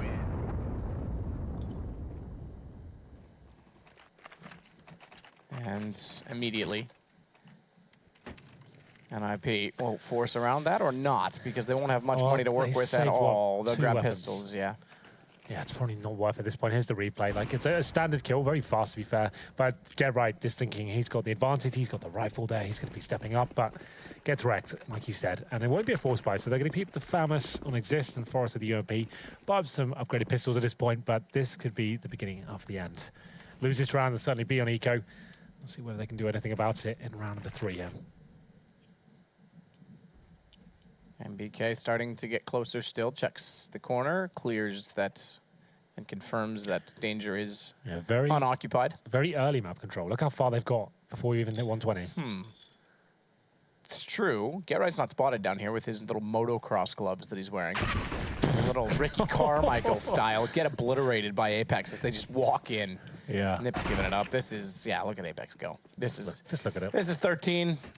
I don't really have to look at it. It hurts to look at. Yeah, it's... As you would say, you hate to see it. You hate to see it. Breaks my heart. Well, you don't have one, so don't take it too far. Yeah, well, rough waters at the moment for NiP. Not really impressing us. They did like just about recover a star ladder in terms of at least getting decently far in the tournament, but still, it was not convincing. Like, they were struggling throughout. Get Right, especially, like I said, very quiet tournament. Good friend of ours as well. It's difficult to see him like that, but sometimes you need a bit of a break, just kind of recalculate yourself. Maybe that'll be happening, who knows. Shox trying, not finding much to get another gun down. They've got the Summit tournament coming up, what, next week? CS Summit starts mid next week, I think, like the 18th or 19th, I think, if I'm not mistaken. They've got a lot of work to do before then. Let's just bring up a little calendar here. Yeah, because I think 18th, 19th would have been our travel dates. Maybe the 17th for us from Europe if we'd gone. Unfortunately, we're here. Well, I don't know. Yeah, I don't know. You know what I mean? I always say it from the perspective by which I'm speaking. So unfortunately, in that case, we are not there. It's not an unfortunate situation. We are here at Pro League, and we're happy about that. You know what I mean? I say it all the time in rounds as well, speaking about one team. It's perspective, Henry. But it would have been 18, 19 travel, so I think it actually starts 20th, if I'm not mistaken. Well, like we said, excuse me, full eco now for NiP. They did save another Exist Famous. He'll be using that. He's got the head armor as well. Draken's got a Zeus. A bit ambitious, but we'll see what he can do there. This will almost certainly be. Oh, sorry, it starts 19th. They do this thing in Europe where Monday's the first day on the calendar, not Sunday. Okay. Monday is the first weekday. No, it's Sunday. I know Sunday's technically the 7th day, but the way that they bookend the calendars in North America with the weekend. So it's Saturdays on the right, Sundays on the left. Right. Draken. Oh, look at this. Look at it. Look at it. Woohoo! Your turn this time. Yeah. We need voice packs. Body. Lauren's having a go. Yeah, Lauren's not that great at it, though. Let's be honest. Body. It's our thing, Lauren. You can't be part of our club. He's going to take down Freiburg. Draken 1 versus 3. Can't do anything. Body's got the kill. It goes to 14 rounds for G2. Oh, there it is. It's got a bit exciting there with the Zeus, but unfortunately, that's about all they got out of that round. Another kill on the other side of the map, but all roads lead here for NiP. Need to step up at this point. Can't give anything else away. 14-5. Here's the replay of the Zeus, of course. It's, if you're not familiar, it's an instant kill at about you get 1 charge of it, and there it is. There we go. That's better. That was worse, actually. Yeah, actually was worse. Trying to be nice. Her first attempt. Yeah. Trying to be nice. Her first attempt, I think, was actually all right. I just felt like being savage. It's all laughs. Draken with a smoke down, no pre-fire into it, but get right in the corner. We'll find 2 and dropping the bomb in doing so. Kenny, though, will get him behind him. They're going to pincer him in. Good flash out to buy time against Body, but he in turn doesn't peek. Perhaps Get Right should have, because there's Kenny. Kenny on Draken, Q. you're so young. Don't do this against Kenny. Oh, God, the pre-fire comes in. He's going down, and he somehow recovers from that and finds 1 kill, and could be the kill that decides the round. Body, though, down at the end to Exist. You said it could have been the kill that decides the round, given that Draken did well in that situation. Yeah, he got himself locked in. It wasn't really required. He still had the man advantage. He decided to go in, but like I said, that kill pretty much saves it. Kenny S, you just know when he has those kind of feeling that the player's going to be close range. He goes to the pre-fire, no scope sometimes. It's always going to land, it feels like. But look at the money established for G2. Yes, they lose that round, but it's still 12K for Body. Similar story for MBK and Apex as well. 14-6. NiP do need to win this round. They kept 3 players alive in the previous one, so they're okay. But still, having to rebuy all the grenades and drop weapons for teammates, they would be in a forced buy situation if they lost this one. So must win now every single round after this one for NiP. 14-6. Pause comes in. I'm assuming tactical. No one's disconnected or anything. Nah. No? Nah, yeah, it's tactical. Yeah, I agree with you. I meant nah, no one's disconnected. Yeah. So just a chance to... Who's the most iconic video game character of all time? Well, it depends which way you're inclined. Some people say Mario, some people say Sonic. Ooh, I was thinking... Mario, I think, is like the obvious go-to. Yeah. Sonic, interesting, yeah. Same era, does the classic battle. Lara Croft? I did my dissertation on Lara Croft, so I can tell you a lot about her. Yeah, I bet you did. More about what it meant for the culture of gaming and how she kind of... lead. Exactly. It was the first ever time it was done. I would say she's not the most prolific, but she almost did the most for gaming in that respect, to opening it to a new audience and kind of establishing a female protagonist. What about Cloud, Final Fantasy VII? He's only in 1 Final Fantasy. That's the problem. I would say that's quite... It's definitely an iconic game, and it's quite cult. It's not like a game... My mum would know. She'd know who Mario is. Yeah, that's true. I think Mario has to take the cake. Yeah. I think it has to. Yeah, good conversation. Maybe we can continue that at another time. I was thinking, you cast and I'll think about this for a while longer. First pick comes in, and it's going to be Apex with the AK-47, picking up the kill on Draken, and he's the AWPer as well, so that's a big deal. NiP trying to react. It's not known as a very reactive map itself. Cobble doesn't lend itself to getting kills back in return, but Get Right, not an AWPer, as Jason would say. He'll be picking up the weapon and seeing what he can do here. Might want to throw it over to Forest. Never seen Chris will this really, but we'll see where he can step up here as we get into round number 6. 5 and 4. Plenty of time to work with here. They'll go back towards A. And like we said, Get Right. Got his work cut out for him here. A lot of Orcus will pre-fire this, and they have a flash of bounces over the doors, and Get Right is waiting for the easy kill to come in. Will he get it? Oh, he does take out Kenny S. So I eat my words, and Get Right manages to equalize this, and Certus exists as well. Double kill for him. He might just win the round in that exchange. Get Right finds his second frag with the AWP, and that's going to be round over. Shoxy can't do anything about this. Well recovered from Get Right with the AWP. Good job. Indeed. I've looked up to see if there's websites that have done this. There's clearly is. Yep. And I'm just going to let you know when I get through it because I got to do a single individual click. Sort of thing, yeah, I've got to. I'm out. This is not. Forget it. It's Mario. We're moving on. Okay. I see some people spamming Zelda in the chat. I think they probably think of Link. Yeah, Link. If I'm honest. Yeah, it's not Zelda. It's Link. Yeah. He's definitely up there. I wouldn't mind marathoning all the Zelda games, but honestly, if I started doing that, then I marathon all the Final Fantasy, and then I just have no life. And then I'd marathon something else and have no life. Flash is in. Shox has no life. He's been killed by Exist. As Drake and Wait smoke down. Oof, trying to get the shot toward the box. Molotov should push Body back in the hallway, and thankfully for him, there's a smoke still there, and therefore can escape. This is kind of what I was mentioning with Happy earlier. Just get in the drop room, hold it, because look what you can do with it. That's such a good shot. Good Lord. That was amazing from MBK. This opens up so much space. The map is completely the option now of G2. It goes 3-3, but the defense is so split up. He's done such a great job. Draken left alone on the B site temporarily. They have a feeling, they have a suspicion that this will be back toward A based on the early aggression on the platform that failed and that NBK was trying to get out toward the window. They leave Draken to get more aggressive. Has to, in this position, he's got to hit those shots. He's got to hit those shots. If he's going to hold solo, he's got to play aggressive. He's got to hit shots and buy space for his team. He's done at least a shot late, but they've already killed off the first rotation. And as such, it's Get Right. Although the HP low for Body and Apex, that has to clutch this back. He's going to make his way in as well on the flank. Flash goes over. Does that give it up? It was a smoke. That lands. They know that had to have come from inside of the B halls. They didn't see it from anywhere else, and the shots certainly indicate that it is. So Flash goes well and truly high into the sky. He's got to go hunting. Has a kit, but not much else. In fact, that's not even going to matter. It goes to map point for G2. Yeah, and they've been whittling away the money. Yes, NiP won 2 rounds in a row. Just appreciate how sick that was from MBK. That's just looked so easy as well. He didn't have to even try for the looks of things. Not many people can pull off those kind of shots, and he manages to make it look amazing. Goes round number 8, 15-7, match point indeed for G2. Someone says Pac-Man. Yeah, well, I guess which way you're looking at it. Someone also said Mega Man, but that's been ruined for me.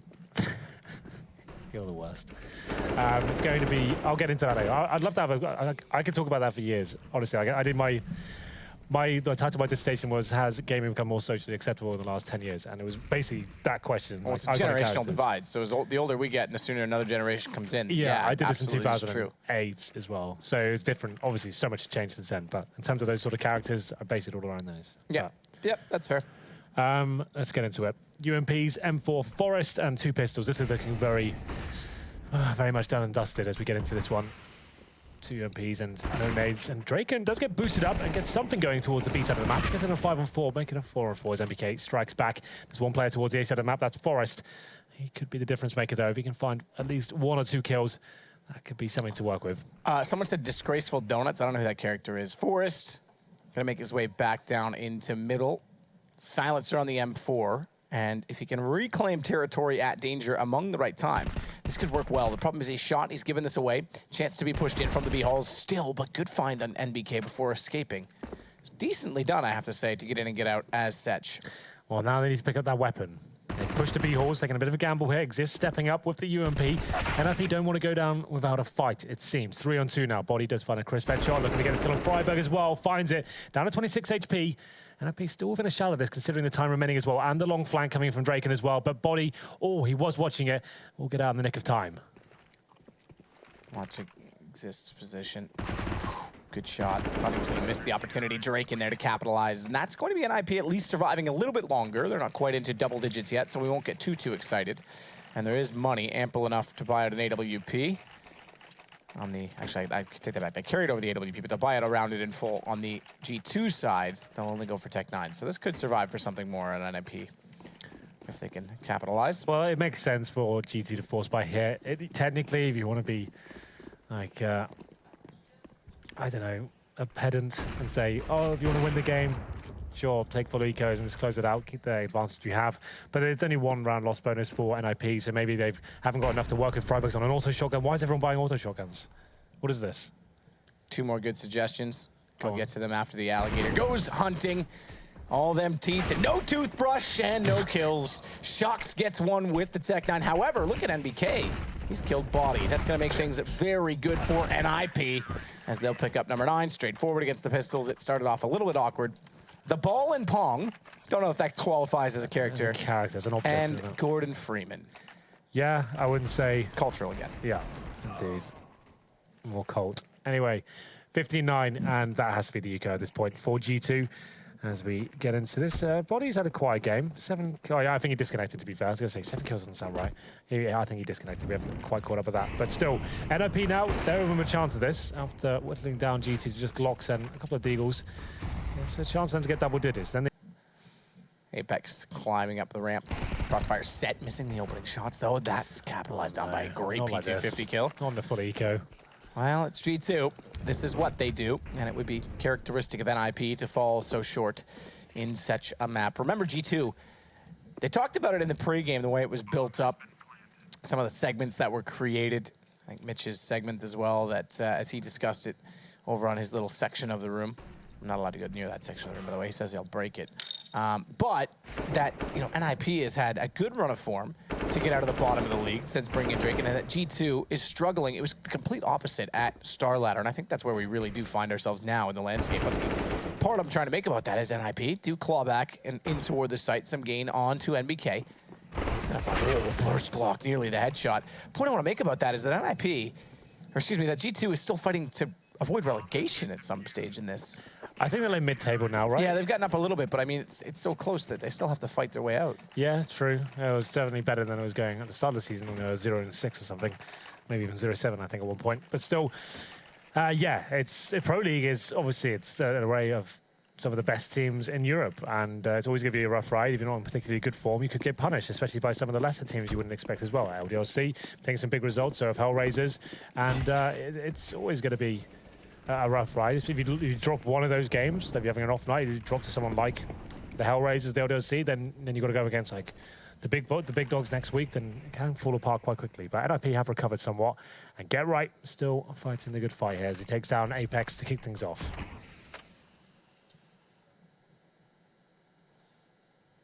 Jerkin waits to watch the wall, exists, seeing the head, but can't find the shot onto NBK. This could be it, though, for G2 on an entry. If they can get Draken down fast enough, it would give them enough to get the site safely. 4 versus 4 as Draken throws out an additional Molotov behind the smoke that was thrown out by his teammate. I believe exists. As he inches in, though, he can't take NBK down. He survives 5 HP. That might be the end. Draken, inside of the smoke, found inside of it, on the edge of it as he protrudes through with the AWP. It's Get Right versus 4. And Get Right soon to be no more. Shox will find the kill. It's 16-10 for G2. They managed to bring it back somewhat. It was 11-4 first half. G2 looked dominant. But we still have another map to go. So for NiP to just get maybe a bit more warmed up, get used to the server conditions, and looked like they're hitting shots there. It was a little bit more convincing in the second half that they got back into it with that big force by victory. Unfortunately, can't take the map. G2 once again overwhelming them and looking like a better team overall. With that said, speaking of better things, we're going to go to greener pastures on the desk. You can always trust Hank to come up with some silver linings for NiP over there. He's like, oh yeah, they're coming back, they're hitting some shots now. All's good. I would like to know when we have him next on air what a server condition is. Yeah, that would be interesting. I didn't notice any server conditions. Did you guys? I don't know. I'm not aware. I would assume it would be like a high ping, like maybe someone had like 100 ping. They would have asked for a new server if that was the case. It's probably true. Like, let's be honest, the amount of delays we've had, it'd just be like, no, new server. Yeah, fair play. NiP's T-half.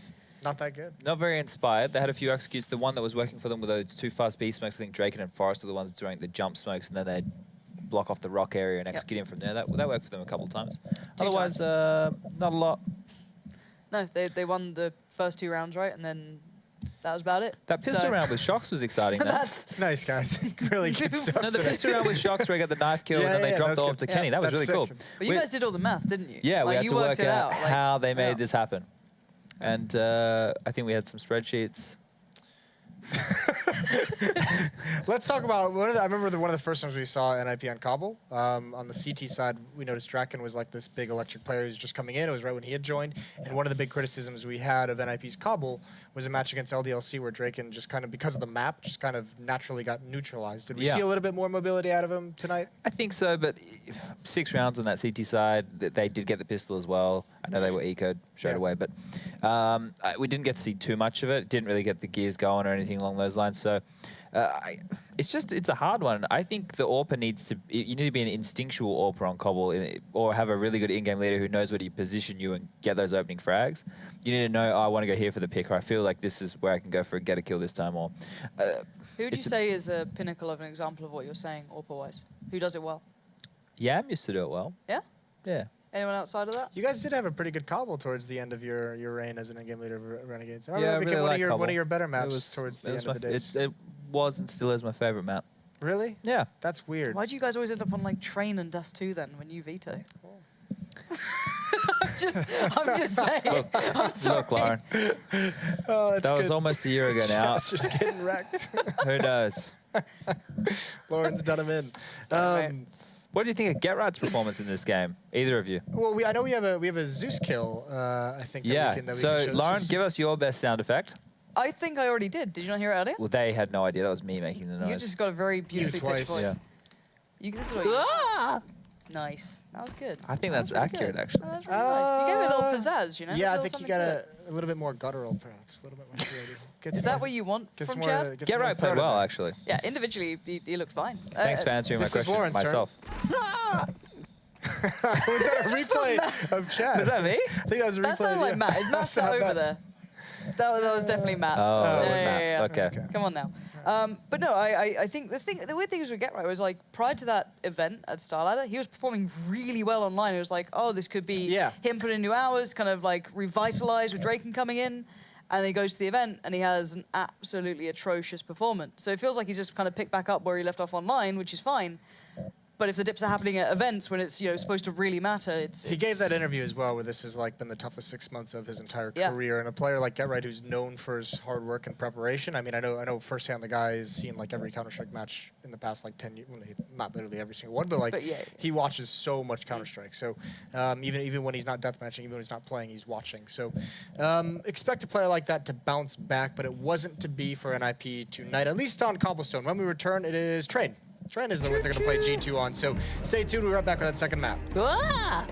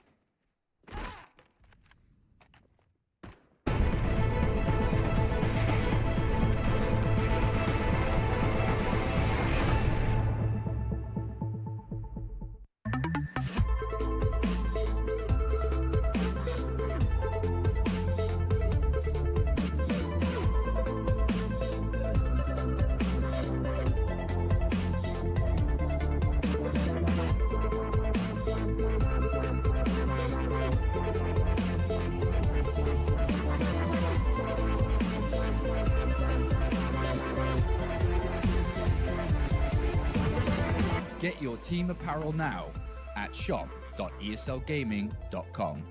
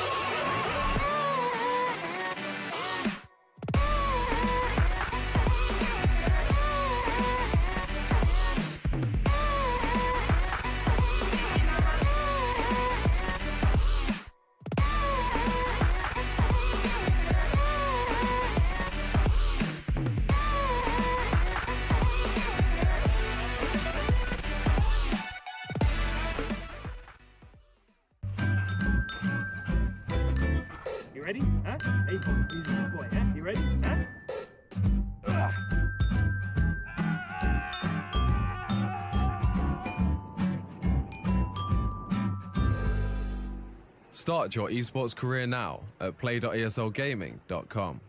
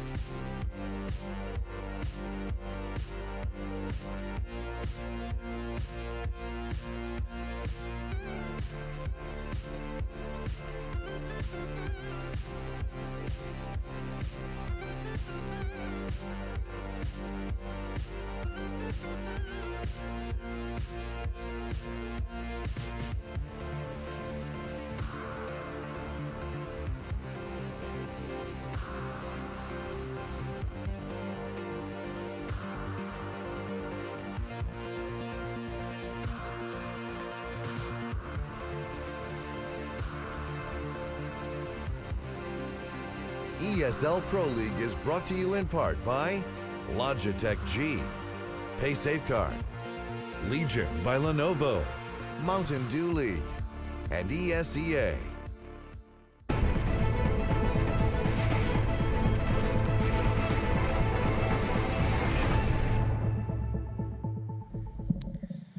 Down to the end of the evening, it's the last match. It's going to be G2 facing off NiP one more time. This time it's going to be on Train. We have the superstars of G2 looking good in a losing effort over at StarLadder, and then NiP looking not so good in a losing effort over at StarLadder. And everyone loses. Yeah, everyone's a loser. I guess Besides I really don't know where I was going. Speaking of losers, over on the B stream, Hellraisers lost the first map of Overpass to Astralis. They're currently playing on the second map now, which is Mirage, so you can check that one out. Yeah. Gaming.youtube.com/ESLCS. You just select the B stream. The B stream. Nailed it. Good job, guys. Yeah. That's good for my fantasy team as well. I'm happy. Yeah, cool. Yep. Is that all you've got going on right now? Pretty much. Yeah. Just call me a loser. What I've got going is fantasy. This is my life, and it's fine down here. Yeah. It's fine. Is that because you're short, or? I think she meant like with the plebs. Why you gotta bash her more? She's already... Chat? She was wrecking me about... She's already done She was wrecking me in the last segment. Yeah, well, Chat? I mean, your bat vetoes did leave a little bit to be desired. Train between these guys. What are we feeling? Alpers, it's gonna be a big op map. Draken versus Kenny S. Kenny S is going to dumpster him. Okay. This is a good map overall, I think, for G2. The only time, well, they lost it recently against FaZe, but before that, they've actually had really good results on it. And FaZe is looking phenomenal on this. Yeah, so it's like, you can't say anything against that loss. That's Yeah. fine. And NiP, I just think, didn't look, as Henry said, hopefully the server conditions have gotten better and they feel a bit more warmed up in this one. What is server conditions? He'll explain soon, I'm sure. If you had to guess, what would you think a server condition would be? Maybe the temperature in the server. Oh. Good God, that really is The weather atrocious. patterns. That really is atrocious. Yeah. All right. So yeah, this is. Was the double AWP fixture of G2's train at Starlighter? I didn't see the games, Jason.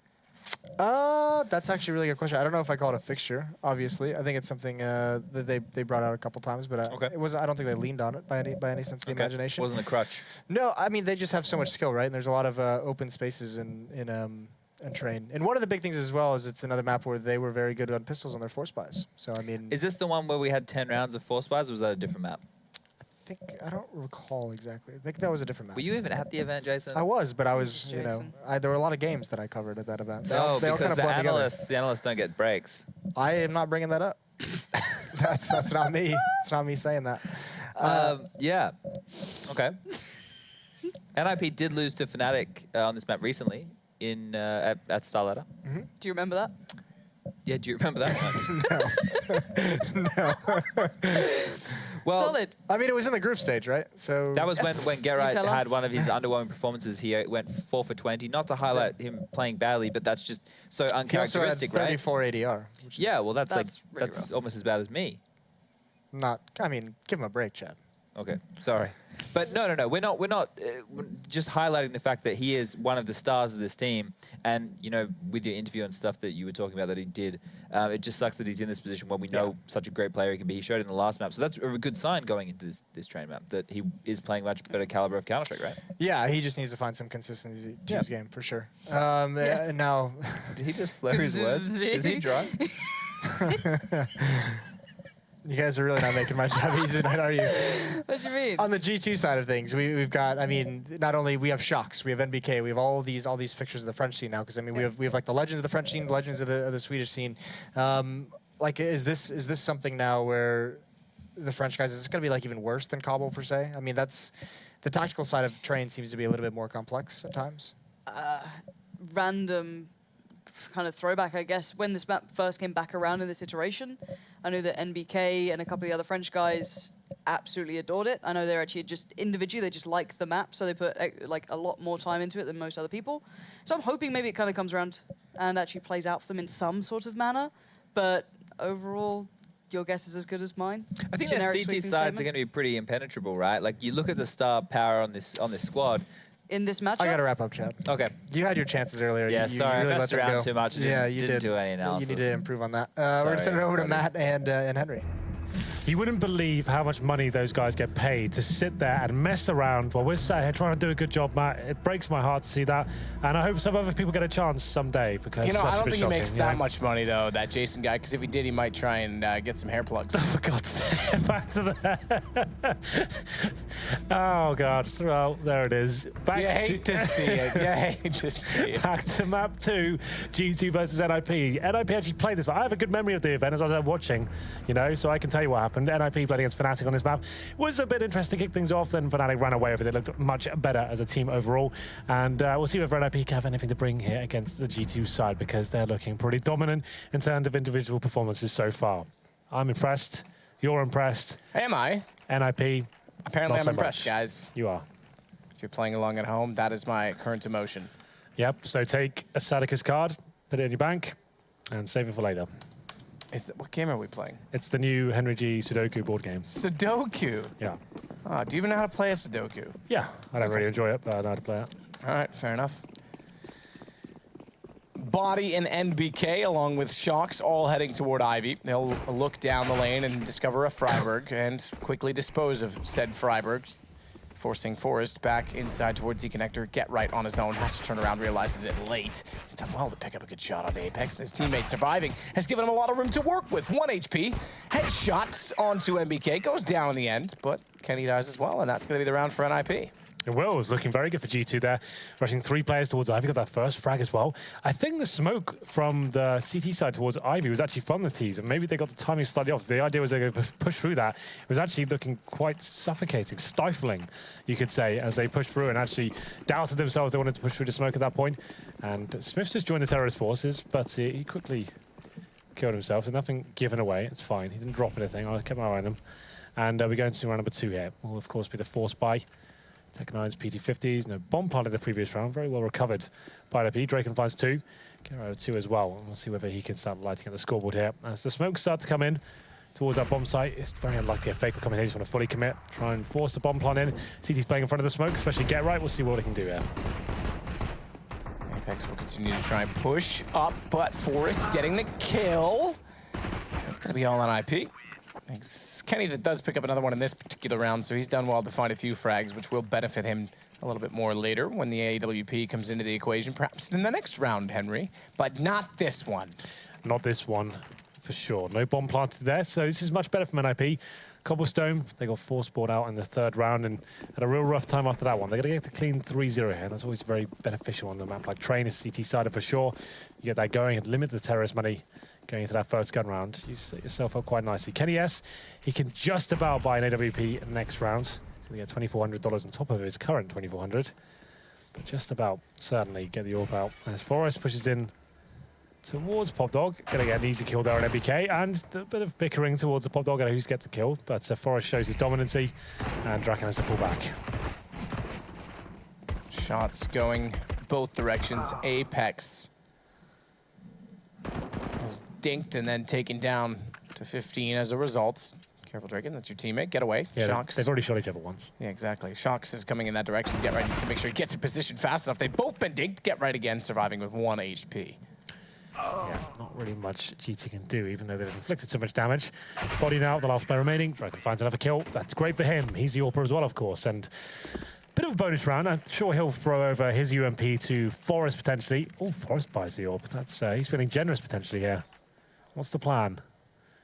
There it is. Oh, double AWPs. I like it a lot. Okay, let's go. So Kenny S, glass cannon AWP, not necessarily a huge deal on train. You're obviously very vulnerable going towards main entrance. You have to avoid those, but going towards Ivy, and you can see Kenny actually holding up quite strategically there in a passive hold. We'll see whether he can find the first kill here. Nothing really aggressive in the CTs as of yet. Exist gets towards the upper ramp inside, and he hasn't got one of the AWPs. He'll just have to hold a tight angle there. Forrest, though, that shotgun-style AWP towards the lower ramp.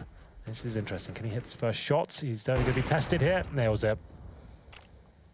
Does indeed. Forrest to start it off with a double. Kenny, though, and when I say double up. Kenny, though, waiting out toward Ivy. Freiburg's thinking of nading. Will.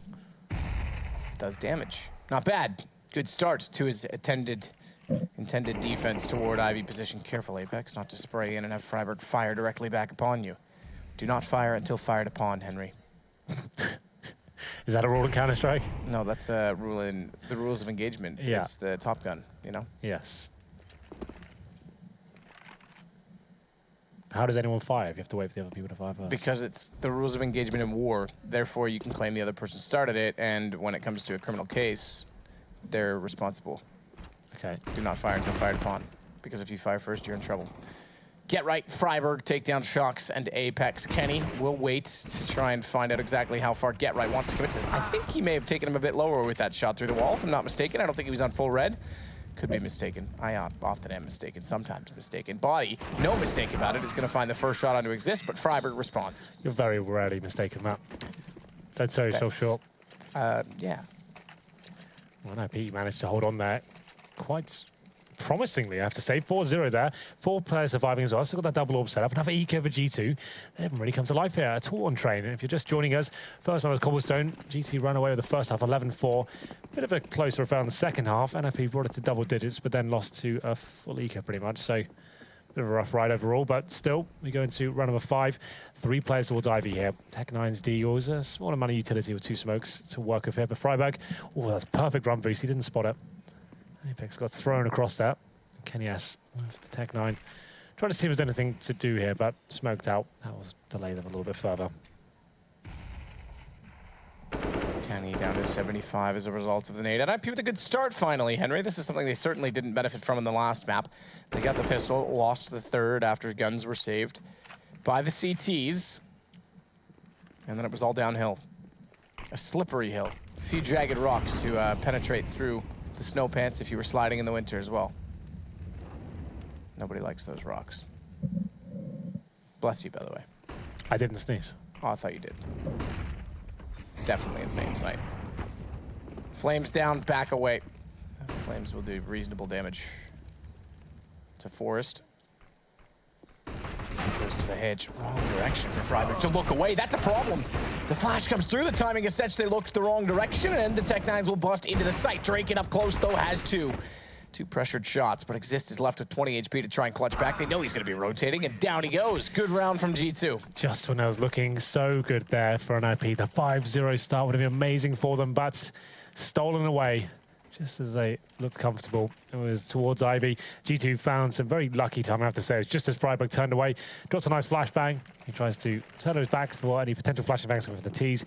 He gets overwhelmed. His teammate Forrest as well was there with the AWP. Horrible positioning, really. And they get punished for it. 4-1 now. The campaign on the T side of G2 begins. They get north for Kenny S. Still a full buy here for NiP. They have to drop some weapons around, but NBK looking to challenge towards lower ramp. Exist was there. Fired off some decent shots, but only got around 40 damage in towards NBK. Or NBK. NBK, that's right. NBK. He drives an NBK. It's like, you know, a car. I've never heard of an NBK. An NBK. Car. Oh. Like car. Exists, Right. gets... don't worry about it. You went to Boston in a car, you came home in a car. Jason will know that joke. Yeah, I'm not familiar with the accents. Body. Smoked off inside of the pop dog position. And Get Right may try and capitalize upon that. If he's smoked off in there, there's nowhere for him to go there for, and Get Right will be immediately hot on his heels. As he fights out, distracted enough, down goes Get Right, down goes the bomb as Body falls. And Apex is left in a 1 versus 5. So good response from NiP in the immediate ensuing round after an abysmal performance against that of just Pistols. Yeah, that's much better. All 5 players taken live as well. That's pretty harsh reset for G2, I think. They did win the previous round of an eco, so you've got 2 players that have decent cash, NBK one of them. Here's a replay for you from a POV we didn't spot before. We'll see whether this suggests much, but NBK holding strong towards inside. Good use of utility at that point. Finds 2 kills, looking at that third there. And we'll see what kind of force buy comes in for G2. Are they all in? Kenny S keeps 2,000 in reserve, which is good news for him, obviously. Most of his teammates, though, pretty much going to be expending almost everything there. Going to have a set piece towards outside once again. Kenny S will be doing the connector smoke. And they'll be doing a few towards the second track as well. And just trying to get that bomb train overwhelmed with Tech9s. 3 Tech9s, air so fine, baby, wanna give it to you one more time. Those are lyrics? Yeah, something like that. To the yard, where the smokes are down. Forest, blinded off by them, is gonna bring the AWP back inside through the hitch, and there's 3 players beside the bomb train, all of them stacked up. Draken is gonna miss the opening shot. That could be a disaster as NBK finds his second. Thankfully, Get Right did get Body in between those 2 kills. But it's Tech9s that are doing all the work for G2. Perhaps Pistols eco rounds out of benefit if they learn to win Pistols themselves. At LAN, maybe FaZe would be champions and G2 would be. Oh, the Tech9 rush outside with the smokes as well. Backed up by 1 AK. I guess that's the only problem I have with the Tech9 is running accuracy. The fact it's so good and can do 1 bullet headshots and like looks so powerful when it's running and gunning. That's there it is. G2 managing to pull one back, and that might just be enough to get them really into this game. Another force buy from NiP. This time certainly not as strong as it was before. Famus And NiP will have max 7 as well. Kenny has very fast shot towards Ivy, but Draken's fighting back. Good shot, Shock's body better. And BK will take down Freiburg. Apex that's going to plant the bomb exists. The only left alive, I think, is out of money at this point in time as well, so he will back off. Exist. Just going to wait and see if anyone's going to hunt him down to try and keep that weapon. It's his intended plan. Henry will see if it works. Not all plans do go the way everyone would like. For example, I don't have $1 million in the bank. Could have fooled me. You're spending money. Beautiful wife and a private island. You've got a husband, though. That's me. When did you marry me? Oh, Vegas. Yeah, did you not realize that night? What happens in Vegas? I thought it was just a shooter bar. No, it was not. And you were blackout, so paperwork's in the mail. It's waiting for you at your parents' house. My parents' house. They're waiting for your son is now married. That's what Jaden is, to be fair. Yeah. Wow. Here we go. 5-3, G2 with the double orb setup. They have put themselves right back into this game. It was at one point looking like it could be 5-0, but that wasn't meant to be the case, and it's now 5-3. Fulik over here, really, I think Exist saved his weapon in the previous round. He did indeed, so he's got the M4 and head armor. Then Incendiary to boot as well, but that's all he's really got to work with here in terms of the buy altogether. Draken's got the Zeus out once again. Plant comes in. They did fully stack inside. Just one player towards outside. That was Get Right with Silent USB. Gets a dink in, but it can't find the kill just yet. Certainly cannot, which does G2 start things off well. Draken still has. That Zeus as he falls away, but Force found by Shocks. Shocks looking the other direction. Not quite Kenny. Not quite the no-scope shotgun style. Speaking of, he's the next in line of pressure. Bomb already planted, however, and it's just a matter of trying to get this AWP from Kenny. They've already got the first one. That'll be beneficial if they can continue to hold that into the next round.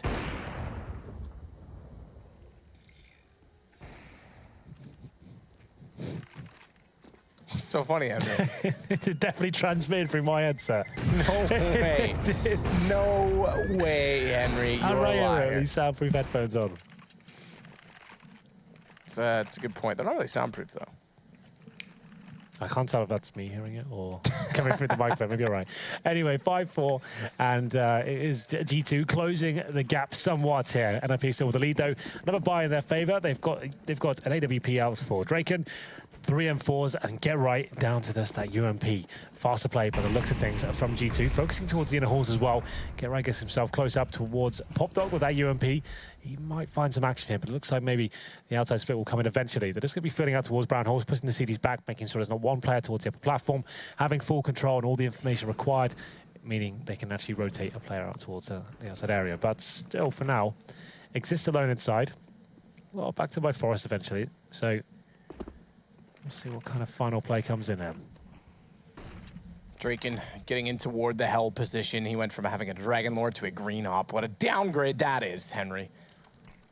Skins matter.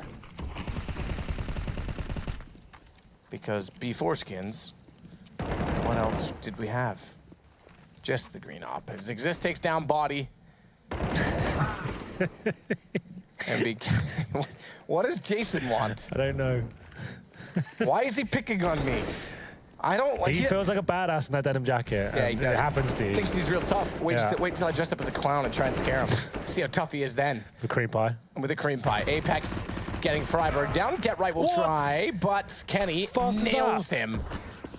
Snap of the wrist, and it is 3 HP left for Kenny that he survives with, but it's 3. 1 to the good of that of 2. And NiP have. That's been taken aback as Draken will find Kenny. Oh, MBK, that's ambitious. Just runs down the ramp with his knife out. With the bomb as well. Shocks has to go close. We just finished saying that Kenny's the better one in this position. You can wall that.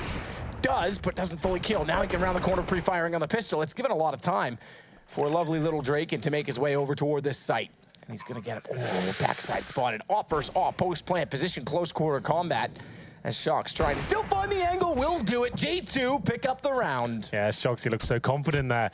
Freiburg just cowering behind the spool at that point, just hoping he can buy enough time. You can see he kind of given up. He knew he wasn't going to win that duel. I think he just had to challenge him. Once he bait out a shot, just get around that corner, get in his face, but he was just hoping he could call for his teammate to come around the corner, and he just about gets away with it. Shoxy, he finds the kill. It's a leg through the spool and then finishes off with the Glock. Draken, like he said, it was definitely 50-50, but Shoxy looked so much more confident. He was actively challenging and allowing himself to be found. So very good stuff there. It ties things up at 5-5. And it's 4 rounds in a row that NiP have lost here. So in terms of lost winners, $2,100. Exist still has $6,000. He saved a weapon before. His teammates, though, not really the same story. Draken, to be fair, he can buy if he wants to. 3 of the players in the NiP squad cannot. So a chance for G2 to actually take the lead at this point after being 4-0 down. NiP have somewhat dropped off. Shoxy finds them another round here. In terms of the buy for the next round, we have a pause. I'm sure it's from NiP at this point after losing that one. And Apex has purchased the Mac-10, so he's kind of reading the economy. You can't do that at this point, of course, and it's a bit of 50-50 with Exist saving that weapon as well. It's difficult to really tell with WECO. He's fairly confident with his purchase. But yeah, Train has been quite interesting so far. I haven't seen too much in terms of actual tactics from G2, apart from when they've got Tech 9s out. That's when they're doing the full set pieces. Apart from that, just running down lower ramps with their knife style like MBK demonstrated. They still won the round, so it's absolutely fine. Force buy does come in from NiP. Okay, then. I didn't think they were going to give it a go. Like I said, 2 players could buy. They had like 5k each, so they're going to be getting the double orbs out, and then they'll be joined in with the UMPs. I guess it's not really a big deal anymore. Like CSGO, I think I still put too much weight into the economy, a little bit too much when I forget the UMPs available, right? And you can still just have full gun rounds of UMPs. It's kind of a sad way that is kind of where we are with CSGO right now. But this is a fully acceptable buy. Like, if you played 1.6 or Source, if you got an AWP out of MP5s, like, you'd think, yeah, we definitely lost this round. This isn't happening. Smokes down, flash out, Shocks to back off. Some tension music here as well. I like it. It's good. Yeah. It builds the mood. I usually put on music for the same reason. Forrest has the AWP to watch corner. Smoke will not conceal that of the upper position in the halls. So be that of a very careful man, NBK. It's just dawned upon me, Henry, that I would really like some pad thai. We can make that happen. Well, we can't, but... Forrest still in position. Smoke's gone, but they're not rounding this corner, so they're looking down the ladder instead, perhaps. Now they're at the corner. Exist up close, gets baited in perhaps by the op shot that's scared. All it needed was the thunderous applause of an entrance for Exist. Flash down the ramp, Exist will back off. Forrest is re-entered from the upper position. It's all gone well. It's all gone to plan. Draken's rotated over as well, and Get Right's on the flank. Good job there by NiP, managing to pincer them in. G2, like we said, lacking in terms of like general tactician approach, and managing to get pincered very effectively by NiP coming in from the lower ramp. And Pop Dog at the same time. G2 had nothing really to answer back with, so a clean round from NiP. It's going to be around the 12 at this point. Still a double orb setup available for both sides. Quite rare to see it come on the T side here. VP sometimes run it, but Kenny S and Shoxy, that's a formidable duo going into round number 12, looking to steal back the lead here. Good flashbang, perfect flashbang in fact, as Forrest takes out Kenny S in the main entrance. Draken waiting to bait in his teammate Freiberg from the long Ivy area. Shocks gets the shot though cleanly, and Freiberg's left to his own devices. But he's not device because he's a Swede and not a Dane. My jokes are fantastic Yeah, some of them, not all of them land. You know, sometimes you just gotta shoot for the fences, aim for the stars. Even if you miss, you land among the moon. That's not how it works, but get right. On top of the blue train, we'll get closer to A main. Apex sneaks in undetectedly so, as he'll take over Sandwich. This is big. Apex, I think, knows he's there, so yep, just wait. Takes the shot. Careful not to overstep, but he could have been caught from hell in doing so, but finds Exist to the inside of the train. Instead, Freiberg, of all people to use and yield an AWP, has found shot back. He has, but they still have a lot of work to do here. Forrest and Freiberg. Doesn't sound as tantalizing as Shoxy and Kenny S, but Kenny S has gone down. MBK picks up the AWP as well, and we'll see whether MBK can hit the shot remaining. Okay, Shoxy does as well. Freiberg goes down. It's going to be a 2 versus 1. Forrest, certainly a very good AWP, but he might have to save at this point. Quite back and forth game so far. It will be tied up once again. It's a 6-6. Forrest towards CT spawn, trying to hold on to the sniper rifle here. In terms of money into the next round, won't be great. They can, if they save the AWP, they can get a buy out of it. It'll be a mixture of UMPs and a couple of M4s. You can see right now, Get Right 3,300. Similar story for Exist as well. So Forrest will get 1,400 on top of this. He can drop a weapon over. So he can just about buy if he saves the AWP, which is looking very likely at this point. 3 weapons saved up for G2 here. We're coming to the closing sectors now of the first half. And it's still anyone's game, but to be fair, it is a very CT-sided map overall. Probably the most CT-sided map we have in the pool still.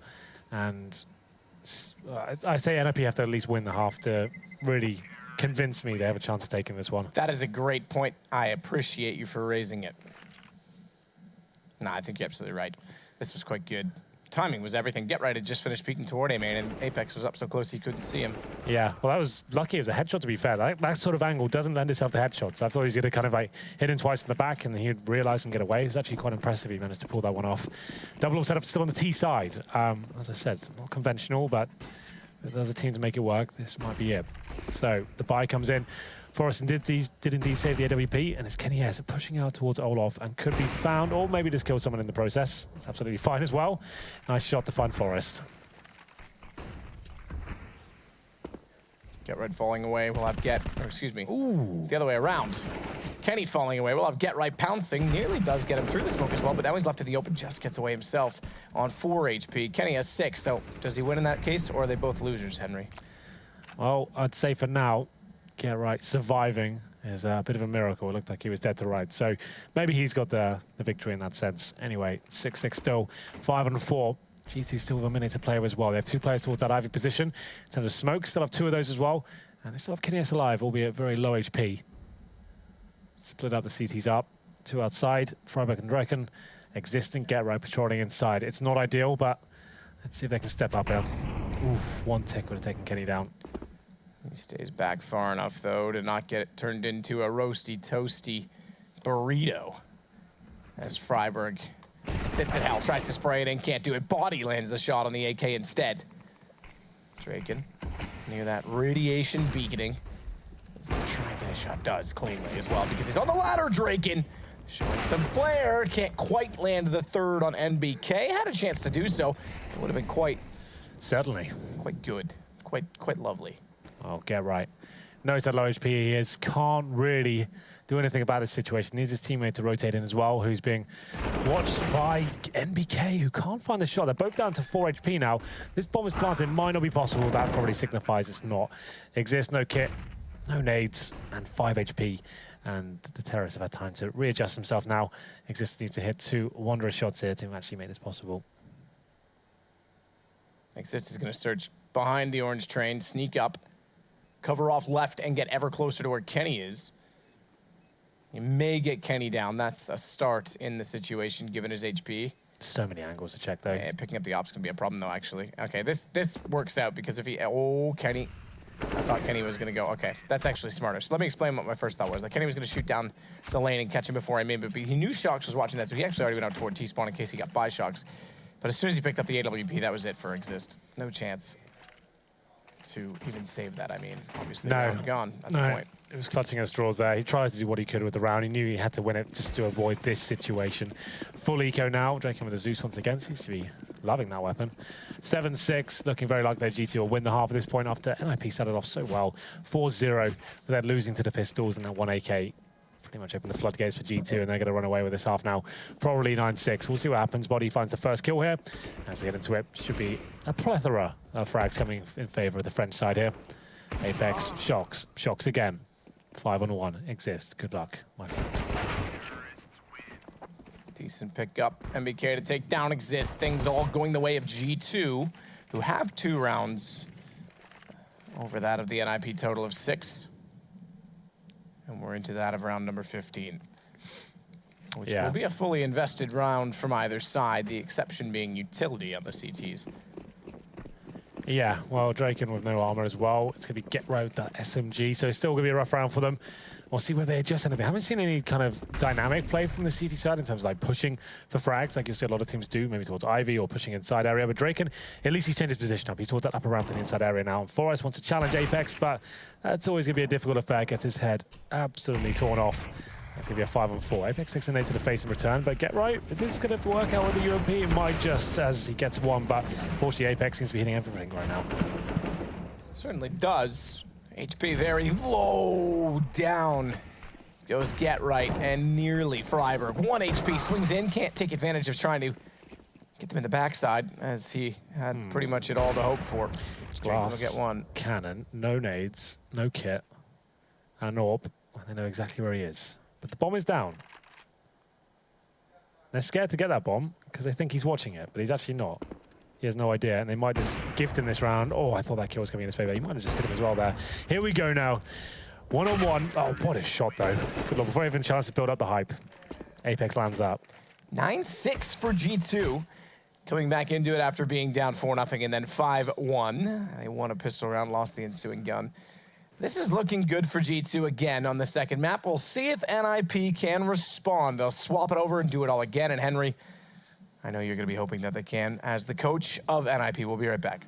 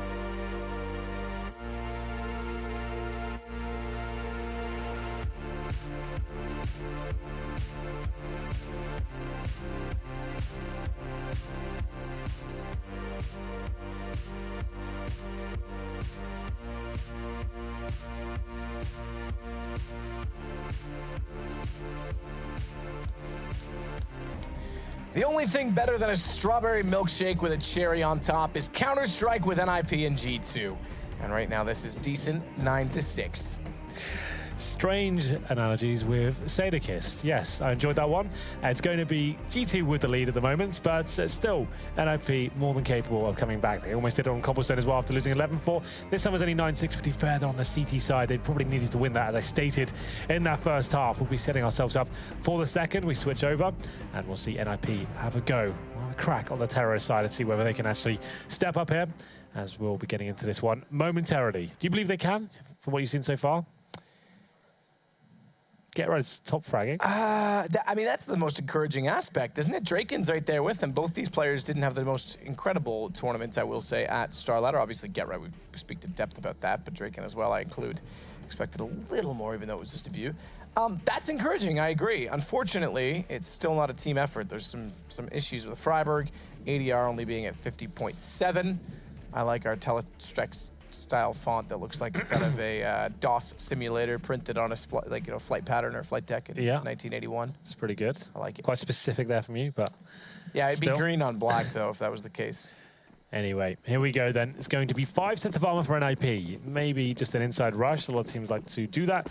Just boss your way down that lower ramp. Forest waiting towards main entrance for the flanks coming in. Freiburg getting a nice little bunny hop there, so maybe he can edge his way down, but Body's waiting for them. He does a bit of damage, but can't find a headshot just yet. They're actually lining up and hoping that someone faces them. That's actually quite an interesting idea.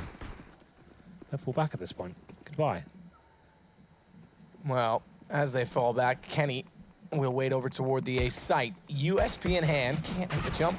Or the first entrant does hit the fifth and final. Takes down Draken as he swings back out toward the E box. And it's all to play for Kenny with a third, looking in a great position again to build up early economy, and BK takes down Freiburg. I'm not really sure the idea from that NiP play. They get into the lower round, but they push the CDs back, take away their vision, right? So you've obviously forced a rotation in spotted you all, and I get that, but it wasn't really convincing enough to suggest that there's going to be no one outside. It took so long to rotate all the way back, and they had CDs facing that as well, that they get into a position where they can actually just mow them down one by one. NiP get no plant in. It's going to be double digits for G2. 10-6, but a force buy from NiP. We'll see whether they can step up here. 3 rifles to G2. I like this. It's classic Counter-Strike, the way you should be doing it. A few rifles and a couple of SMGs as we get into round number 2 here. Headshot, though. Body goes down to 27 HP. This could be a bit problematic now.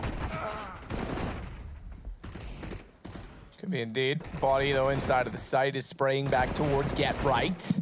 That's it. Body will take down Draken as well. That is it indeed. G2 now find themselves on 11. Theirs goes to 11.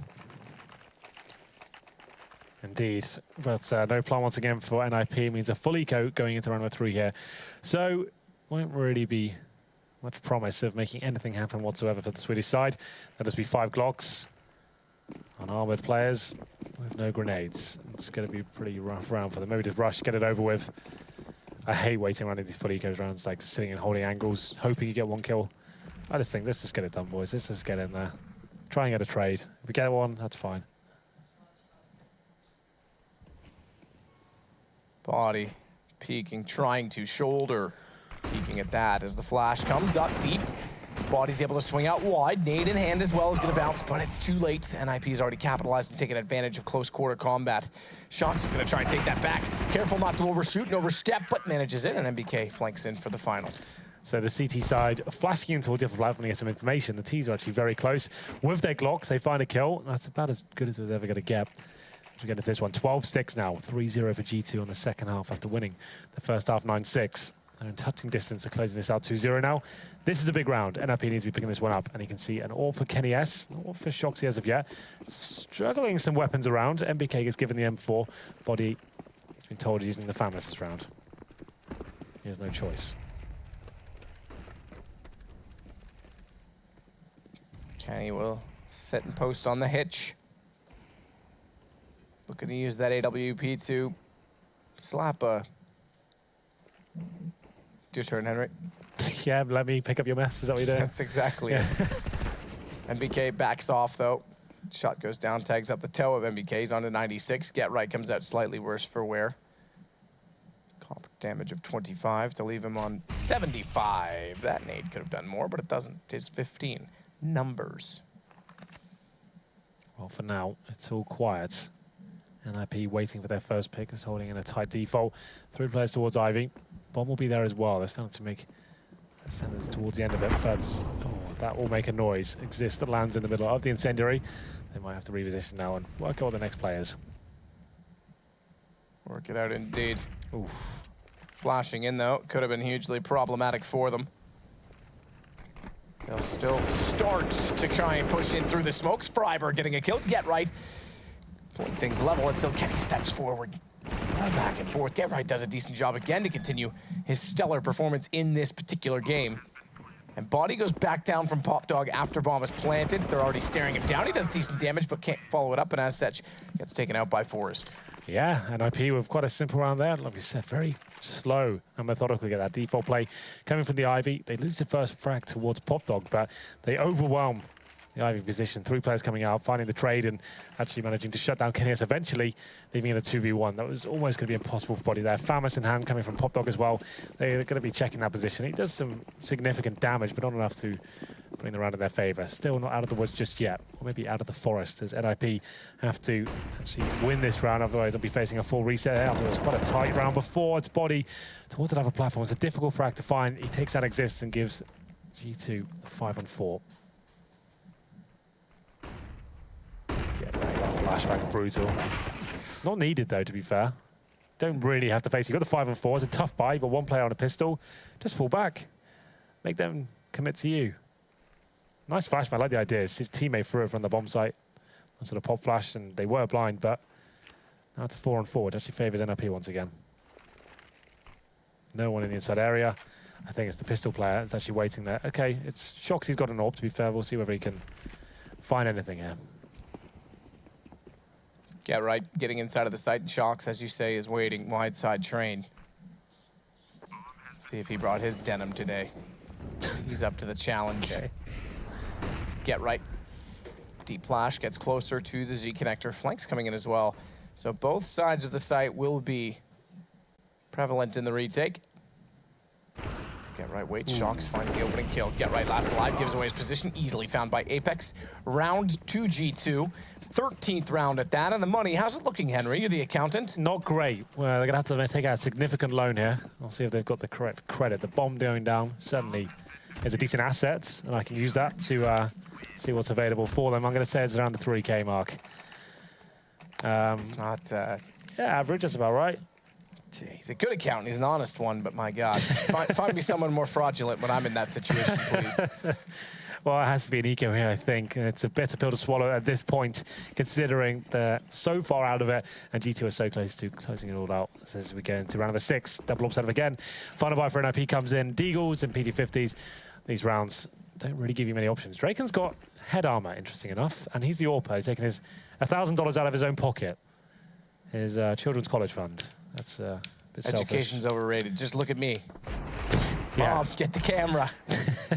I'm doing fine. Apex takes down Drake, and Kenny will take Forest.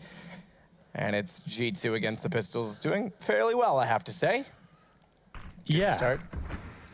Sorry, go on. Wasn't cutting you off. No, I was actually letting you speak, Henry. I was being polite. That's one thing my mom did teach me. MBK gets assist and get right down. It's going to be just Freiburg remaining. And he gets naded immediately onto a fraction of his HP. I think 18, or is that 19? It was 19, but now it's 18, 17, 16, 9, dead. The ramblings of a madman there towards the end of that round, but still, it's absolutely fine. We'll look after him tonight, don't worry. Make sure he gets home safely. 14-7, another buy for NiP. All comes in, Draken. With 4 AKs as well, pretty much last chance saloon at this point, and it's not looking too great. They do have a couple of smokes to work with, 3 in total, and the AWP, but the way G2 are playing right now, Shoxy looking to get aggressive on that lower ramp inside again. We'll see whether he can just hold that area by himself once he gets established. Draken waiting with the AWP toward the red train. Kenny's going to go up. Kenny's going to go... Oh, what? Draken, you got to hit those. Did he move too soon? No, I think he was just wide, from what I could see. Go TVs are difficult to tell. It's true. That's a shocking turn of events. Well, it's 2 to go for G2. NiP trying to cling on to what's left of this. Not meant to be a Star Trek reference. I apologize. Oh, it's quiet once again. NiP probably be sending the 3 players towards Ivy. Actually, wrong. There's only 1 player this time. They'll be changing things up towards main entrance self-focus. They get the first frag. Forest and Get Right chiming in. It's up to Shoxy now to defend. This is looking very good for NiP. Oh, maybe not. Okay. Bomb to go down. Exist to be the one to plant it. Body wants to get back out. 46, but Body gets Draken back. Exist takes Body immediately thereafter, though, and then NiP find favorable trades. They find a round. Yep, goes down to the 1v2, though. So in terms of the reinvestment, they still have to invest a lot of money in terms of grenades and dropping the weapons around. Shoxy, this shot was pretty sick. That's when I got a bit excited. I thought, okay, he's got a chance of making this happen. Still a lot to do here for NiP. Yes, they win the round. That's great, but they've left themselves with 0 money once again. Lose this, it's over. Get Right's on the SMG. Double orb setup, still plenty of money for G2. Lose this, I'll say it's actually over. Oh, and Shoxy hits that. It was the run boost towards Ivy, and he takes Freiburg down to 16 HP. Kenny's going to get away before Get Right can pounce. Draken, though, does get the first kill. So, good start, you say, in terms of damage, but dividends don't pay off. MBK, meanwhile, is going to push up. Forest is in a prime opportunity to take him down. This should be a kill again. Dink, mind you, given the position, is actually not too bad from NBK. That's not too bad at all. But yes, 2 players are low, and Shoxy and Kenny are still alive, so we'll have to work out how they can negate them and potentially close this one out to find the 49. That could be the end of the GT money as well. I believe it will. So if NiP can do this in the 5-on-3, they might find an entrance back into this game. They're very spread out at the moment. 2 players towards inside. 3 towards Ivy and main entrance as well. They're not overly committing just yet. They're hoping the CTs make another mistake and maybe give part of the map up. But smoke towards lower ramp, that's a bit of a fake. Just trying to hold whoever's there in position. Potentially one of the AWPers as well as they make their way towards outer. KNS ready and waiting though. A rare miss from that angle now. Molotov down toward Old Bomb. Molotov down towards Z. Another miss indeed. Kenny can't land that either, and I think they're gonna try and get away, but Kenny's found. And NiP will find round number 9. I think the money's gone for G2, so this is gonna give them a chance for an overtime, which is exciting as always. On train as well, overtime's usually pretty good because they're fast-paced. Yeah, we've got a bit of distance to go before that, but at the moment, looking promising. So GT having to save their weapons now. A clean sweep from NiP so far. All 5 alive. As I say that, though, body finds Forest. Shoxy towards CT spawn is now dead. He had one of the remaining orbs there, and Body just fighting valiantly now, trying to stay alive. And he's going to be taking down a significant amount of the NiP workforce here, but we'll see whether he can stay alive at this point. Bomb goes off. A little bit of damage at that point. Finds another kill and a 4th. Okay, so what was looking like a clean round overall has actually ended in disaster. Body finds 4 kills and gets the AWP. This one like Kenny S, they might force around this one. Apex can buy as well. I think they'll probably go for it. Knowing them. 4 seconds. Who's going to make the call? That's actually quite rare for a team like G2 to not force buy in these sort of scenarios. They get a scout for Apex, who had a ton of money. So still a chance, though. Let's follow Kenny S and see what he can do here. They're not going to be overfacing him, though. They know that the threat is real. Looking at double digits. It's very similar to what we saw on Cobblestone, I have to say. Kenny S now challenging towards main. Drake in without the AWP this time. Oh, goodness. He's actually was trying to give his frag away, it looks like, but stays alive for now.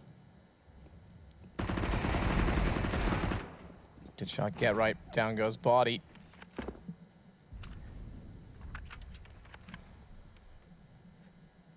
It's all of a sudden MBK to fall off and hold Pop Dog very nervously, it would appear. Kenny does have the op still on the G2 side. But 1 minute and 6 to play with. No one giving an inch for NiP. You give them an inch, Henry. They'll take 1.5 inches. You haven't got that exactly right, but yeah. I mean, you may say I'm a dreamer, but I'm not. What are you? I don't know. A man. That's a hell of a shot, Shox. Takes down Get Right, looking for more. They'll jump above. Forrest getting the kill immediately in response. And the flashes and smokes will go down. It's Drake to go back, circulate, hold off anyone pushing in through behind potentially, and then take over Pop Dog position. Pop flash down, Draken goes in. MBK's left on the site. Shox had that wonder, but no one else has the thunder. Oh, or do they? Kenny, MBK finding kills. Kenny goes down though, that's the off. Gone, MBK, nowhere to move inside of the flames. It leaves Apex alone. Draken's low, headshot easy on the ball. 4 seconds, it's done. Apex has done it. That is incredible. Not like that. Sloppy. Oh, you hate to see it. You really do. And the replay says it all. Draken plant in the default position these days, but with time ticking away, he didn't really have many options. And his teammate, where's the backup? Why is he not watching it for him?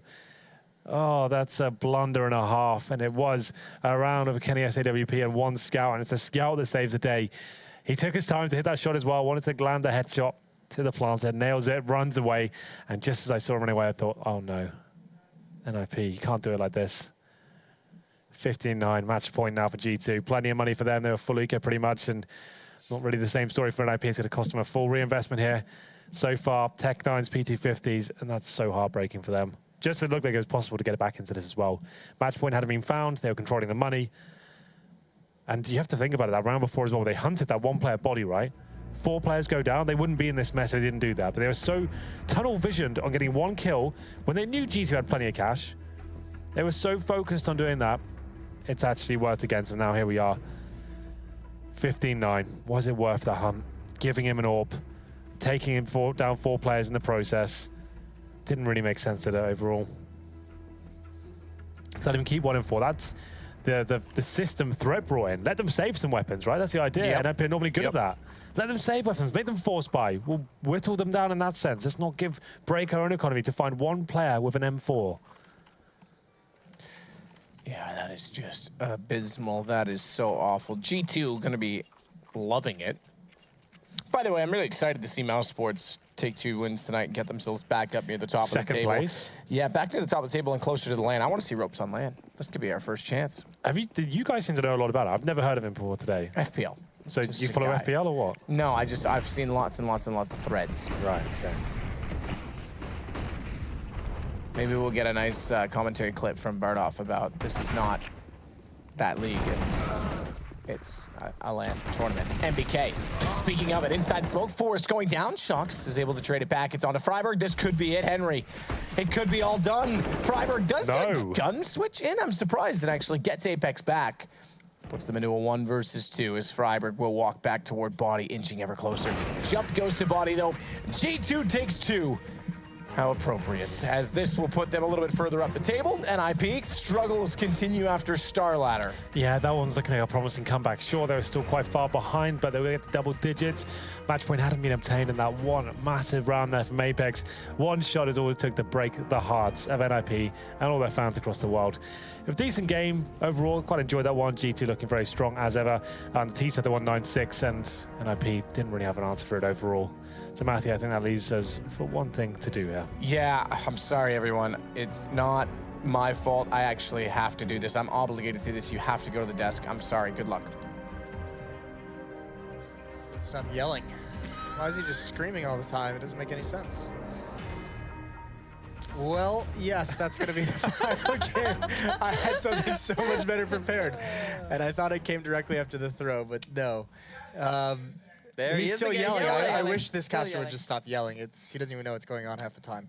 Yeah, that's it. 16-9 for G2. They take both maps again at NiP, a struggling NiP and a resurgent G2, and that's going to help them definitely out in the standings. We detected at the beginning of the day that G2 is so far down, but still just 2 wins behind that 6th seed. Yeah, no, this is massive for them because, we started to see a little bit of, light on their online phases, but it was still like, it was always overshadowed by them actually losing out in the games. And then obviously Star Ladder comes around and suddenly, okay, maybe we've got another another team who can compete in this league, because it was already looking close even without them being within that kind of close-knit pack in the middle. But now they really are putting themselves up there, especially with this victory. Yeah, pretty comprehensive win as well. The way the game started, it looked like NiP were potentially going to run away with that CT half. Was it 5-1 or something along those lines? Something like that. They won pretty much everything they had to early game. And it looked like they were convincing rounds, right? It didn't look like it was too many clutch situations or anything like that. It looked like they were off to a good start. They left off, Cobble, forgot about that. We're onto a new map, and it looked like they were performing better. But once G2 got going, they got the AWPs up, they got the economy going, they started winning a couple of key rounds, they got on top of it. Then the CT side, I did see the double AWPs come out again towards the later part of the half. But yeah, that's all she wrote. It's all over, read her over. You got the other cliches? Oh, you got a list up, didn't you? I tried to find a list. A list of what? Cliches for it all being over. Yeah, but... Done and Dusted, I think, is the best one out there. That's my least favorite. It's pretty overplayed, but I think it's powerful. Yeah. Powerful. It makes sense on this day. Yes. Anyways, we have the results for today ready to go. In case you guys just tuned in, just missed some of the matches earlier. We had Envy and Mouse Sports, and Mouse Sports took both of those maps. It was the debut of Ropes, their new player. Are we going with Ropes or the Rops line? I don't know. We'll start with Ropes, and we'll see how Twitter corrects us moving forward. Rops. G2 winning both maps we just saw on NiP, and then on the B stream, Na'Vi taking Kingwood out in 2 maps, and Astralis with a tight win in that second map against Hellraisers. This has to be one of the first nights in a long time where all of the teams won all of the 2-0. maps. Yeah. Yeah, it's very, very possible. On the 20th match day. Who would have thought? It's crazy. Oh, a lot of movement in this. Envy and NiP both dropped 3 spots. Yeah, G2. We mentioned it. That's huge. They're now in the playoff picture. Very, very quickly. FaZe is bumped out. Fnatic and Virtus.pro right there as well. Although Virtus.pro not looking great. That doesn't bode well. Navi's at the top with those 2 wins. They're tied with Astralis 12-6. These super teams, they're starting to show up. Either of you have any thoughts? Cool. No, you're right. Excellent. Thank you, Jason, for that astute observation. This is the North American schedule. Team Liquid taking on Optic tonight, and then SK taking on Cloud9. These are probably the top 4 organizations in North America. Is Twist playing for Liquid tonight? I believe yes, he is tonight. So Twist is like a new stand-in acquisition, whatever you want to call it, for Team Liquid. I believe he's playing for them tonight from Misfits, yes. And then Rush Luminosity on the other map. I know you guys are going to be watching that with bated breath. Selfless, we still don't know what they're going to be called. No, they're called the Foundation at the moment. That's the Foundation, okay. The Foundation. Because I saw them beat Cloud9 last night, and I was like, didn't beat Cloud9. Yeah, they did. They took a map off them. Let me check. I'm pretty sure. All right. He's well, off while for a you're bit. checking, this is tomorrow's schedule. It's Fnatic taking on Hellraisers, North taking on FaZe. Both of those maps are going to be good stuff. Virtus.pro, NiP, and perhaps those 2 on the second stream. That's not we don't see that too often, but that's just because of the poor run of form both of those teams have had recently. And then G2 Mouse Sports going on as well on that second stream. Which one are you guys looking forward to most tomorrow? you being completely wrong because Cloud9 won both maps against the Foundation last night. 16-14 on Cobble and 16-12 on Cage. Huh, well, it happens. We can't always be right. I'd say 99% is a pretty good streak for myself. Either way, that's the show today. It's been phenomenal. Happy International Henry G Day. We will see you tomorrow. Have a good night.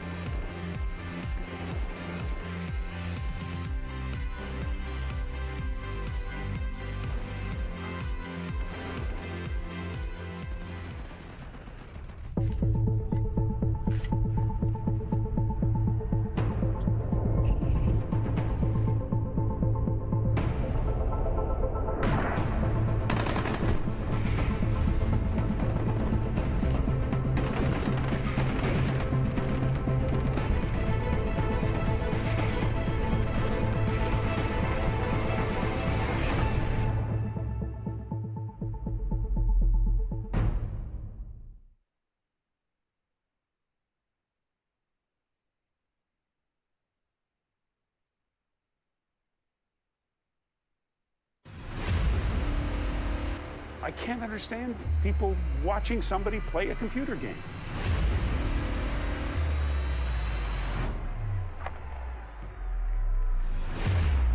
It's still not a sport. It shouldn't be on a sports network. But I don't know if athlete is the right word.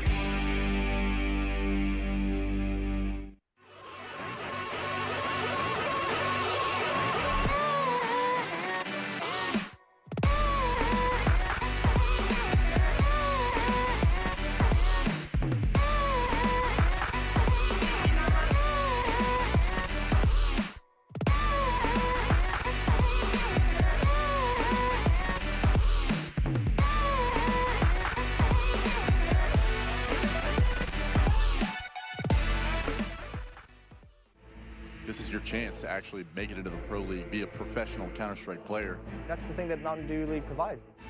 Kinguin, you know what? If anybody has a shot at 2-0, it's Kinguin.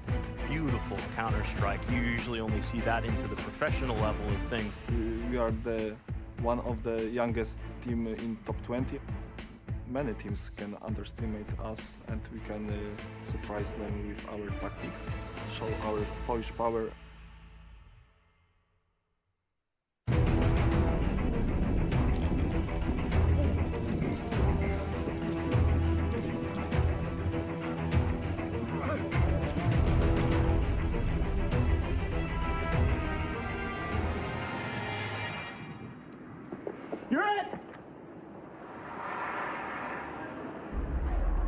Start your esports career now at play.eslgaming.com. Counter-Strike is sharing incredible moments with us and will return to a memorable place.